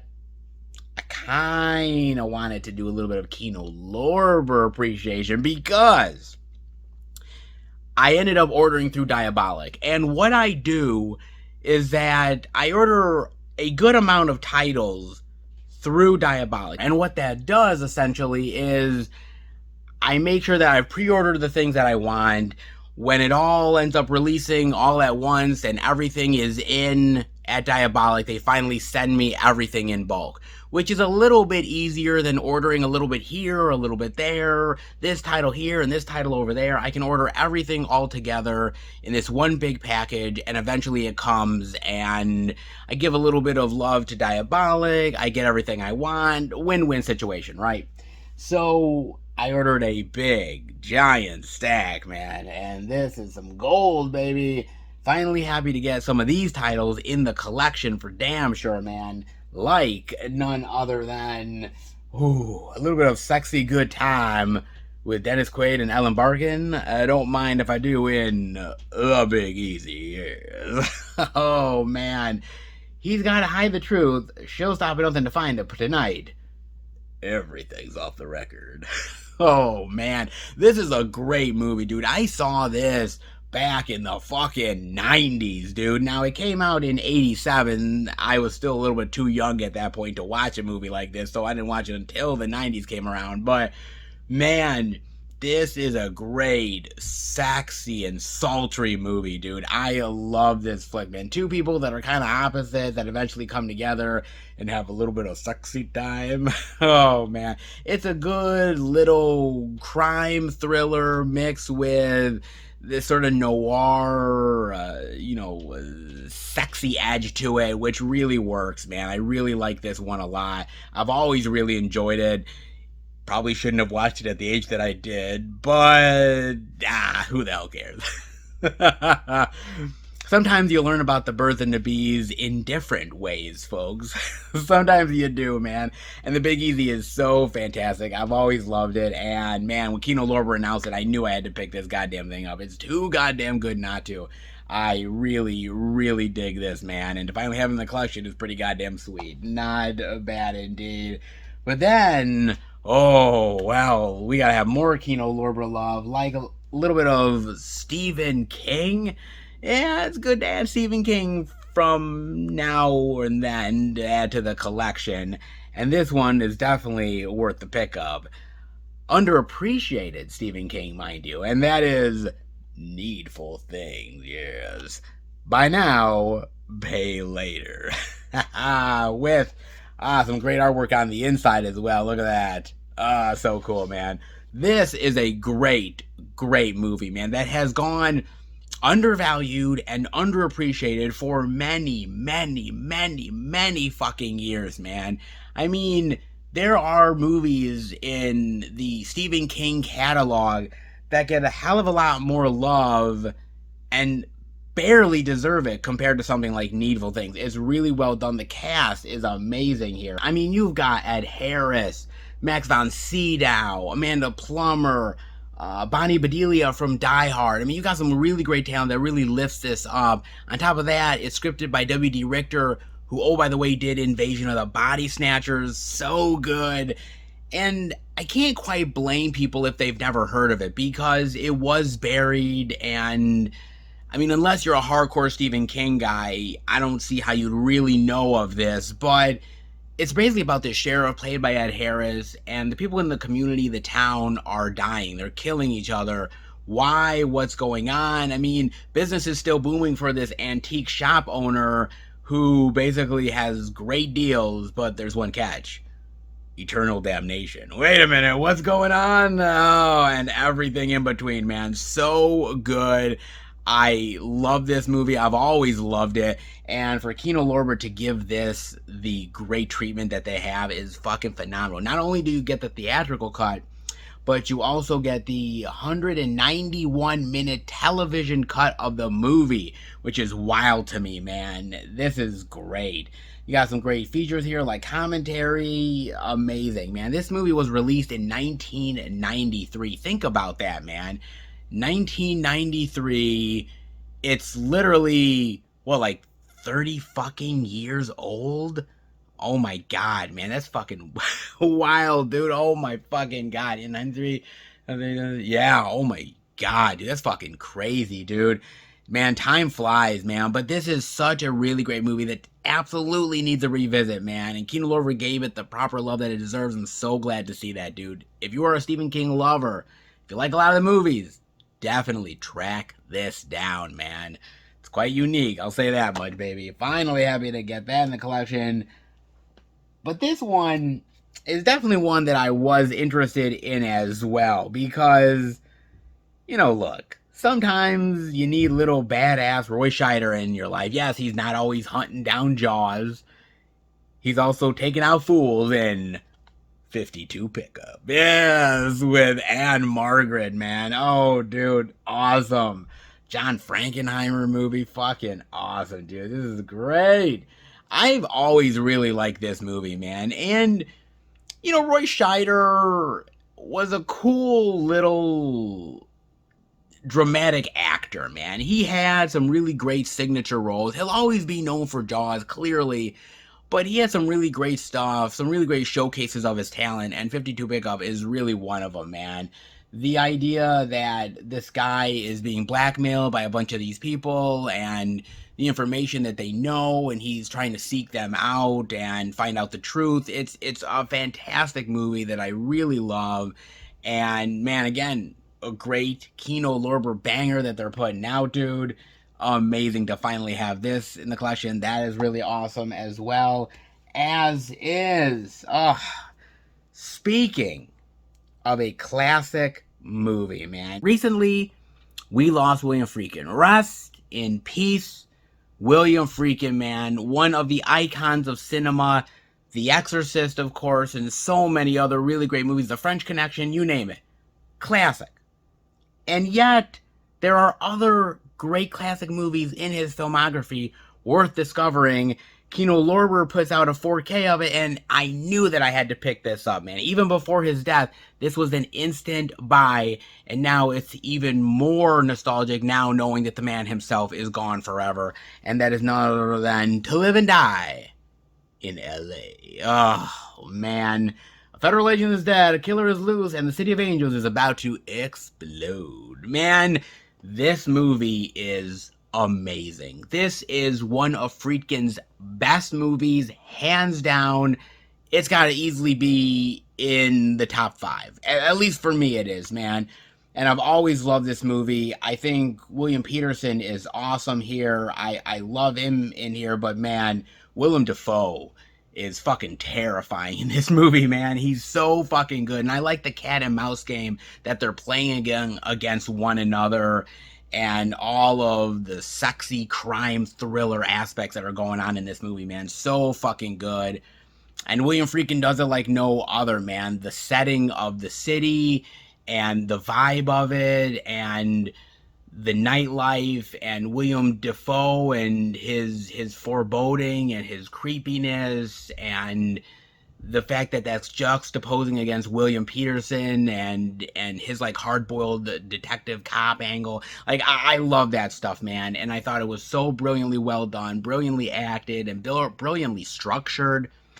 It was amazing to me, and I loved it, and so I knew I had to pick it up, man. So fan-fucking-tastic, man. Really, absolutely phenomenal, no doubt about it, and it needed a place in the collection. There's no doubt, man.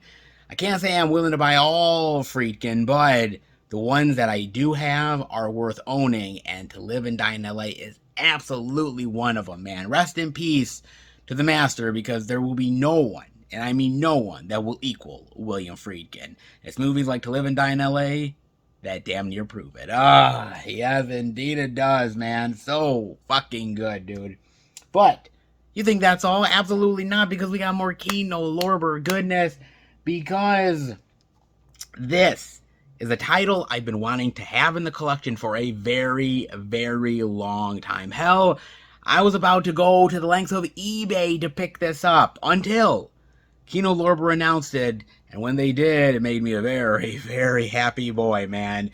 In order to not pay the eBay prices, I think I got away with murder. I think I did when we talking about Ronin. Oh, look at that, baby.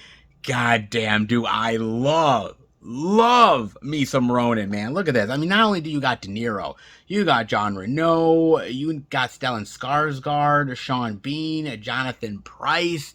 This is a phenomenal thriller, man. I have always loved this movie. On the edge of your seat, unpredictable, action-packed, so good, man.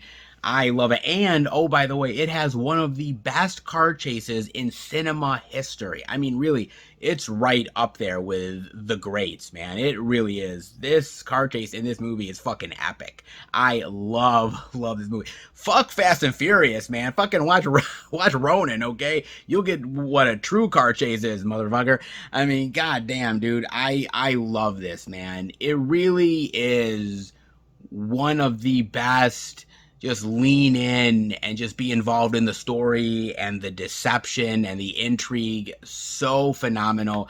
And Arrow put out a Blu-ray edition of this years ago, and I totally didn't get it.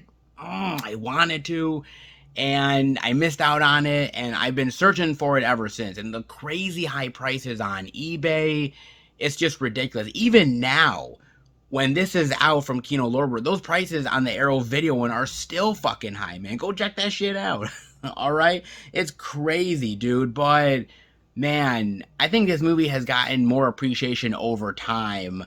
And I think it's been one of those movies that not necessarily was overlooked, but I think a lot of people maybe undervalued it. And over time, so much more appreciation came to this movie, and damn rightfully so, baby. I mean, De Niro is fantastic here. The acting and the directing and the chase scenes are just breathtaking and phenomenal. And I've always loved this movie. And to finally have a place in the collection, yeah, man, that it's about damn time, man. God damn it. I've been wanting to have this for a long time. And Kino Lorber finally answered my prayers, baby. It finally did. Oh, so fucking good to have this, man. So amazing. But that is not all, man. There is one more title. One more, man.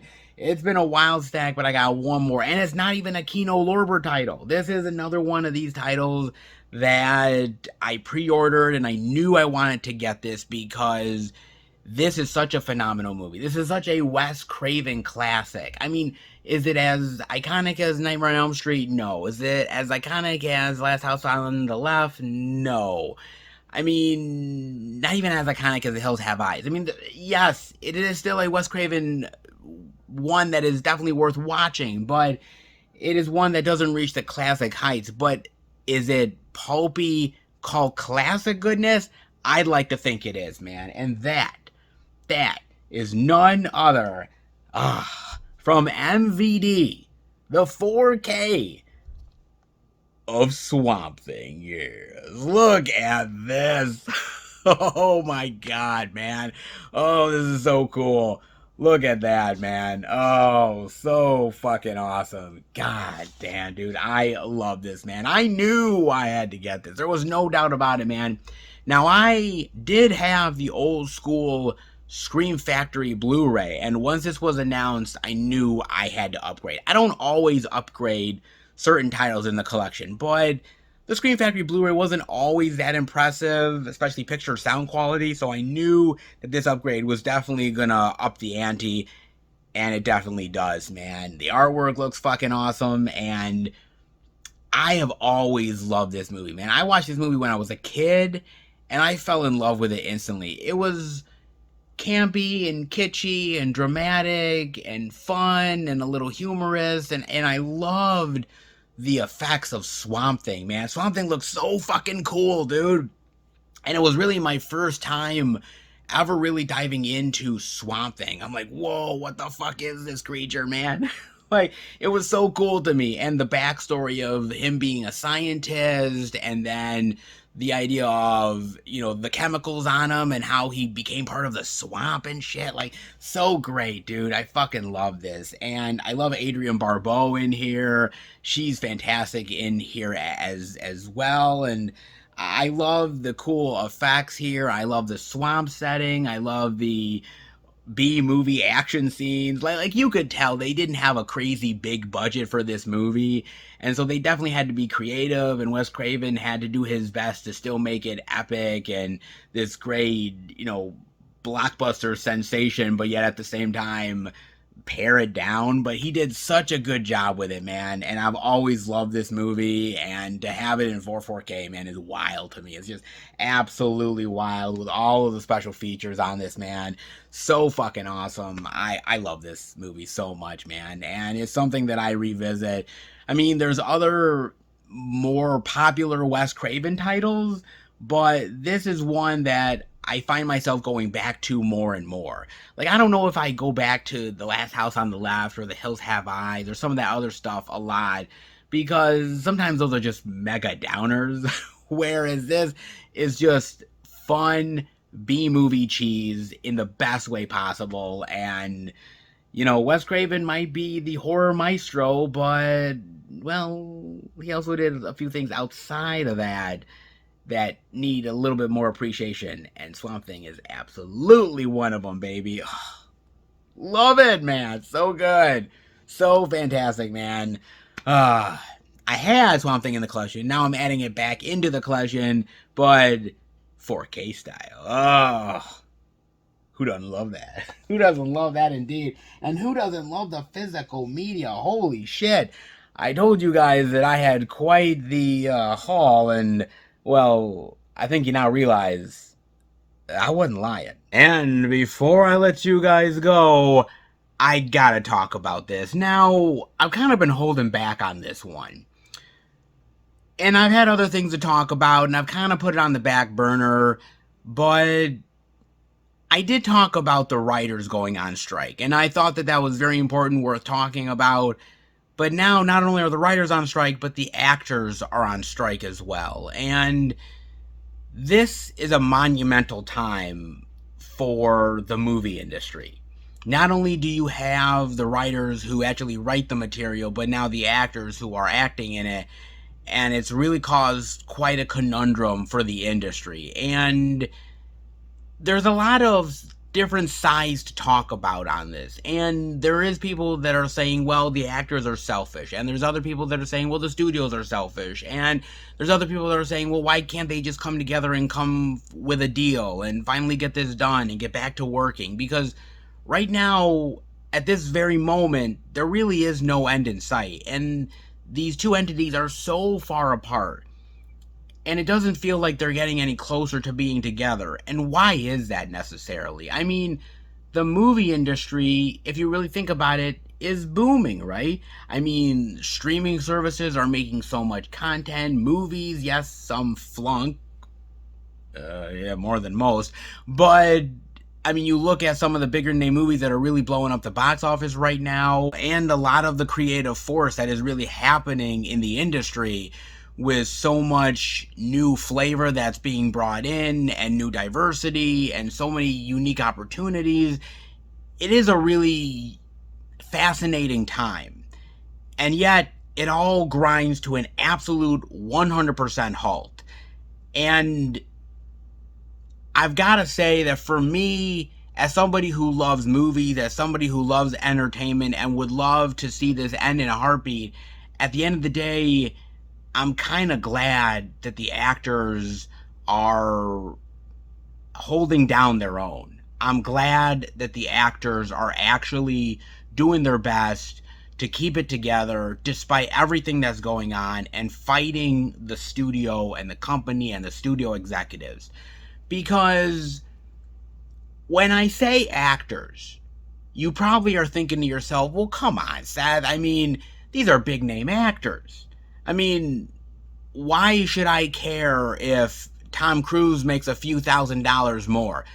Yeah, okay. Yeah, Tom Cruise gets helped in this, and a lot of other people do, but it's not about the Tom Cruises or the Dwayne "The Rock" Johnsons or the Ben Afflecks, Matt Damons, Keanu Reeves, Meryl Streeps, Anne Hathaways, all the big names of the world. It's not about them. It's about the little guy and the little girl who are fighting for their part of the pie and how that is slowly but surely shrinking. Think about this for a second, guys. The industry and technology is changing so fast and so rapidly, and the fact that a lot of these actors and even the writers don't have a handle on revenues for those particular services, like streaming. I mean, if you really think about it, streaming is still in its infancy. I mean, yes, it's gained such a popularity in such a short time with so many services and subscriptions that are available to you, but really that only came prominently into existence within the last 5 years. I mean, really headlining in your face, man. I mean, Netflix has always been there for quite a long time, but with all these new ones popping up, with all these new opportunities for actors and creatives to be a part of the process, how do you judge success? I mean, let's think about that for a second. How do you? Because none of these streaming services want to open up the books. None of them want to say, well, this show made X amount of views and X amount of dollars for the service. This is how many eyeballs were there. This is how many hours they watched it, and so on and so forth. They don't want to open up those statistics to the actors and to their agents and their publicists and everything like that, because when they do, they're opening up Pandora's box. When they do that, they're basically now revealing everything. And they don't want to reveal it to these creatives and these actors out there, because God forbid if they do that, then suddenly everybody knows the secret, everybody knows the formula, and they don't want to give it away. They don't want to pay the actors what they're worth.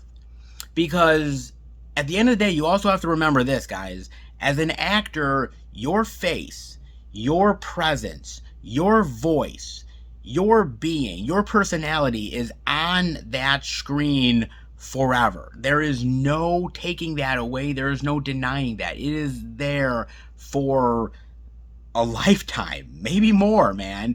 And the idea that a company is banking profits based on your likeness, on your voice, on your presence and your personality on screen.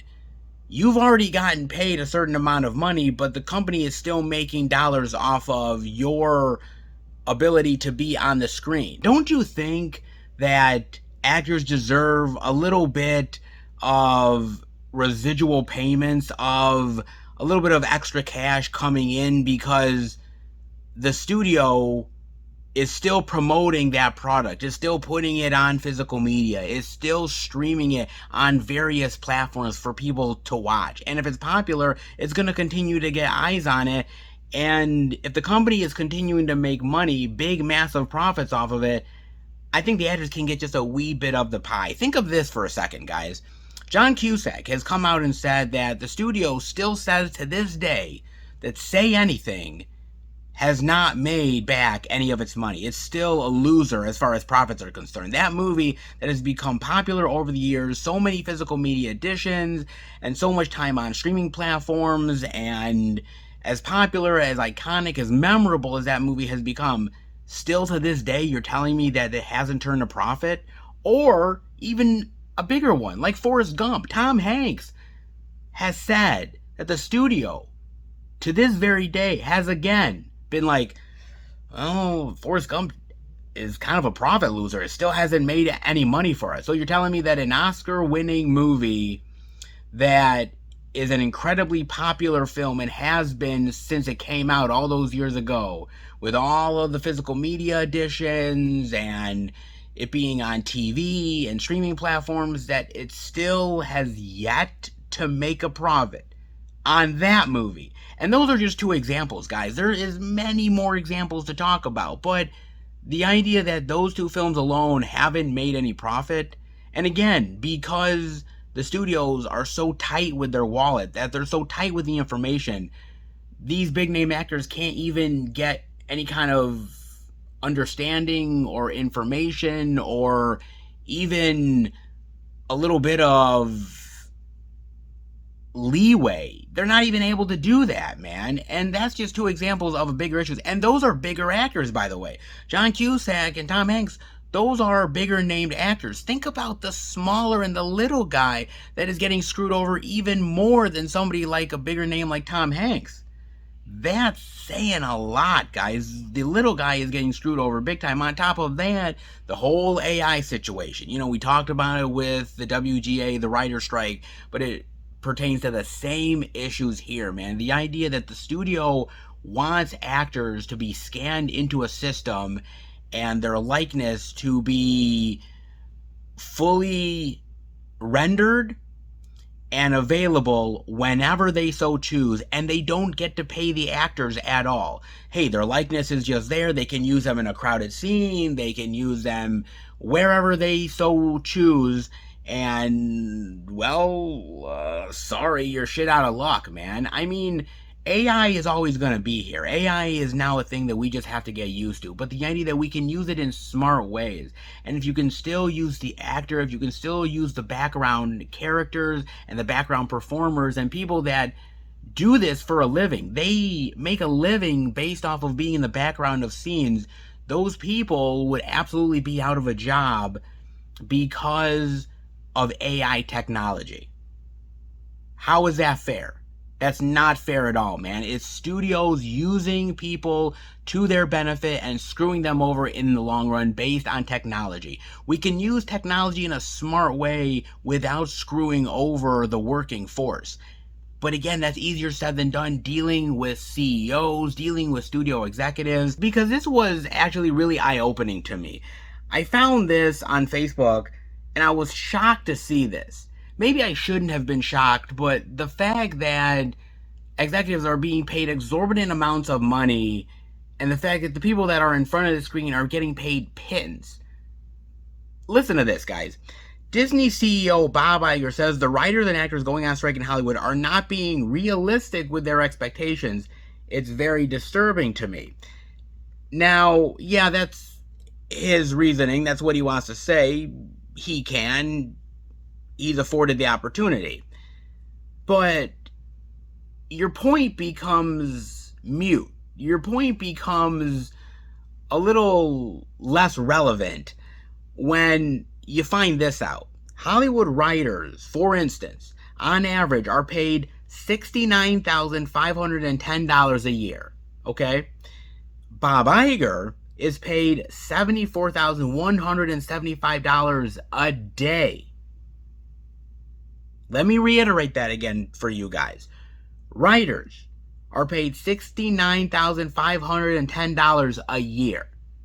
Bob Iger, the big cheese at Disney, is paid $74,175 a day. To me, that's really, really fucking disturbing. And that's just one example. We could go down through Apple and Netflix and all these CEOs that claim to be for the people, for the writers, for the actors, but then they're getting paid exorbitant amounts to do what necessarily? I mean, you're overseeing everything that has to do with the company, I suppose, but you have other people that oversee all the other stuff and then report back to you. So you're not even overseeing everything. You're just overseeing the people that are overseeing the rest of the shit. So you're telling me that the people that slave over a computer and write these movies and these episodes, these actors that are remembering their lines and trying to be as likable on camera and give it their all within the acting department, that they're being unrealistic? That their expectations are not in line? I'm sorry, people are fighting for their livelihoods. They're fighting for a chance to actually continue to be relevant in a business that is rapidly changing so fast, with technology literally wiping them out of existence, whether it's writing scripts or whether it's replacing them with digital extras, you name it. No wonder these actors and these writers are on strike. No wonder that they've been on strike for a long time. No wonder that they literally are shouting to the heavens and trying to get somebody to listen to them, because that's what they have to do. That's the only way to do it, because they're not going to get anywhere with these CEOs the way that Bob Iger has been treating them, the way that the Apple CEO has been treating them, the way that the Netflix CEO has been treating them, the way that anybody has been treating them. You know, for me, I cherish actors. Duh, of course I do, guys. I love the movies. And these actors, I consider them giants of cinema. I don't consider a CEO a giant of anything. These actors are people that I grew up with, loving on the screen and hearing their voice and their characters and their storylines and feeling emotion for them that I never felt for total strangers. But I feel for these people. And the fact that they are getting screwed over really hurts me, man. You know, we can talk about the big names all we want, but they're going to be fine at the end of the day. It's the little guys, it's the people that barely have a voice that need to be fighting for this, and they are fighting for this. And with all these companies and these studios that are trying to find cheaper ways of doing things and literally using technology to wipe out actors' very existences, this isn't just a strike. It's for people's livelihoods. It's for the foundation of cinema itself. And if they don't protect it now, then what happens later on when studios just roll them over and do whatever the fuck they want? I understand that studios are the ones that are giving them the money and are paying them to act and to write and direct and give them the product. I understand that they're investing their money into it. But at the end of the day, the CEOs are not the ones on screen. The CEOs are not the ones that people are going to go on social media and complain to about shit. Okay? They're not going to be praised by people on social media, and they're not going to be roasted either. It's the actors and the writers and the personalities. And they need to have a secure sense of being, a secure sense of a job, and a secure sense of being part of an industry and a business that actually cares about them. I get the fact that Hollywood is a machine that is about making money. And if you're not making money, then why are we here, right? I get it. Everything is about money and actually turning a profit. I get it at the end of the day, right? I understand all of it. But also, we have to make sure that everyone is happy. We have to make sure that everybody is getting their just due and their piece of the pie. I'm not saying that actors are asking for, $10,000 more dollars in their paycheck. They're not. They're asking for a living wage.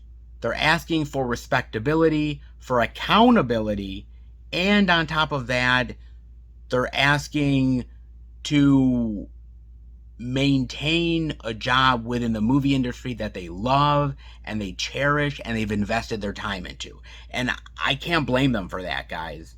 I mean, look, whether you like a movie or you hate a movie, it's because of the people that are hardworking on the screen and behind the scenes that are the reason why you love or hate something. And they need to be cherished and they need to be respected. And it's strikes like this that really highlight the fact that we live in an industry that doesn't really respect its workers. And that's a damn shame. Hollywood was built on the backs of these hardworking actors and writers and electricians and grips and cinematographers and everybody in between. It was built on the backs of these hardworking individuals. And these hardworking individuals to this day are still maintaining the loyalty and the incredible expertise of the film industry. And they deserve to still feel like their work is respected. Their work is honored. Their work is justified. And fighting for that right is not easy. People are complaining, oh, we want you to get back to work. We want you to make more content and more movies and TV shows and all. Why aren't you just going back to work? Because they're fighting for a better living. They're fighting for a better life. When CEOs are making over $74,000 a fucking day, maybe even more, and writers or actors are making pittance, who are you really siding with? Because if you're siding with the CEOs, I hate to say it, but you're in the wrong crowd, baby, and you need to reevaluate yourself in a big bad way. These people work hard for their money, they work hard for their image, they work hard to try to find success. And in an industry that is slowly taking that away, it's worth fighting for.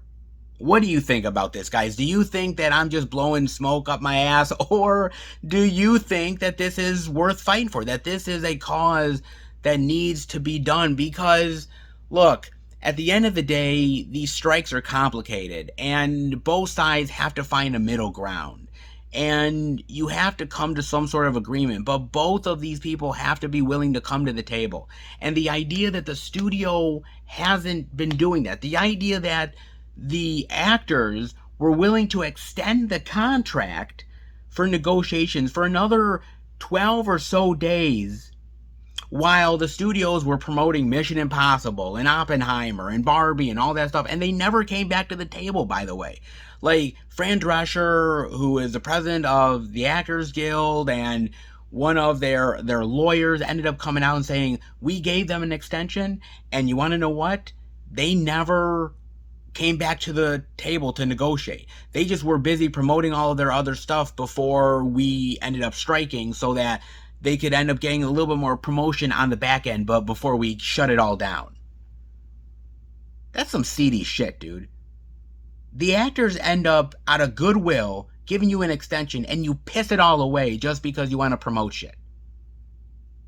You weren't even willing to work with the actors. All you wanted to do was promote your shit and get it done before the actors strike and screw them all over, man. I'm sorry, but I'm not siding with the CEOs on this one. I'm not doing it at all, man. I'm the little guy. You're the little guy.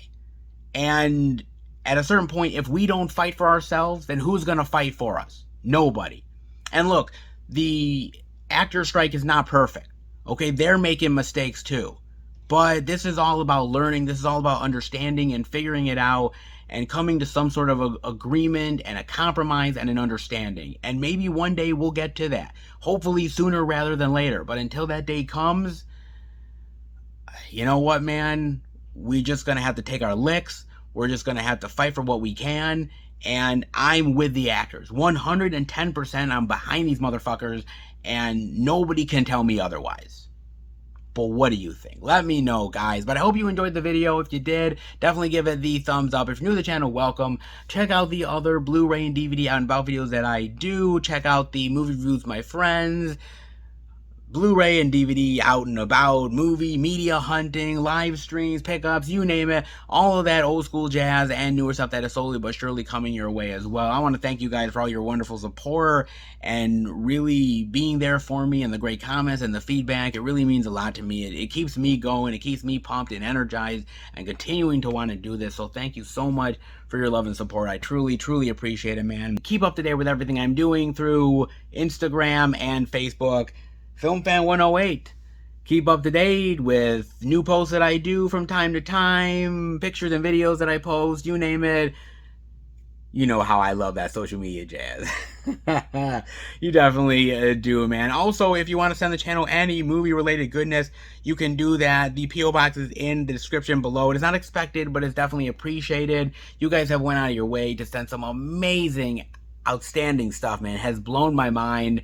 And I keep it open because of you guys. And I know the times are tough and it's not easy to send things, and I get it. But I keep it open for you guys just in case you're wanting to send me anything, because I think it's important, man. The great communication with you guys and the fact that you're willing to support me means that I'm going to keep it open for you guys just in case. Because you never know, if you guys want to send something, it's there for you. It really is, man. But I guess that does it for the video. It's been a wild ride of physical media love. A lot of things we're talking about and diving into. And it's been, oh, so sweet. It has, man. But I guess on to the next train for more physical media goodness. I can't wait. And I'll see you back next time for a brand new Blu-ray and DVD out and about video. Take care, everybody. And remember, happy hunting.